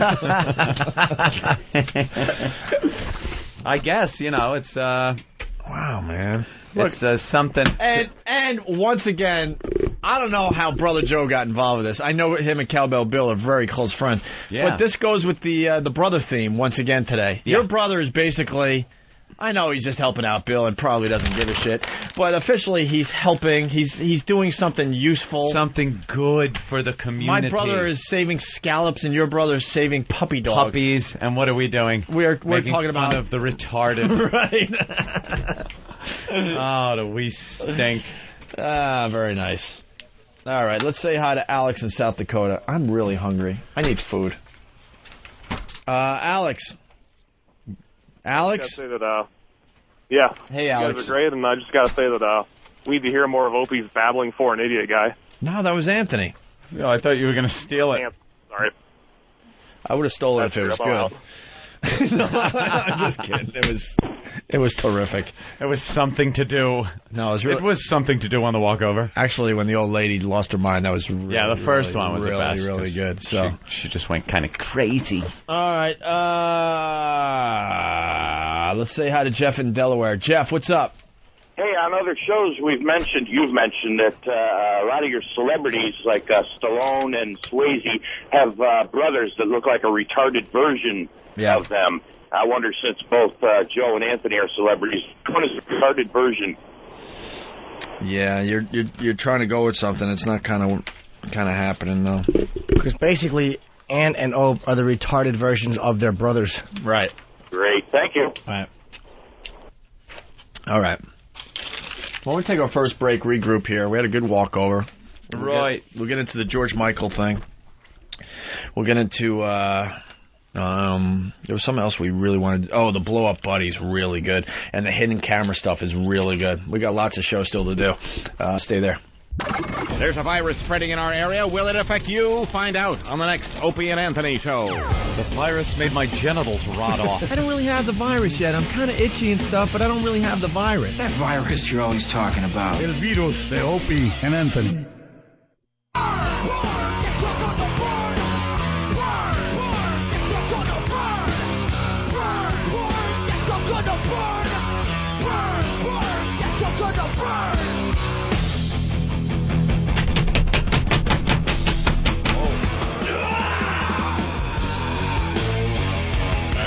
Love this song. It's the Opie and Anthony show. Uh-oh. Did I break something? What happened? I don't know. All of a sudden the mic wasn't working? It sounds kind of tinny. All right, I think we're back. It does sound weird today. Like tinny or... Something's going on maybe. I don't know. Like I'm almost getting like a little reverberation thing going on my voice. Hey, you hear that? You hear that? Hey. Hey, I don't know what the fuck is going on. I got reverb on. CBS FM. Was that it? Oh, yeah, that mic was picking That up. mic was on? Yeah. The hell was that mic doing on? I'm sorry. We turned that on thing? I turn on all the microphones so people could participate in the Opie and Anthony show.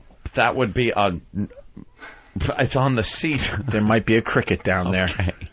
And it would be nice to hear. Oh, see? Hey. Mic's on. There you go. Hey, I don't make many requests on this show. I got a request for Derek today. Uh-oh. Sometime between now and the time we say so long for the day, I want to hear some buttery beats. Buttery beats? I want Derek to find some buttery beats. And I'm not going to explain any further. I want some buttery beats on the Opie and Anthony show. Buttery beats. Buttery beats. And I want to see what he thinks is a buttery beat. They're pointing at the screen like they might actually have an example of a buttery beat. Oh, Steve's in there. Steve, you know what buttery beats are?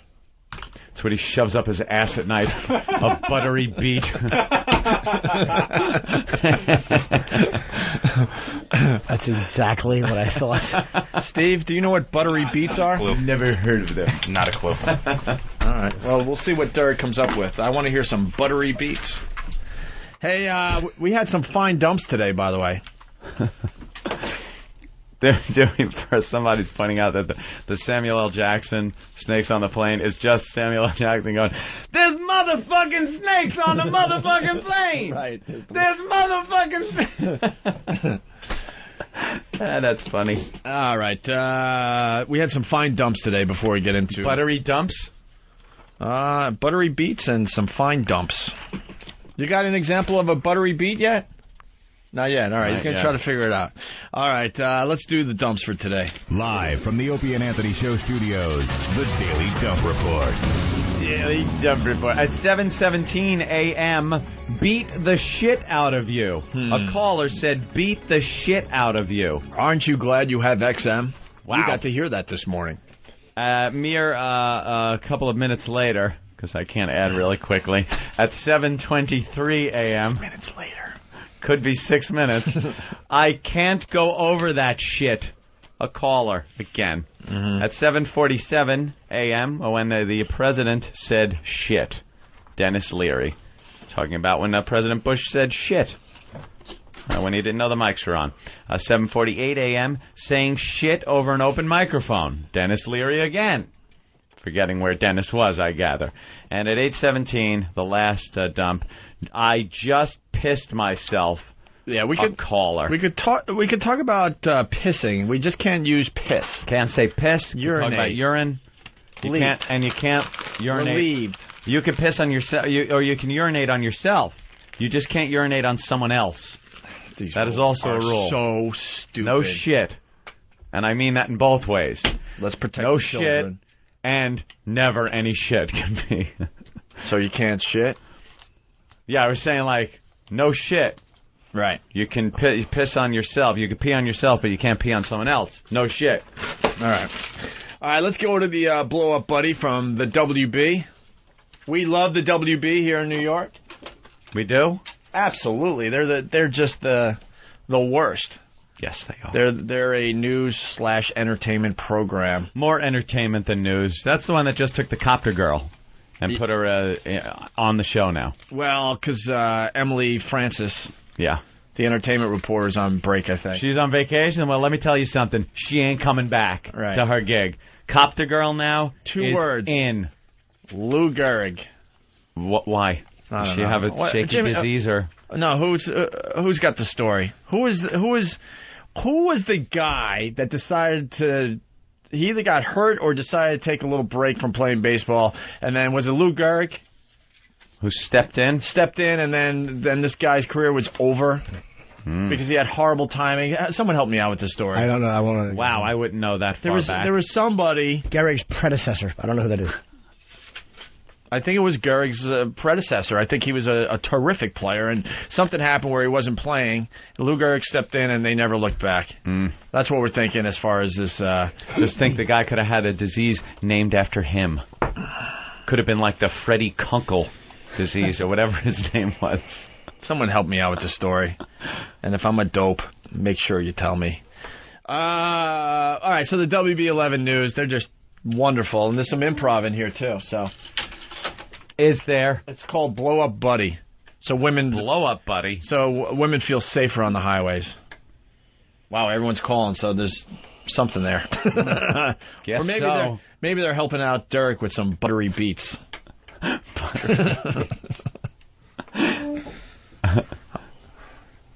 And I could give it away if you've ever played Luminous on the PSP. They have some fine buttery beats. Buttery beats on Luminous? Yeah, some fine buttery beats. Never played it. All right, a new answer for women who are afraid of driving alone at night. It is called Buddy on Demand, a blow-up man that fits in your glove compartment with the flick of a switch. He inflates, pull a plug, and he deflates. Researchers show 82% of women feel safer with someone in the car, and the makers of Buddy on Demand say he can help boost confidence. I just talk to myself. I figure that scares people off. That's your buddy? Yeah, that's my buddy. Somebody pulls up next to me, and I'm like having a conversation about myself. No, but I could see how that'd be good. Remember when Easy Pass first got there and you wanted to get on the Easy Pass lane? And people have those mannequins and stuff. Dolls and stuff like now that. they're hip to that. Let's check out the roads. Yeah, Lisa Mateo is talking to herself sometime downstairs. One more joke coming. Yes, we are. Oh, that's all right. But the good thing about that is that those dolls can't talk back to you, can't criticize your driving, can't do anything like that. All right. Because women suck at driving. I gotcha. Can't criticize you. No, can it? And their eyes have to stay open while you're talking about your stupid friends. It can't wind up and punch you in the eye like it should either. That's what you want. That's what you need, a companion that can be taken out with a clothespin. Or a regular pin. Safety pin. That would be tough with a clothespin. Exactly. Unless you whittle it down. Oh, no, because it was almost there. Yeah. I don't want to give him the whole car crash. Why not? Because it was one. It was just a little fender bender. Yeah, hold on. Back goes Griffey, looking up, and it's out of here! Or is it? No, it's off the wall. My mistake. Yeah, that's more what it was. Ooh, coffee. A clothespin. Why are you putting clothespins on my inflatable man? Maybe people could put clothespins over their nose because that joke stunk. Iced coffee. I wonder if CBS hates me. The jokes are awful. Thanks. Ooh. Good thing there's no fucking yummy ice in this. Fucking warm cunt fruit juice. That's carrot juice. Cocksucker. How about some fucking ice crunched up? Warm cunt fruit juice. Although the tomato is a fruit. No, I believe it's a legume. A legume? I don't. No napkin. Guys, let me introduce I got carrot juice on my face. Here you go. Ugh. Thanks. That really went far. There you go. Here you go. Guys, let me introduce you to Wally Pip. Good old Wally Pip. Wally Pip, that's the story. Steve in Detroit, what's up? Hey, what's up, guys? Yeah, the guy that Lou Gehrig took over for, his name was Wally Pip. And he was a pretty good ball player from what I remember. I mean... Yeah, but how does the story go? I mean, maybe someone could Google Wally Pip in the studio and we can figure it out. Because he wasn't just a ball player. I heard he was like the star player for the team back in the day. And then he either got injured. I think he might have got injured. And he had to sit out a week or something like that. And Lou Gehrig stepped in and they never looked back. Yeah, exactly. Bye, guys. Wait, I got the story of Wally Pip to my left here, Anthony. Oh no, that word from last week is haunting me. Oh boy. Erudite. Oh yeah, that's good. Erudite. Arugula. Aeroplane. Dude, man, twice in a week. It's haunting me, this word. Ooh, erudite. All right, help me out. What letter is silent? Erudite. Rhubarb. Erudite? Erudite. It's like I believe it's an EU. All right, what does that mean? EU. Like Europe. EU. Erudite. What does it mean? It's like, It's that thing. While you're hashing that out, can I read an instant feedback? I don't know. From Doesn't Get the Joke guy? Yeah. Hey, Anth, how would the other guy have a disease named after him instead of Lou Gehrig? I'm pretty sure Lou Gehrig would have still gotten Lou Gehrig's disease even if he wasn't playing baseball. The asshole before him would have probably skated through. Yeah, because I had stated that the guy missed out on having the disease named after him. How about this? What did Wally Pip die of? Lou Gehrig's disease. What if he died of something? And then but he wasn't famous enough to Wally Pip disease. Right. He had to die of something. Maybe he died of a really bad cold, and they would have renamed the cold because he was that great. And he'd have been like, I feel like the most fortunate gentleman on the planet. Had a speech and everything. All right, can I go back to the story of Wally Pip? You ass don't get the joke guy. Should ban him. All right. Jesus H. Deep, extensive learning baseball fans know. Is that right? Perfect. Go back. I gotta try that again. Well, it's the noun to say it's gonna... Oh, that might. Oh, yeah. Let's get. Okay, I'm ready now. Deep, extensive learning baseball fans know Wally Pip as the professor of the most famous headache in baseball history. Possessor of the most famous headache in baseball history. In his own words, the most expensive aspirins in history. On June 2nd, 1925, Pip told Yankee manager Miller Huggins he needed to sit that day out. Rookie Lou Gehrig took his place. Pip lost the job he had held since 1915. He had the job for 10 years, Anthony. He sat out one game with a headache. Lou Gehrig comes in, and Pip lost the job he had since 1915, and at season's end was shunned off to Cincinnati. To most who have heard of him, Pip is synonymous with the personification of dispensability, the assumption being that he wasn't much of a player. So there you go. Well, the story of Wally Pip. And Lou Gehrig's consecutive game streak began when Yankee regular first baseman Wally Pip sat out a game with a headache. Mm-hmm. This is on Snopes.com as false. Yeah, but Snopes.com doesn't know what they're doing. Snopes always right. What's the story, Ant? What's the true scoop? Oh, yeah, what is the What's the skinny? Don't they give you the true scoop on Snopes? Yeah, but it's so, long. Yeah, we don't. There's so many words. How about this? Than can print it out and summarize. We only like reading, 2 sentences. Words are stupid. Let's go to Ed in Jersey. Ed, what's up? Jeez, goes on Hey, forever. I just wanted to thank you guys for the scoop on the nude photos of Copter Girl. They were fantastic. Yeah, Jill Nicolini. Awesome. Yeah. Something like that. She was in Playboy.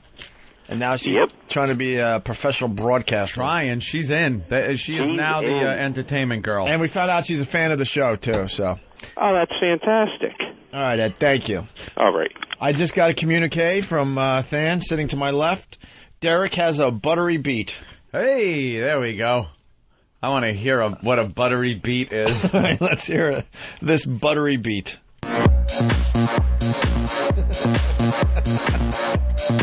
Oh, that's a buttery one, all right. It's buttery with a little salt. It's buttery, though. No, it's buttery with jizz. This is gay music. Yeah, this is kind of buttery. No, it's not bad. It's sort of buttery. Buttery? It's a buttery beat. Two shirtless guys in leather vests should be dancing to this. Right. No matter what well-muscled calves. No matter what you do. I was driving. No matter what I was driving. No matter what I was driving. No matter I was driving. No matter I was driving. No matter I was driving.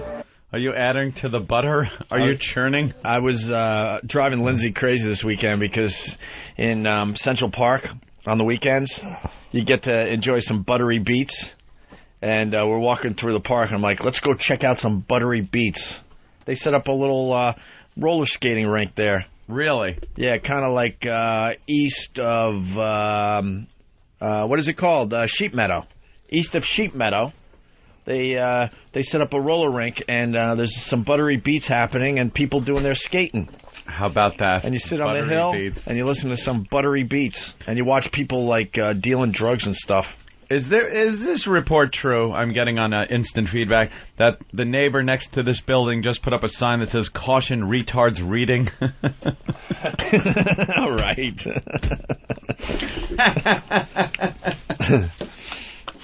You all right, Jimmy? You're a little quiet. Yeah, my friend Mace says they're going to shoot B-roll. Cool. They're not going to talk. B-roll? Why not just shoot for A-roll? Yeah. No, it's I don't understand why everybody wants to go for the B-roll. I think the A-roll is the... Is that the good stuff? Ooh, Jimmy eating a banana. All right, here we go. Sexily. Hidden camera story from today's show. This is pretty good stuff, too. And then, know what we're going to get into today? The 25 biggest...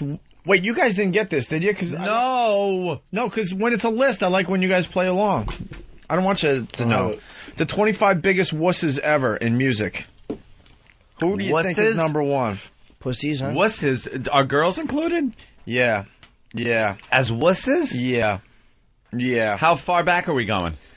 70s? Yeah. As a wuss? Some 60s. Yeah.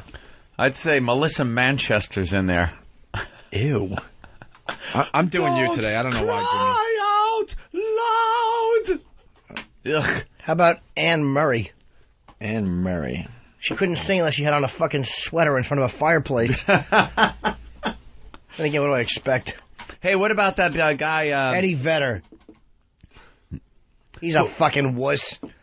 You guys haven't gotten one. No, who is that guy that in the 70s that sang that horrible song? Leo Sayer. Is Leo Sayer in there? He was a wimpy, wussy, pussy guy. How about David Bowie? No. He's fucking awful. Come on, just get one and then we'll move on. One wuss. Just give me one wuss out of the top 25. Peter Frampton. Oh, Peter Frampton. Now, he kind of rocked at the time. Yeah, I guess so. No. How about one of the brothers Gibb? No. One of those fucking Peter Pumpers. No. How could Andy Gibb not be a wuss? I don't know. Even Freddie Mercury doesn't make the list. Wow. It doesn't say flaming faggot. Yeah, I guess you're right. Well, wuss is kind of I guess wuss is like talking more about their music, I guess. Yeah. ABBA. No. All right. This list stinks. This list fucking... We've given you prime examples of wusses. This list... Give me one. Come on. Licks fat baby taint. Ew. Wait, hold on. Yes, Ozzy's on the list. Todd Rundgren. Todd Rundgren. How about... George fucking Michael. No. The other guy from Wham. All right. Another guy who blows other guys who's not on the list. No. Yeah, he's not a wuss. No. Let me think. How about, how about... Margaritaville guy. No. Jimmy Buffett? No. Ricky Martin? No. Why would he be? How about... Who the fuck is on this list? James Hetfield. Yeah. Well... No way. I'll tell you this. This is I said it right. Too bad. Blender. 25 biggest wusses ever. Metallica's on the list. I said Hetfield. Take that list, roll it up, and stick it up. This is what I hate about these fucking lists is they have to be like... They're trying to be different. They're full of shit. Trying to be, alternative, man. It's brave to say that Metallica. Leo Sayer isn't on that list. Yeah, that's fucking. But Metallica is. Right. They're just trying to get people talking, and it's working. All right. Well, we'll get. Who else is on the list? I want to know. We'll get into it in a little bit. Okay. That's called a little Gilbert O'Sullivan. So I guess the only one. And Gilbert O'Sullivan. Neil Sedaka is not on the list. He's a wuss.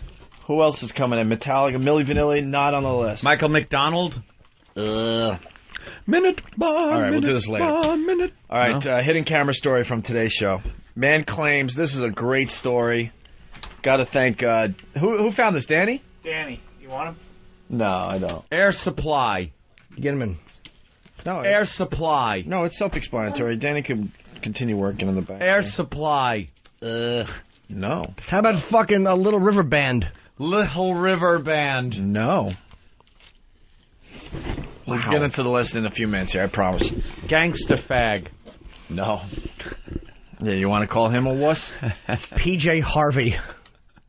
PJ Harvey. PJ Harvey. Put him on the list. Wuss.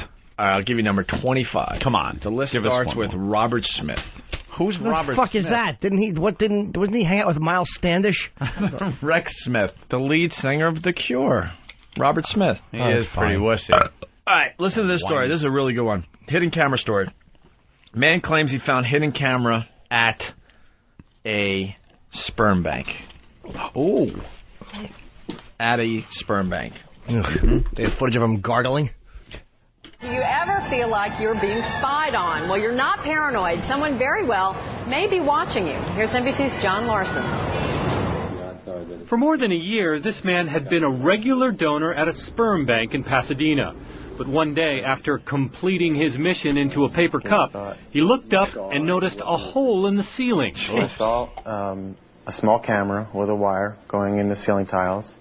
I didn't know where it was going. I didn't know how long it had been there. Or where those private moments might turn up. It could be on websites. It could be on pornographic videotapes.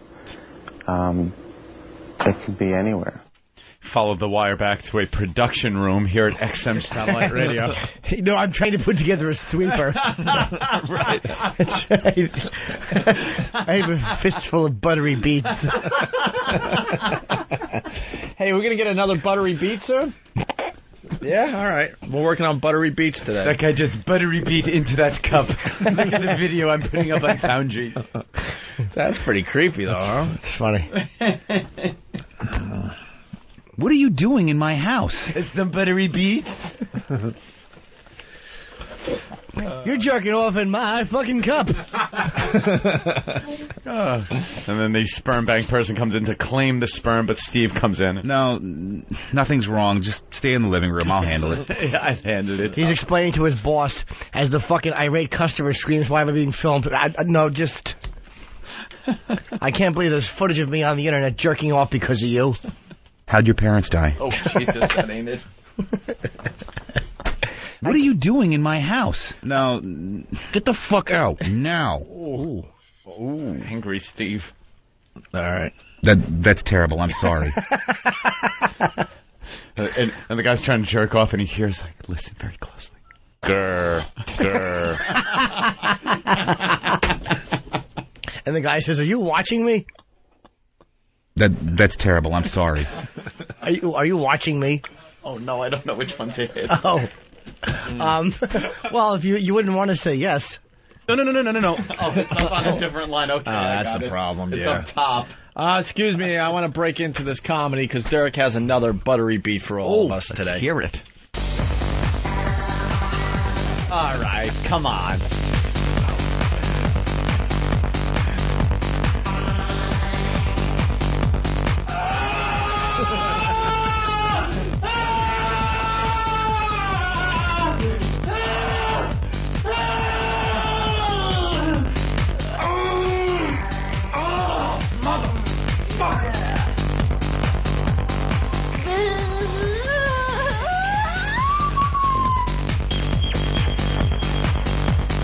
He's a fag. Oh, you like that, don't you, faggot? Nobody's got AIDS. I'm a little disappointed. Wow, this is really buttery. Not buttery stuff. Nope. This is buttery. Not as buttery as the first one. That was less buttery. Stop it. What defines buttery? I don't want to explain That put the butt in buttery. That is some gay dancing, like really. But see, you're confused. Buttery doesn't mean gay. What does it mean? Smooth. Smooth. Buttery, yeah. That was a little too harsh. That was very harsh. Yeah, that was techno. There was some glass in that butter. Ew, I hate a buttery beat. Those like words a buttery bother me. Beat. Bothering buttery beatness. Exactly. Does anyone else watch Intervention on what channel is that on? A&E. A&E and laugh? Yes. I'm serious. Yeah, all the time. It is the greatest show on TV. I love watching the people. And I'm not going to be sucked in to feel emotion for these people. No, their families are all in denial for so many years, and then they figure they're going to, fix them in a day. Do you agree to leave right now? No. See, everyone wants me to say no homo before the buttery beats. It's not a homo thing. It's buttery beats. You keep telling yourself that because the examples that I've been given. Yeah. It's great music to do a popper and catch AIDS to. All right, let's go to Jerry in Jersey. So Derek's learning about buttery beats. So that's a little. That wasn't as buttery. No, if you guys missed him, man. The guy in Pasadena is going to get paid to whack off. Well, the guy got paid to whack off to begin with because he's going to the sperm bank, but now he's suing. Yeah, now he's really going to get paid just to jerk off. I mean, what? Yeah, that's a great life, actually. That was very funny that the wire went back to his studio at XM Satellite Radio. He's fucking playing it off like he's all upset. I have a buttery back. All right. Let's hear some. All right, we get Jerry, it. we get it. Bye, you stuttering you're trying to participate. You nervous goose. Buttery beats, bro. Shut up. All right, here he goes. Fucking cranky. He's suing the sperm bank. He's suing the sperm bank, Pacific Reproductive Services. The company denies filming anyone and suggests that his account is fabricated. But his story has alarmed already concerned privacy advocates who say in this increasingly wired world, you gotta wonder, is someone always watching? Yes. Did it alarm them? Yes. Someone is always watching. Well, and of course, they got to add this to the story. The camera's presence here, unannounced, I believe is an intrusion in privacy. Bill Brown gives tours of surveillance cameras on public streets in Manhattan. Who is there to reassure me or you that this camera every night isn't watching a woman undress in a building across the street? Public safety advocates point to crimes that... Do me a favor. No one. First of all, Bill Brown is a fucking a douche. Why would the city... First of all, private camera owners could do that. Yeah. And why is the city going to install cameras that people can watch women? Yeah. No one is watching women with the cameras. And if they are, you fucking... you arrest the guy who's doing it. Yeah. You shouldn't have a new technology... It's a crime. ...that can help fucking catch a crime on film because some scumbag might misuse it. Privacy advocates are idiots. People go around pointing them out, man. They take people around. They, look, man, there's another camera. They're going to film you, man. Yeah, and they're going to see me, walking down fucking Broadway? Gives a shit. Who cares?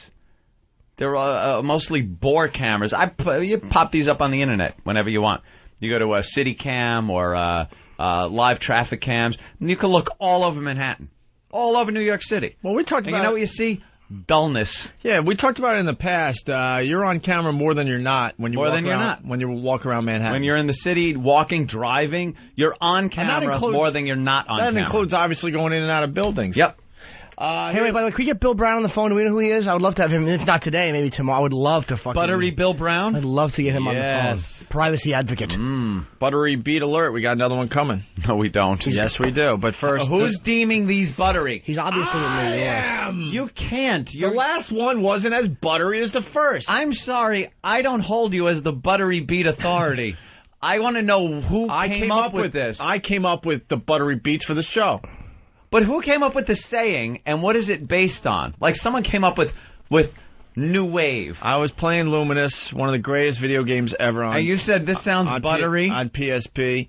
And I just felt like, I don't know, it might be, I think I heard it somewhere else. Of course it's a saying somewhere. Oh, all right, we got the definition of buttery beef. All right, good. Now, Luminous is the greatest game in the world if you have OCD, by the way. Yes. What is it? This is the description of Luminous on the back. Oh, where we got it from. What about a description of buttery beans? Okay, Sam? here we go. Yeah, I did get it from Luminous. I'm sorry. Bust blocks, groove through puzzles, and jam wirelessly with friends. Stack them right, and you'll unlock lush looks and buttery beats. Want to be luminous? Just let the music guide you. Yeah, I forgot about the lush looks. The lush looks are lush cool. looks. Yeah. What the hell is that? Yeah. All right, here's the rest of the clip.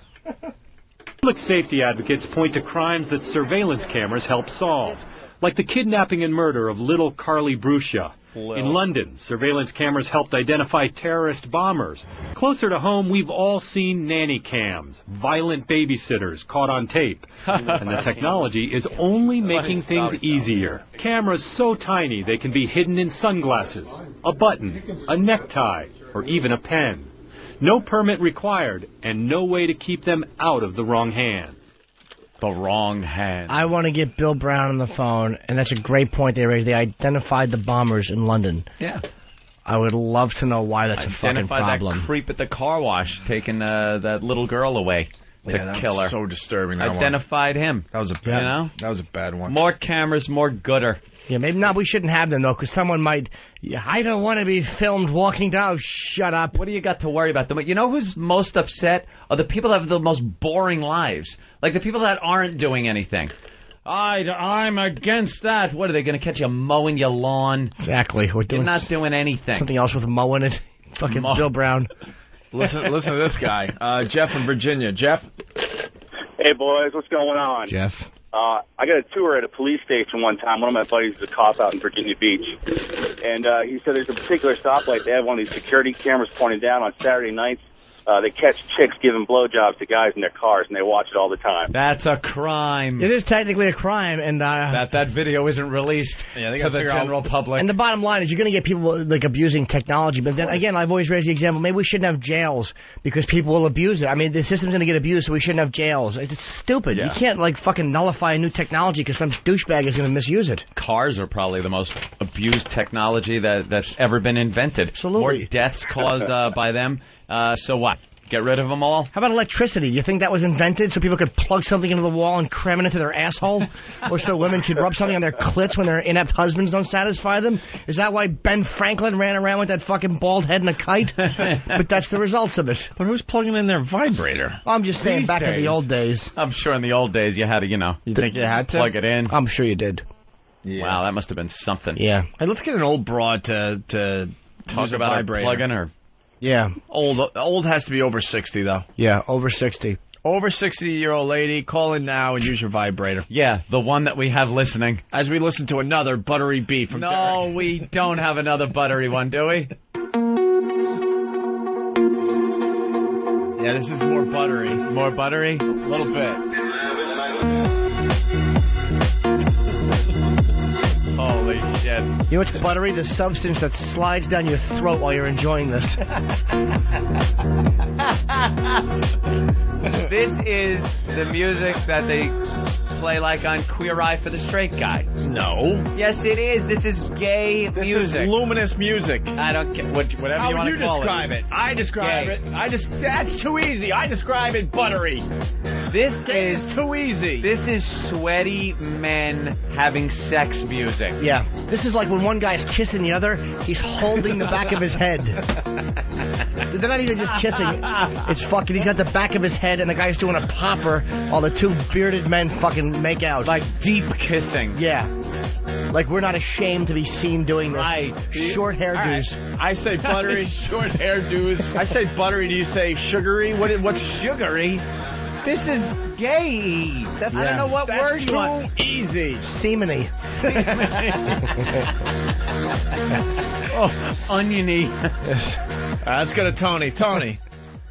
Yeah, I hate to do this to you, Ope, but when you listen to those buttery beats, do you kick back with the bikini teeny? Bikini teeny. You know, Tony, I was just trying to have fun. You throw a log on the fire. I was just trying to have fun. I was just trying Another to one up the ass. Oh, yo, I'm sorry. Punching out. 2 men, a log, some buttery beets. All right, Dirk's going to work on the next one. We should take a break. And you want to get into the... I want to thank Bob Saget for calling in today. That was a terrific interview. He probably fell asleep. Oh, boy. He could be busy. He must have fell asleep. From you? All right. Is this real? Buttery beets are alive and well on XM 82, the system. Are they really? I don't listen to any of those channels, I swear They're to not God. bad if you like club music. Elo knows about buttery beets then? Of course he does. I'm sure he knows all about the buttery beets. He uses it as a hair tonic. Own Traveling Virus. We're going to be in Worcester, August 5th, DCU Center. 1,041 tickets went on sale at 9 a.m. this morning through Ticketmaster for $10.41 a piece. That is a bargain. What a coincidence. Why don't we get Pete on the phone and see if these tickets are going fast? When we did this thing for the Jersey show, they went in, I don't know. Hours. No, was it that long? They did 2,000 tickets in a couple hours. You're right. People are suggesting buttery beets are anything you can tuck your junk between your legs and dance to. No, Rob's got it. Rob in Knoxville. Hey, what's going on? Hey. Hey, that music is for taking ecstasy and having sex with chicks at clubs. Having sex with chicks. Yeah, man. You take some E and they just rub up against you. No, it's not. The buttery beets are playing. It's fucking... Rob knows. He doesn't. It's 2 guys... Exactly. With short hair and, like, cropped, like, beards. Right. Kissing, holding the back of each other's heads like the way a men will hold something close. Like it's forceful man kissing.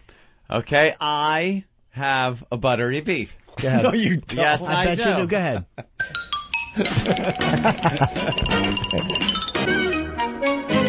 That's not buttery. That's a buttery beet, all right. Let's go to Just Sean. in a robe a few years later. Sean in California. Yeah, no, Anthony, actually, isn't it Diablo, all verses of it on the computer? Wait, what did you say? We really didn't hear. Diablo, computer game. Diablo has buttery beets? Yes. Yeah, I don't play that game. Oh, because it has buttery beets. Where are the old ladies with their vibrators today? 60 and above. Call now. They're not going to call. Buttery Let's go to Max in Fairfield. Hey, do you want the old lady to call in and say how she used the plug-in vibrator in her bippy? In her bippy. Her bippy. Nice callback. Liking the callback. All right. An old lady has to open her asshole like the way you part drapes. Like you pull one piece of skin open and you expose the bung. Oh, is that horrid? They're like room darkening drapes. All right, if you're not enjoying the buttery beets, we're not. We could go with some reggaeton. Oh, that's the biggest. I had to listen to Elo talk about how it's the biggest music ever on the face of the earth. It is the #1 format in radio right now. Wonderful. Reggaeton. What is that like? It's like Latin music with like a good like beat. It's Latin. Boom, boom. It's Latin old school mixed with like rap. I think it's good if I've heard it right. You have another buttery beat? He's looking. He's panicking. Yeah? All right, here's another buttery beat. Oh.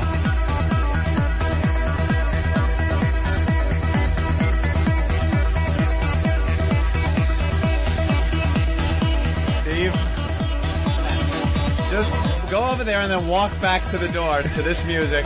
Watch him. Go ahead. Go ahead. That is a buttery walk. That's right. Or a buttery bear. He has buttery cheeks. Let's go to Brian in North Carolina. Brian. And Buttery Beats is the official music of Mantown. Mantown. Buttery music of Mantown, yeah. All right. All right, we should take a break, and then we're going to get into the 25 biggest wusses in music ever. Another guess? No. Anybody that created any of the music we've just been playing. Let's say hi to Mike. Are they even guys like artists that do that? What, like names or just vague group names? Adam Ant has got to be on that list. Goody two, goody two, goody goody two shoes. It's a good song, actually. Banana, na na na. That's like a fucking good beat. Nope. course not. See, I think they're thinking different in terms of wimpy as we are. We're not thinking wimpy in the same terms. No, you guys are. No, we're thinking honestly, and they're thinking about trying to be different and hip. Stupid. No, you're pretty much saying names that are on this that have similar names on this list. They're thinking sellout, right? Is that what they're thinking? Like sellout bands? Well, is there like a lead into the article? I'd be interested to hear it, and I think a lot of the gang would. Good point. Criteria. Oh, good. I just saw 2 people. All right, Who'd you see? I think I saw Nick Lachey. Don't say it. All right. You don't know what number it was. You might have just gave away the whole bit. No. God forbid we do that. Yeah. This is a nail biter. Let's go to Mike in Maryland. Mike. Hey there, Mike. What's going on, guys? What's up, Hey, Mike? on the back of Jimmy on that plug-in vibrator thing. Back in the day, the docs used to go around and the women would have these tensions and it was the sexual stuff, and the guys would plug in their vibrators and take care of the women, and that would be it. Yeah. All right. All right. Well, we're going to take a break. When we get back, we're going to have 60-year-old ladies playing with their vibrators, and we'll do the 25 biggest wusses in music. And we don't even want the old lady to put it in her vag. I want her to put it in her mouth where her teeth used to be. Come on. One lady.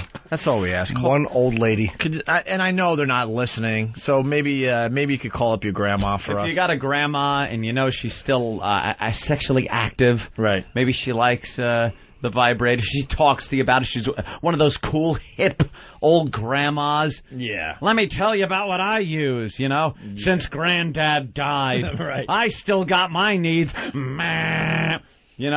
Not afraid to tell the grandkids about her sexploits. Tattoo. Yeah. Tattoo. On her remaining breast. Oh.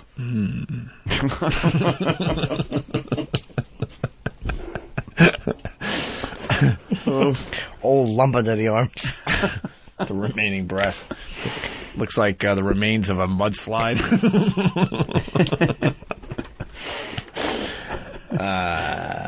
A buttery beat as we go to break? Oh, I'd rather we didn't. How about when we come back? How about some reggaeton? Reggaetoni? What? Who's on the hotline? Elo? Wrong number. Bob Saget? All right. Wrong number. All right. We should take those. We'll do something next. The worst of the Opie and Anthony FU line. Fuck everyone. Fuck you. Fuck you. I want to give a big fuck you to all you fucking ignorant inbred rednecks coming up here to New Hampshire to watch some more inbred fucking rednecks racing around a fucking oval, you retard. Yes, I would like to send a big fuck you to that whore at the Toyota forklift place in Orlando, Florida, blaming me for your raggedy dot plate. Fuck you, you cunt. This fuck you is for Kansas City. I am tired of seeing Mancow's ugly ass face on every billboard in the damn town. Fuck you! Yeah, I want to say a big fuck you to all the suck-ups out there who call in and say how great you guys are. We know Opie and Anthony are great. We know they're wonderful. We know they're fucking funny. We know that you almost crashed your car or your truck or you ran into a bridge while jogging. We know. So fuck you. Stop calling in. I just wanted to give a big old fuck you to the Schwoogies of Thomas Chase that egged my truck, and a big old fuck you to my neighbors that just can't for some reason keep quiet at any given hour. So fuck you. Yeah, this Trey in Alabama. I want to say fuck you to AOL. You stupid ass, no English speaking East Indian cunt face motherfuckers. I canceled your goddamn service over a motherfucking year ago. How the fuck do I owe you $103.60? Fuck you in the fucking ass, you motherfucking bitches. Fuck all y'all. Call the Opie and Anthony FU line at 866-FU line 1. That's 866-FU line 1. Fuck you. Fuck you. Yeah, fuck him.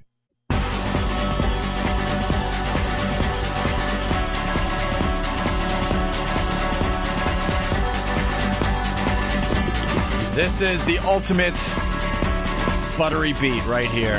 Welcome back to the Henson and Reed show. Listen in. This is buttery. from the game Luminous on the PSP. You ever seen a grown man naked? Have you ever been in a Turkish prison? Did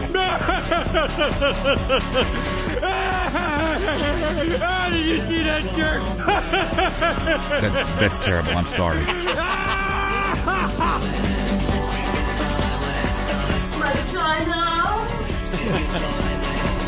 Asshole! Asshole! Asshole! You like movies about gladiators? Grr, grr, grr, grr.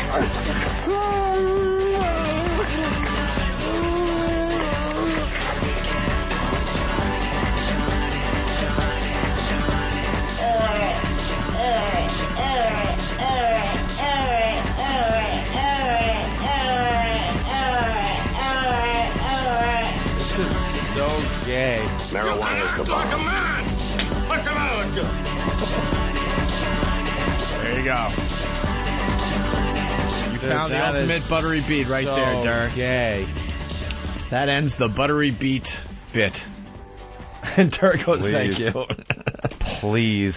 All right. Where are the old ladies with their vibrators? You old broads are letting us down today. Goddamn rich cunt! We want one No old days broad. complete. Carla, Hey guys, how old are you?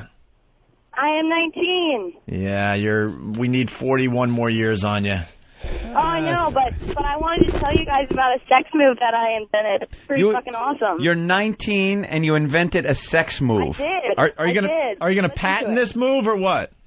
I probably should because I think it's going to be a pretty big trend now. Now, you think you really invented it, and in all the years, no one has done this before. All right, well, Carla, what is it? It's called the Clucker. The and, Clucker. Hold on. Yeah, you got to slow down. Slow down. Wait. What is it? You just talk through sex? We want to enjoy the fact that you call it the Clucker first of all. Yes. You call it? Well, it'll make sense in a second. Here's how it works. It works best if I stand Wait a minute. We're going slow. Holy crap. Carla, you got to learn something. Yeah. You got to learn to, take your time with certain things. Obviously, the Clucker is where you snort, crystal meth out of the guy's penis. Now it's called the Clucker. That's an original name, okay. And now, see, we don't want you to go right into it. We want to kind of dwell on that and maybe think about what it could be based on the name. But you're just plowing through. What is it, Carla? No, don't add. No, shut up, Jimmy. Shut the fuck up, Jimmy. Shut the fuck up. Oh, Are you God. ready for it yet? No. Clucker, cigarette hijacking Clucker. What am I, a Clucker on wheels? All right, let's hear what the Clucker's all about. All right, the Clucker is... The Clucker works best when standing on a chair. Who? When I would stand on a chair. Please tell me when you hang yourself. Okay. Noose around your neck. You got that visual, right? No, I don't. Well, let me get the visual. Hold on. You are standing on a chair. Yeah. Now, is there any difference whether you're facing the back of the chair, the front of the chair? Is it a kitchen chair, a stool? You're standing on a chair. More of kitchen chair for me to hold on to, Okay. All right, and can I ask a question? Where do the buttery beats fit into this scenario? Well, they really don't, but I could say maybe I listen to it when the Clucker is All occurring. right. So you're on a kitchen chair. Standing on a kitchen chair. Yeah. Hopefully it's one of those folding chairs and she steps back too far and snaps her knees. Up, breaks both of her. Well, it's gotta be sturdy. While she's yelling, while she's hopping around the room screaming in pain, you fuck in the ass. Calf muscle bones. I couldn't fucking talk. Oh, the Clucker. I hope it's when you get your ass raped with a drumstick. I mean a chicken drumstick. Oh, it's a little close. All right, let's go. All right, what happens? Come You're on. on a chair. You're on a chair.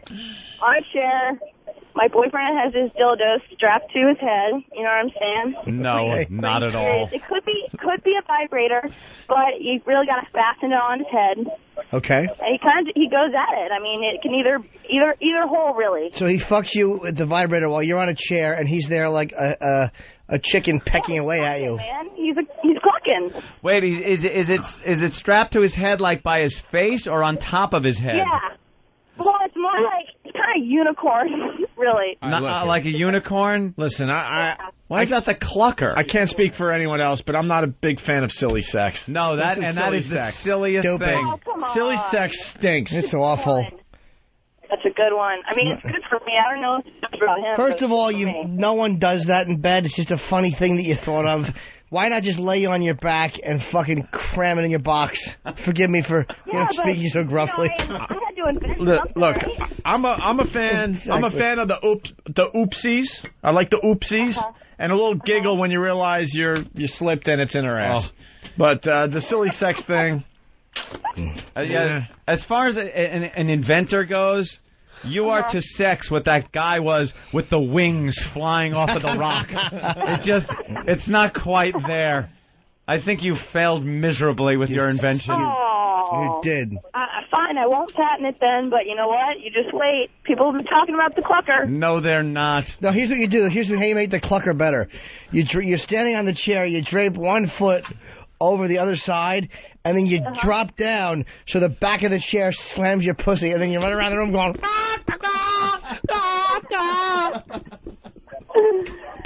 Well, you know what, guys? Shove a Java log up your ass. Yeah, there you go. That's the clucker. Just because we didn't like the clucker, Exactly. you had to go there, It's your black and blue vag lips. The sound our dad makes when he walks in on them doing that. My little guy. He's trying to say, but what are you, All right, the 25 biggest wusses ever. Oh, right.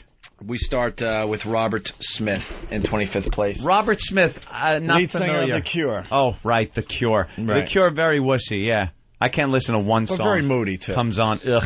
It's like enough, shut up. Not a big Cure fan, are you? No. Cure fans are for goth fags. What about the love song? What love song? I Will Always Love You. Don't know it. Don't care about it. If it came give me on, the Cure I'd switch love it song. right off. It's a great Quicker song. than a Springsteen song. Springsteen. No. No. Fucking, come on. I'm on Fire is a He's great old tune. man. Shut up. We have a little love song. I like that. Pink Cadillac, I hate. Oh, all of his songs are horrid. Cure. Is this buttery? This is a buttery beat. Has a little butter to it. Just a little bit. I wonder if Steve likes this song. Wow, all the depressed kids listen to this, man. That's right. Yeah, kill yourselves. You really don't like The Cure at all? Not at all. This is okay Not so one far. song. There would not be one Cure song that could come on that I would not instantly change the How about like station. In Between Days? Nope. I don't know what you're saying. Here we go. You. Whiny ass.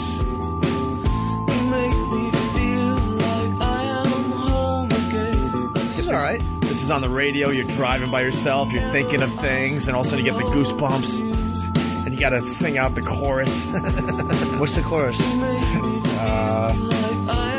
It's coming up, I guess. I like this. It's not bad. No, this is okay. All right. Let's say hi to Eric in Buffalo. What's up, Eric? Thanks, what's up? Hey. What's up? Yeah, I invented another sex act. Yeah? Oh, the Italian shower. The Italian shower? Yeah, it's when your brother, and your dad jump in the shower. All right. Enough of you. He was trying to teach us to shower. Yeah, he sure was. Someone. He had two buttery sons. Buttery.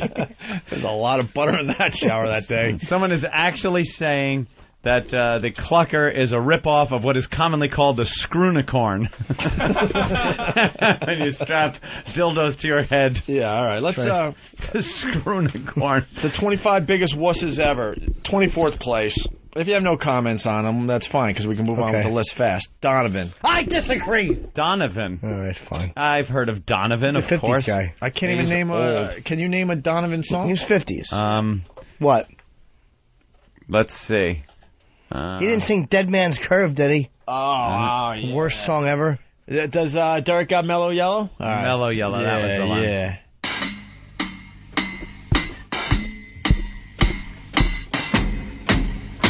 Oh, this is good. I'm just mad about saffron. Saffron's mad about me. Yeah. All right, cut. By the way, song. Nathaniel has a much better list of the wussiest people in music ever. They give their wussiest. Of course he does. They give the wussiest moment.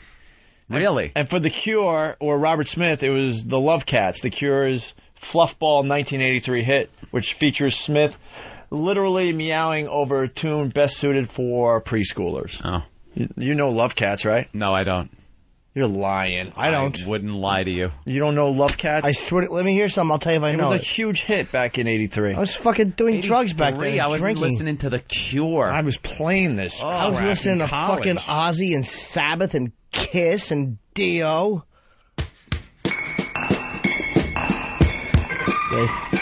You'll hear it. Love Cats. Like, Love Cats. Holy shit, no. You know this song. I don't know it. Never I hate heard that it. big stand-up bass he's playing, though. Gonna fucking smash his gay face with it. Move like cagey tigers, oh, we couldn't get closer than this. The way we walk, the way we talk, the way we stop, the way we kiss, we slip through. I never heard this track. I like this. Shut up, you do not. I swear to God. You're gay. No, I'm not. You're gay. I like some Cure songs. I hate this one. You know it, right? I like it. Oh. It's a pop song. Pop song? It's Pop a Dick in Your Ass song. It's almost like guilty pleasure. No. It's on your iPod, isn't it, Jimmy? No, I've never heard it. I like it. You'll be downloading it, though. You bet I will. Oh, God. Love Cats. All right. By the way, Donovan should be given a pass, free pass, as Joe Wagner points out. Why? No, Joe Wagner doesn't point out. It's Tug McGroin points out. Yeah. Because you jackasses, he did Atlantis, the song in Goodfellas where Billy Batts is getting whacked. Oh, no kid. This is the song? Look at Derek, fast. It's the chorus part, which is 18 minutes into the fucking song. Yeah. What's the chorus? How's it go? Just say it. Can't you fast forward? No. By the way, Donovan's wussiest moment, he sang, I didn't know this, sang backing vocals on Yellow Submarine. That's not his fault. Yeah, what's wrong with that? It's a great Beatles song. song. Why is he a wussy guy? Like, I don't consider him anything, really. He sang with the Beatles. I mean, yeah, the guy sang with the Beatles. Oh, you got a piece of that? Let's hear it. That's Goodfellas.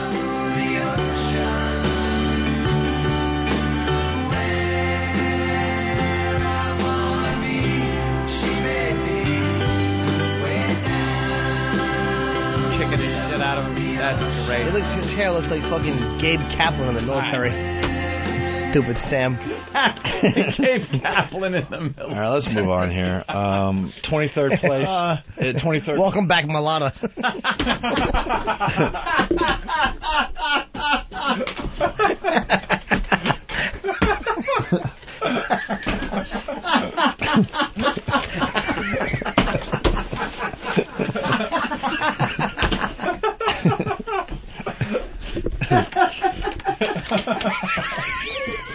Holy shit. God damn, Jimmy. Back Mulata.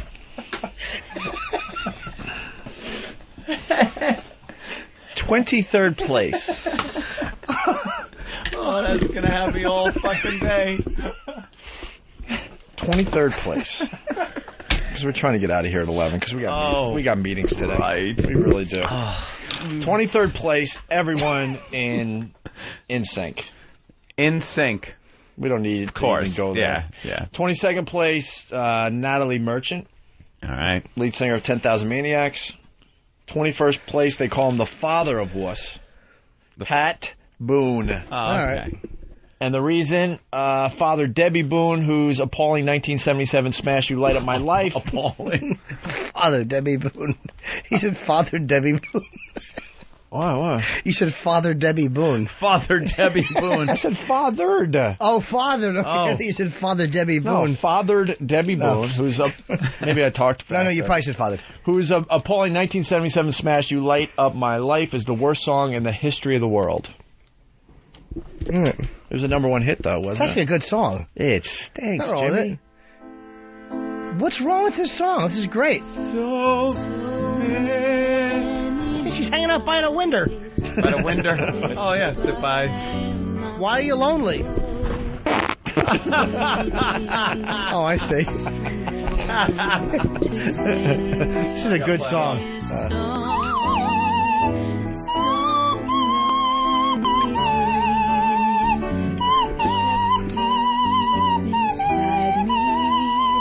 Alone in the dark, but now you come along,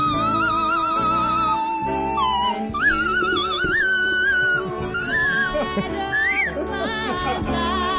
Welcome back, Moana.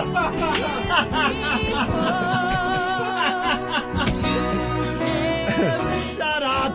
Goddamn rich cunt. I kill rich cunt. Holy shit, did that stink?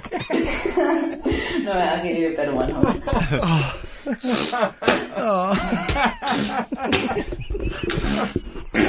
Master of the pan flute.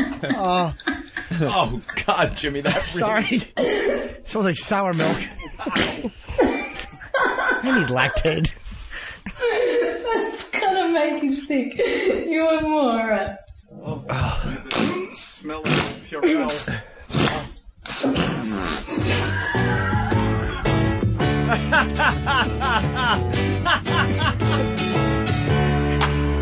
Welcome back. You're not black. Dreams were your ticket out.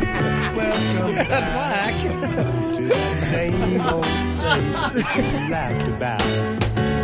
Well, the names have all changed since you hung around. You can hang in the South without being swung around. Well, your race sure has changed since your people came around. Well, we need you. We'll hire you back For the hair that black. he's got. Welcome back. Welcome back. Welcome back. You're not black. You're not black. Welcome back. It's obvious we've had too much energy in this show, so let's bring it down a notch with Pete Papalardo. Hi, Pete. Hi, Pete. Welcome aboard. Hi, How are you? Pete. Good. Hi, Pete. Hey, Pete. How are you? I'm doing really well. Hey, sounds it. How are ticket sales? Well, we finally figured out how to wake up Boston. Cheap bastards are buying all these tickets. It's only a couple hundred left. Couple hundred left? Yeah. So, all right. Yeah, so I think we found out that your Boston fans are just cheap. Well, it is Worcester. That is true. I think it was just a money issue. It is Worcester. So basically, my guess is probably within the next hour or two, all those tickets will be gone. So anybody who wants them, get them now. They're good. All right. How's Nashville? We got to sell some more tickets in Nashville. Nashville, Jimmy's going to be sold out for you. No, it won't. Yeah. You're going to be close. Yeah, you're going to be fine there, Jimmy. I hope so. Our guy was just telling me that. I'm doing some press down there on Thursday afternoon. All right, Pete, anything else about the O&A traveling virus? No, Petting you guys zoo stuff, O&A pest booth. Have the pests, contacted you about their booth they're going to have? We are working on it. They've already asked us if they could bring paintball guns into the venue. Right. Of course, said no. I don't think that's going to work. Yeah, Anthony, I thought you would be disappointed that no guns were going to be permitted. I know. We want Tippy Tom in the petting zoo. That's fine. Hey, we can put whoever you want in the petting zoo. We ever find the shortest woman? We have not found the shortest woman yet. Damn it, we need some of that freak show stuff for the O&A Village. We do have Drown the Clown, who is very, very excited about doing this, actually. Is he familiar with the show at all? Yeah, I think he is. Yeah. No, he is. In fact, we're talking about getting him to Cleveland, too, so it should be good. Hey, Pete, is there an email address where people could actually, write you with ideas for the O&A Village? I thought that was all going through Kenny and then coming to me, but they can send it to me if you want. All right, because we're searching for some freaks. You know, like the shortest woman, we want to put her in a chair and have her watch Friends, and you just like kind of watch her. You just look at her, you watch her like live. That's right. Yeah, we want to do that and some other things. If I give my email address out, is it going to be crashed momentarily? Yeah. Well, what's Kenny's email address? We'll do it that way. you were going through. Which one does Kenny want to give out? Let's give out his safeguard one. No. Nah, forget it. Do we know which one? Wait till we know. Here's Steve. Hi, Steve. What? Club Soda at FoundryMusic.com. Club Soda at FoundryMusic.com. FOUNDRY music.com. And just to get Pete's attention, make sure you don't send like a picture of a cock going, "Hey Pete, suck this." Don't send that to him because he'd hate that. No, but we're going. Pete's not going to see these. Oh yes, he will. They're all getting forwarded to him. This is Kenny forwards them to Pete. Yes. Oh. Yes. All right, Pete. Thanks, guys. Bye, sweetie. See you, bye. We're going to get back to the entertainment. Thanks. That was wonderful. Well, Pete's a behind-the-scenes guy. That was terrific. But that's good news, though. The O&A Traveling Buyers, DCU Center, August 5th. Tickets are going very, very well. All right, let's move on. So, Pat Boone, we're done with him. The father of wuss. 20th place, Garth Brooks. All right. Anything on Garth Brooks? No, he was very popular, but wussy? Why wussy? What's his wussy moment? He did a great version of Hard Luck Woman by Kiss. You know what's funny? Of course he did. It was good. His wussiest moment in a Barbara Walters TV interview, she asked about his children, and his eyes filled with tears, and that made him a wuss. Wuss. Crying over his kids. Doesn't qualify, you That's asses. Nice. 19th place, a fine band called Bread. Bread? What would you have against Bread? Exactly. Why would they be wussy? What's their big hit? I don't know. Derek has it, of course. Derek, you got If, right? If was the big hit in 1971. I'll play the big hit. If was... I got a communique from Steve. Yeah? Communique. Bob Saget overslept. He wants to apologize. He's shooting a film. It happens. Go ahead. Is this If? Yeah. From 1971, this is Bread. You told 1,000 words, then why would... This is 107.3, The Cougar. The Cougar.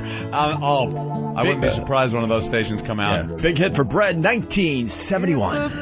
Just stepped on a little. Yes.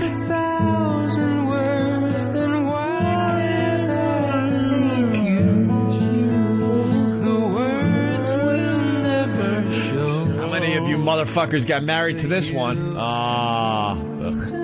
Song by Bread. Didn't they have like a rockin' song though too? This is like their sensitive side. Bread never rocked. Bread never rocked? Don't take the crusts off. Douchebags. Bread. I thought Bread had like a rockin' tune. At least one. Yeah. No, they're in the soft rock category. Are they? Yeah, they're easy listening. Maybe I mistook.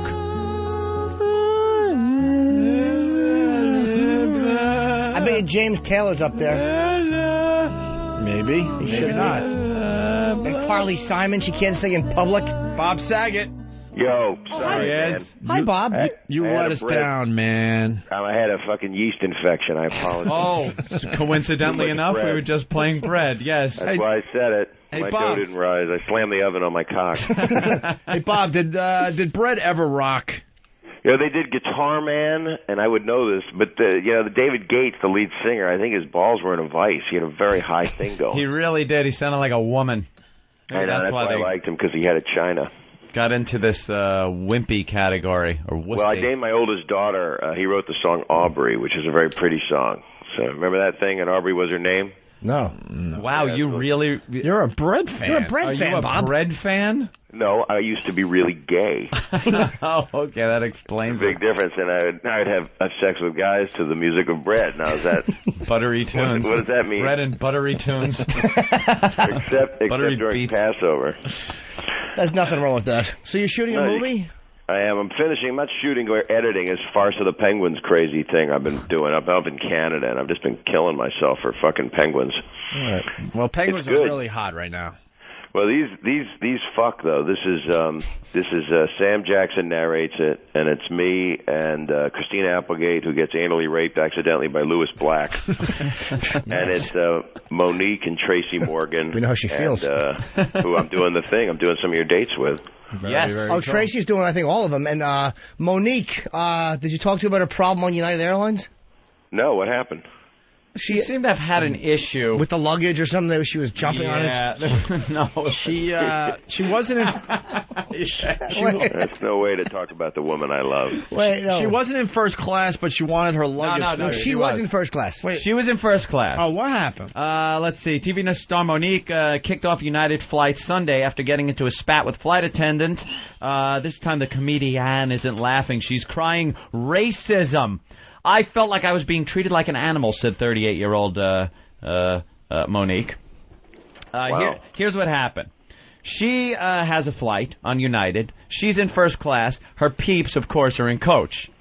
Her peeps in coach, one of them is her makeup and hair person, who proceeds to take a hairdryer. Now, we think of a hairdryer as a stupid little blow dryer or something, but something tells me this was one of these big hair dryers. Like old school, thing. beauty salon hair dryer, and tries to put it in the up front first class luggage storage spot. What do they call those, Jimmy? Overheads. Overhead. Wow.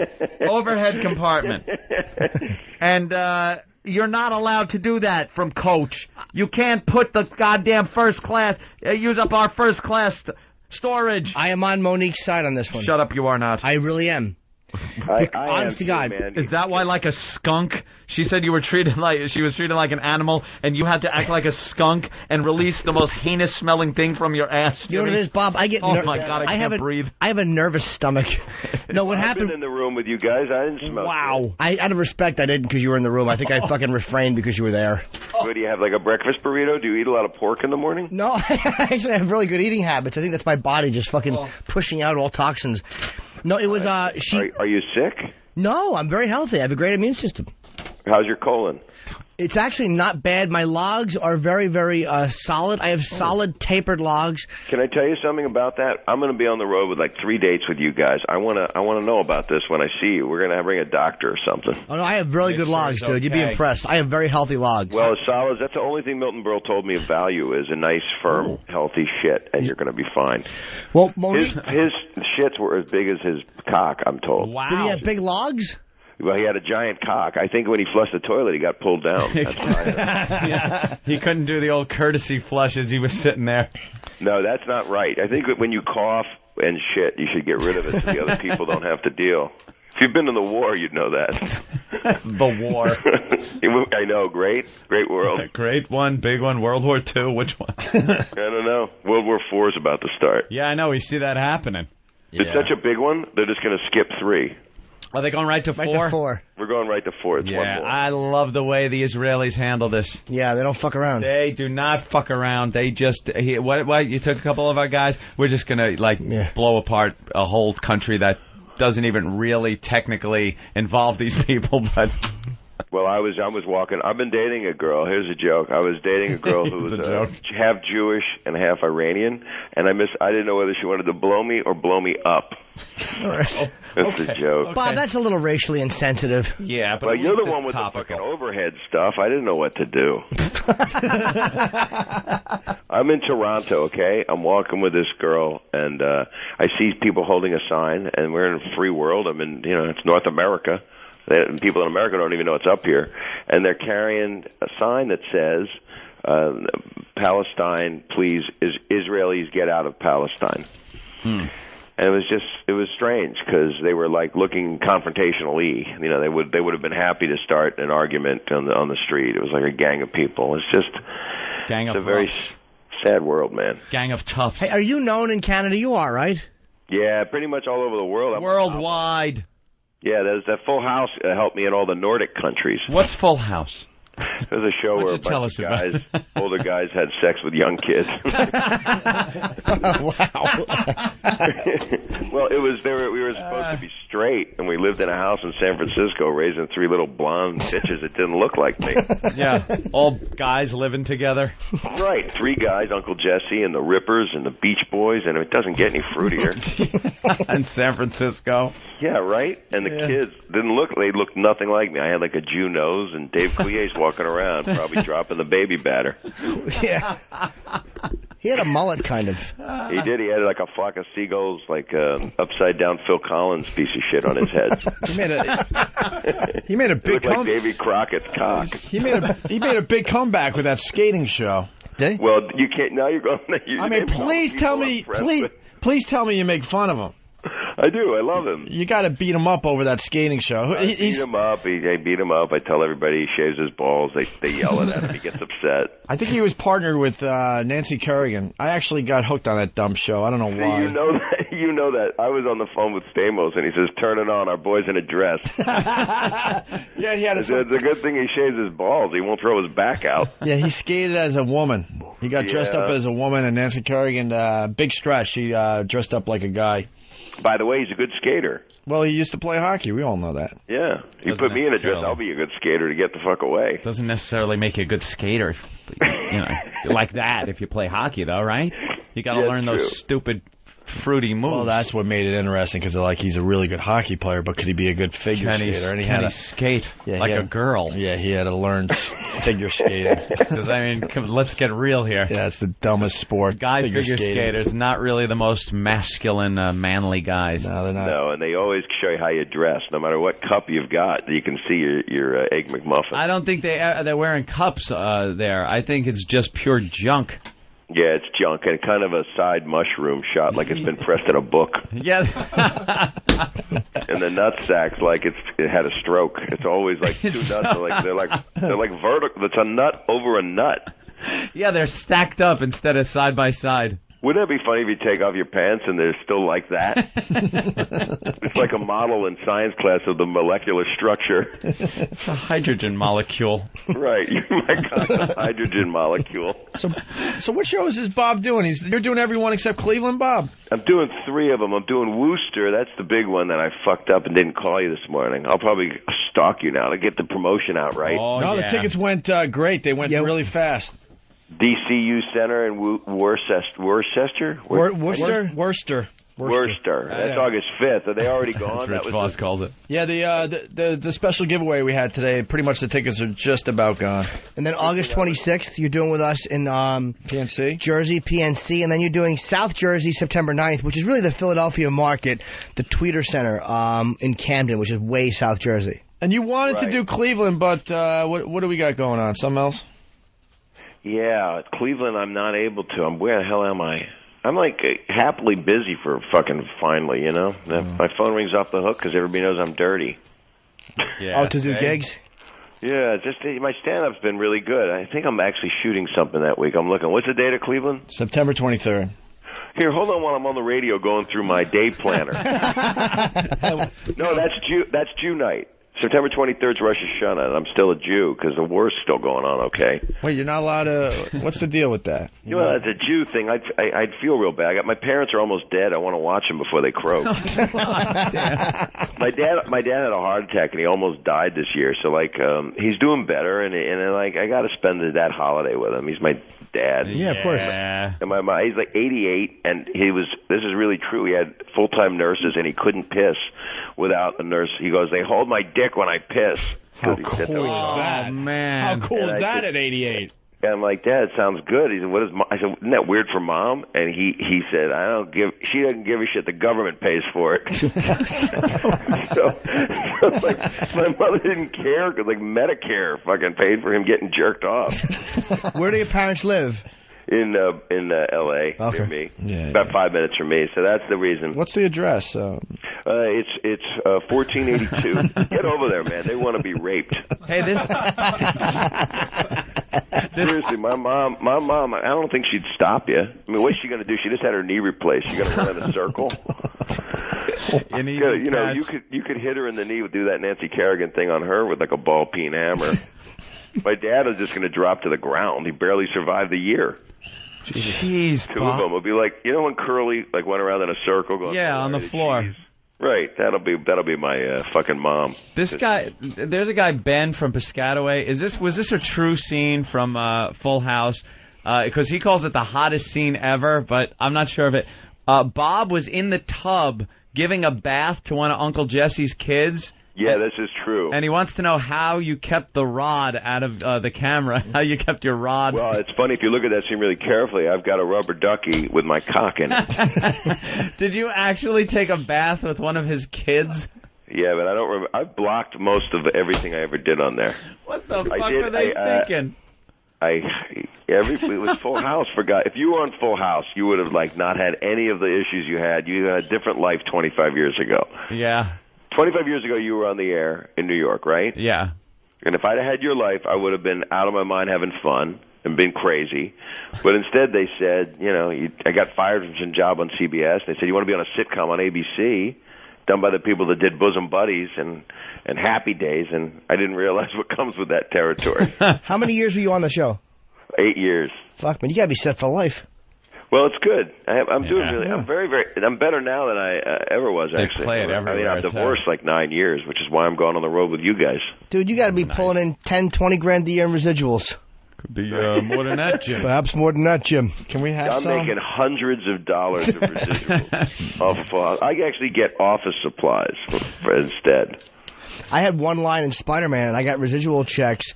They're small now, but I still get them occasionally every time it does something. How much, though? Well, I got $1,000 for the line. Originally. $1,000 for that day. And I've probably gotten about $6,000, $5,000. No, what I want to know is... well, that's good for one line. Yeah. No, but what I want to know is all of a sudden you open your mail and there's a check because of the one line in Spider-Man, and how much is an individual check for? Sometimes it's $150. A lot of times it's $39. They take taxes out. $39 for his... Wow. That's hilarious. I have to deposit that. Bob, did you get more money when you were in the bathtub with young children than you did when you were just delivering dialogue in the living room? I get money when I wipe myself now. Honestly, that was decent money, the Full House, but not when you start on it. Everybody complains if they're working or not working. Every actor thinks it's all I hate this show. It's like, shut the fuck up.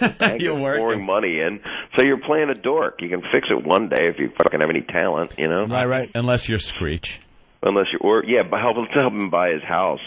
Let's help. Oh, that poor fucker. Yeah, you hear about him? He lost his house or something. Oh, yeah. He was swindled. I hear he's got a big cock, though, a giant cock. Yeah, Diamond's a big cock? Apparently he's got this huge cock.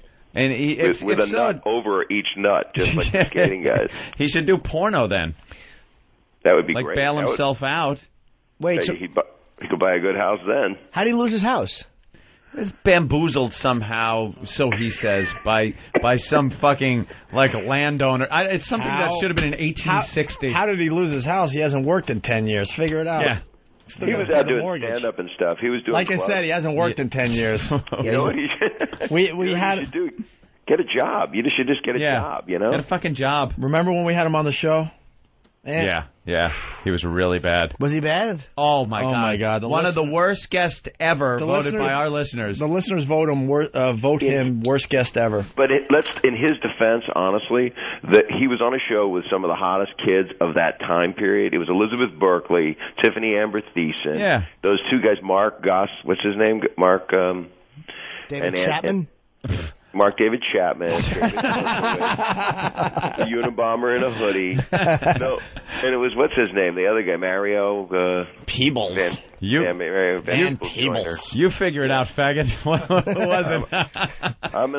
You're gonna have fun with me. My stand-up's been fucking fun. I've been having such a good time. Honestly, we can't wait. The listeners can't wait. Dude, I've never seen your act, man. I'm dying to see you on stage. And I'm not doing like a full giant set, but that's plenty. I'll just blow I'll just blow the audience. That's how I get it. He's going to blow the audience. Yeah. Blow the audience. It's awesome. This guy's great, man. By the way, when you talk about Dustin Diamond, worst guest ever, there was a guy that came in that was good at making balloon animals, and Dustin Diamond was worse than that. Worse than the balloon animal guy, and worse than the whistler guy, the guy that just used to come in. Steve the Whistler is one of the greatest freaking guests ever.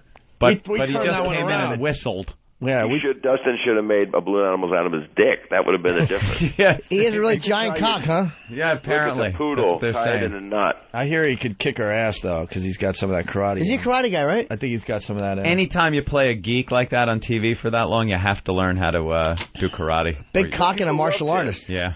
Kids love that fucking guy. They love to screech on that show. Do they, right? though, really? Hey, Bob, because we weren't listening last time, you're going to be on Entourage again?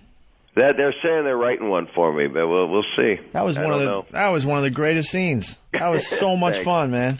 I was at a concert last night. I went to see Counting Crows, and somebody was standing next to Adam Duritz, who's a friend of mine, and somebody said, "Boy, that thing on Entourage, that was amazing." And people that know me, Adam was like, "Yeah, all Bob had to do was show up." I was like, "When are you going to start acting?" Was it dirty? He's smoking dope. Oh, really? No. Oh, me? Yeah, I smoked a bong, and the idea was I banged every hooker there. Yeah, nice. That was great. Good boy. Hey, I've never really even been with a hooker. They fucking rule, dude. They rule. Jimmy's a pro. You like a hooker better than anything, man. I like beyond anything. I love a prostitute. Because they just leave? Is that the whole premise? No, because they don't promise me love and then hurt me emotionally. They fuck me and they go, and they don't pretend that I'm something that I'm not. Yeah, but you're a funny guy who's you are like sensitive. Isn't there a chance you like fall for a hooker? Oh, absolutely, dude, without a doubt. But I mean, I start to develop feelings, and I get mad that they want to keep it financial. I'm a fucking zilch, but every time I really start to like a girl and care about her, I just get my fucking fat face smashed. So I figure just keep spending the money. Well, you know what it is? Money kind of turns me off. I'd rather just take them to dinner and buy them shit. Whoops. Yeah. but the other thing is, I don't know about. Yeah, sometimes if you're about to like have sex, if you're about to like come, don't you like? Isn't your instinct to say I love you? Yes. It's like the stupidest thing in the world. It was. That's like the time you're not supposed to say I love you. But you told me you loved me. I was coming in your face. Dude, you said it. You meant it. Please get out. Here's your $500. I used to bang a hooker in Vegas who would give me golden showers and full service, which is very rare. She'd spit in my mouth. It's kind of revealing about you. I want you to know that. It's completely true. And she'd spit in my mouth, and when I'd fuck her, I'd tell her I love my wife. I would say I love my wife while I fuck her. Does your wife on the radio right now? Why would you say that when you're not married? I was pretending that she was going to be my wife. Oh. I met her. I was like, I mean like you. I was saying I love you to her. Like I love you as my wife. Wow. It was really dirty. That's good stuff.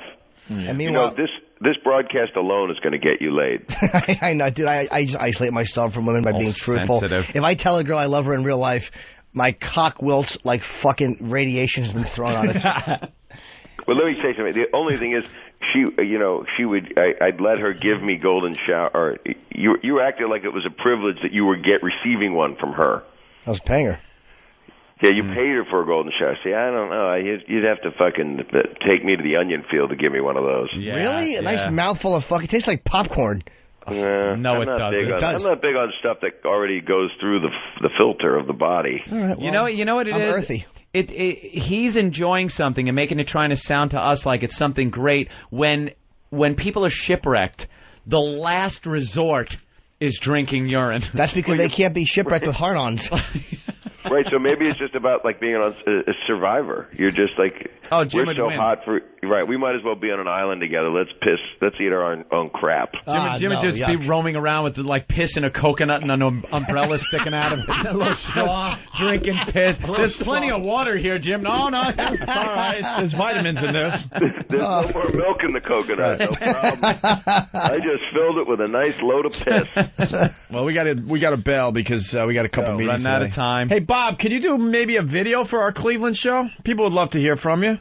Absolutely. Maybe like a couple-minute video just saying hi to Cleveland? Send someone over. Absolutely. In fact, I'm with you guys before that. Why don't we do it there? Sounds good. Yeah, that's not a bad idea. You could just make fun and abuse the Cleveland crowd. I'm not going to tell them I'm celebrating Rosh Hashanah. I don't know if they'll like that. No. Now you'll come up with a better excuse. I'll come up with something real. I'm getting blown by someone. I'm getting peed on on Survivor Island. So I'll see you guys August 5th. Yeah, Bob, a new friend of the show. It's a pleasure, man. You do some great stuff for us. I dig you guys a lot, and I really appreciate it. See you soon, buddy. Thanks, Bob. I'll see you later. See you, man. All right, there he goes. Bye. Bob Saget. He's part of the O&A Traveling Virus. Love Saget. He's doing 3 dates. Yeah. All the info is on opieandanthony.com. Take us through Ticketmaster.com. The first show, it's right around the corner now, August 5th at the DCU Center in Worcester. He's supposed to be a really funny stand-up. Like everyone who seems to be really funny. And the beautiful thing about Saget, he spent the last X amount of years just destroying that wholesome image. It's like, how do you not love that? That is the best part, and it's so obvious to everybody. that he's doing that. But it's like you get so many phonies in Hollywood that are on these shows and they have this persona and never want it damaged or tainted. He just goes on and talks about fucking the kids. There's 3 guys in the house fucking the children. He's made his money, now he's fucking enjoying it. How do you not love that? And you heard for years that he was really dirty, and you would always go, "No, come on, shut up." I hated him growing up. I didn't know he was like a great comic and this funny dude. When he sits on the edge of one of those beds in like the girls' room and gives him that, hey, just because the kids are making fun of you at school doesn't mean you're not a special. It's just this drivel coming out of his mouth, and you know that he is one of the most horrid individuals when it comes to making jokes. He'd probably like, all right, cut. All right, kid, get the fuck out of here. Suck my cock. Right. Beat it. Beat it, little whore. Let's go to Greg, Oklahoma City. Greg. What's up, guys? Welcome aboard. Jimmy, you had a line, you got stepped on. It was funny as hell. I'm earthy when you were talking about getting pissed on. Oh, thank you. My truck laughing. Very nice. I said I was earthy. I'm earthy. All right, Mr. Old's been waiting for hours. Mr. Old. From Long Island, the guy that shot his gun and got us in the paper, page 3. Hi, Dollface. What's up, Mr. Old? Hey, that killer. What's up, guys? Hey. Yo, Mr. Tanner's the man, by the way, and Jimmy, Ozzy Osbourne is a butter ass. He stinks. Led Zeppelin started metal. Really? Then why is Sabbath the universally acknowledged? Led Zeppelin was great, dude, but they didn't start heavy metal. That's universally. It's just not. Alpha Centauri, they're saying. Led Zeppelin was the first supergroup. No, I'm fucking kidding because Pink Floyd and Black Sabbath is my favorite the definition band, of supergroup. Members come from other bands. Oh, okay. Oh, yeah. All right, that's fair enough. What about Floyd, dude? Floyd and Sabbath are my favorite band. Yardbirds, if you will. Herman's Hermits, I'll tell you right now, started it all. All right. Mr. Old, what do you want? No, I was just thank you for the tickets. Yeah, you got Ozfest tickets, right? Oh, nice, man. Good. All right, Mr. Old, thank you. Thank you, sweetie. Thank you. We got to cut it short because we got to get out of here. Is Steve around? I think we have Ozfest tickets to give away. Yes. Because we're on for another hour. You know, Steve? Yeah. We got Ozfest tickets? We certainly do. Which ones should we give away today? We gave away the New York ones. How about, wow, why is that? Oh, that. Okay. We could give away... Rochester? Could we? No. Oh, we can't? Why not? But we can. Can we give away Rochester? We certainly can. No. Oh, what? But no. Rochester? Yes, we have 5 pairs to give away in Rochester. No, nothing's wrong. Just stay in the living room. I'll handle it. Where they handle it? They're playing Darien Lake, probably? Darien Lake Performing Arts Center. All right, see, because I did some radio up there. That's kind of in between Rochester and Buffalo. So no. If you're in the Buffalo area or the Rochester area, or you could just get to Darien Lake. When's the show? July 27th. July 27th. We got 5 pairs of tickets to Ozfest. Nice. Thanks to Jägermeister, right? Thanks to Ozfest and Jägermeister, yes. Beautiful. Oh, my God, the way he brutalizes that mic, it sounds like an earthquake is going on in here. Yeah. Sorry. All right. No. So Travis will work the phones. But seriously, if you're not going to use these tickets, don't bother calling. Save them for somebody else. Grr. All right? Grr. That's terrible. I'm sorry. Okay. We forgive you, Steve. What's my problem? You're in my fucking house. Hey. This is our studio. Get the fuck out now. Oh, no. You leave. Get the fuck out now. Could we go? How would you comfort a woman if she wanted to help? How would I? I don't know. Grr. Grr. Let's leave with a buttery beat. Why not? What? Buttery beat? Why not? Grr. Grr. Grr. Grr. Grr. Grr. Grr. Grr. Grr. No. Grr. No. Grr. No. Grr. Grr. Grr. No. Grr. Why not? Why not? Why not? Grr. No. Grr. No. Get the fuck out. No. Get the fuck out. Grr. Grr.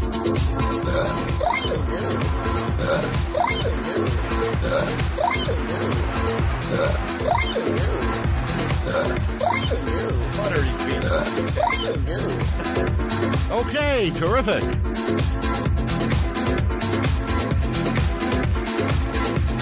Enjoy the buttery beat. We're out.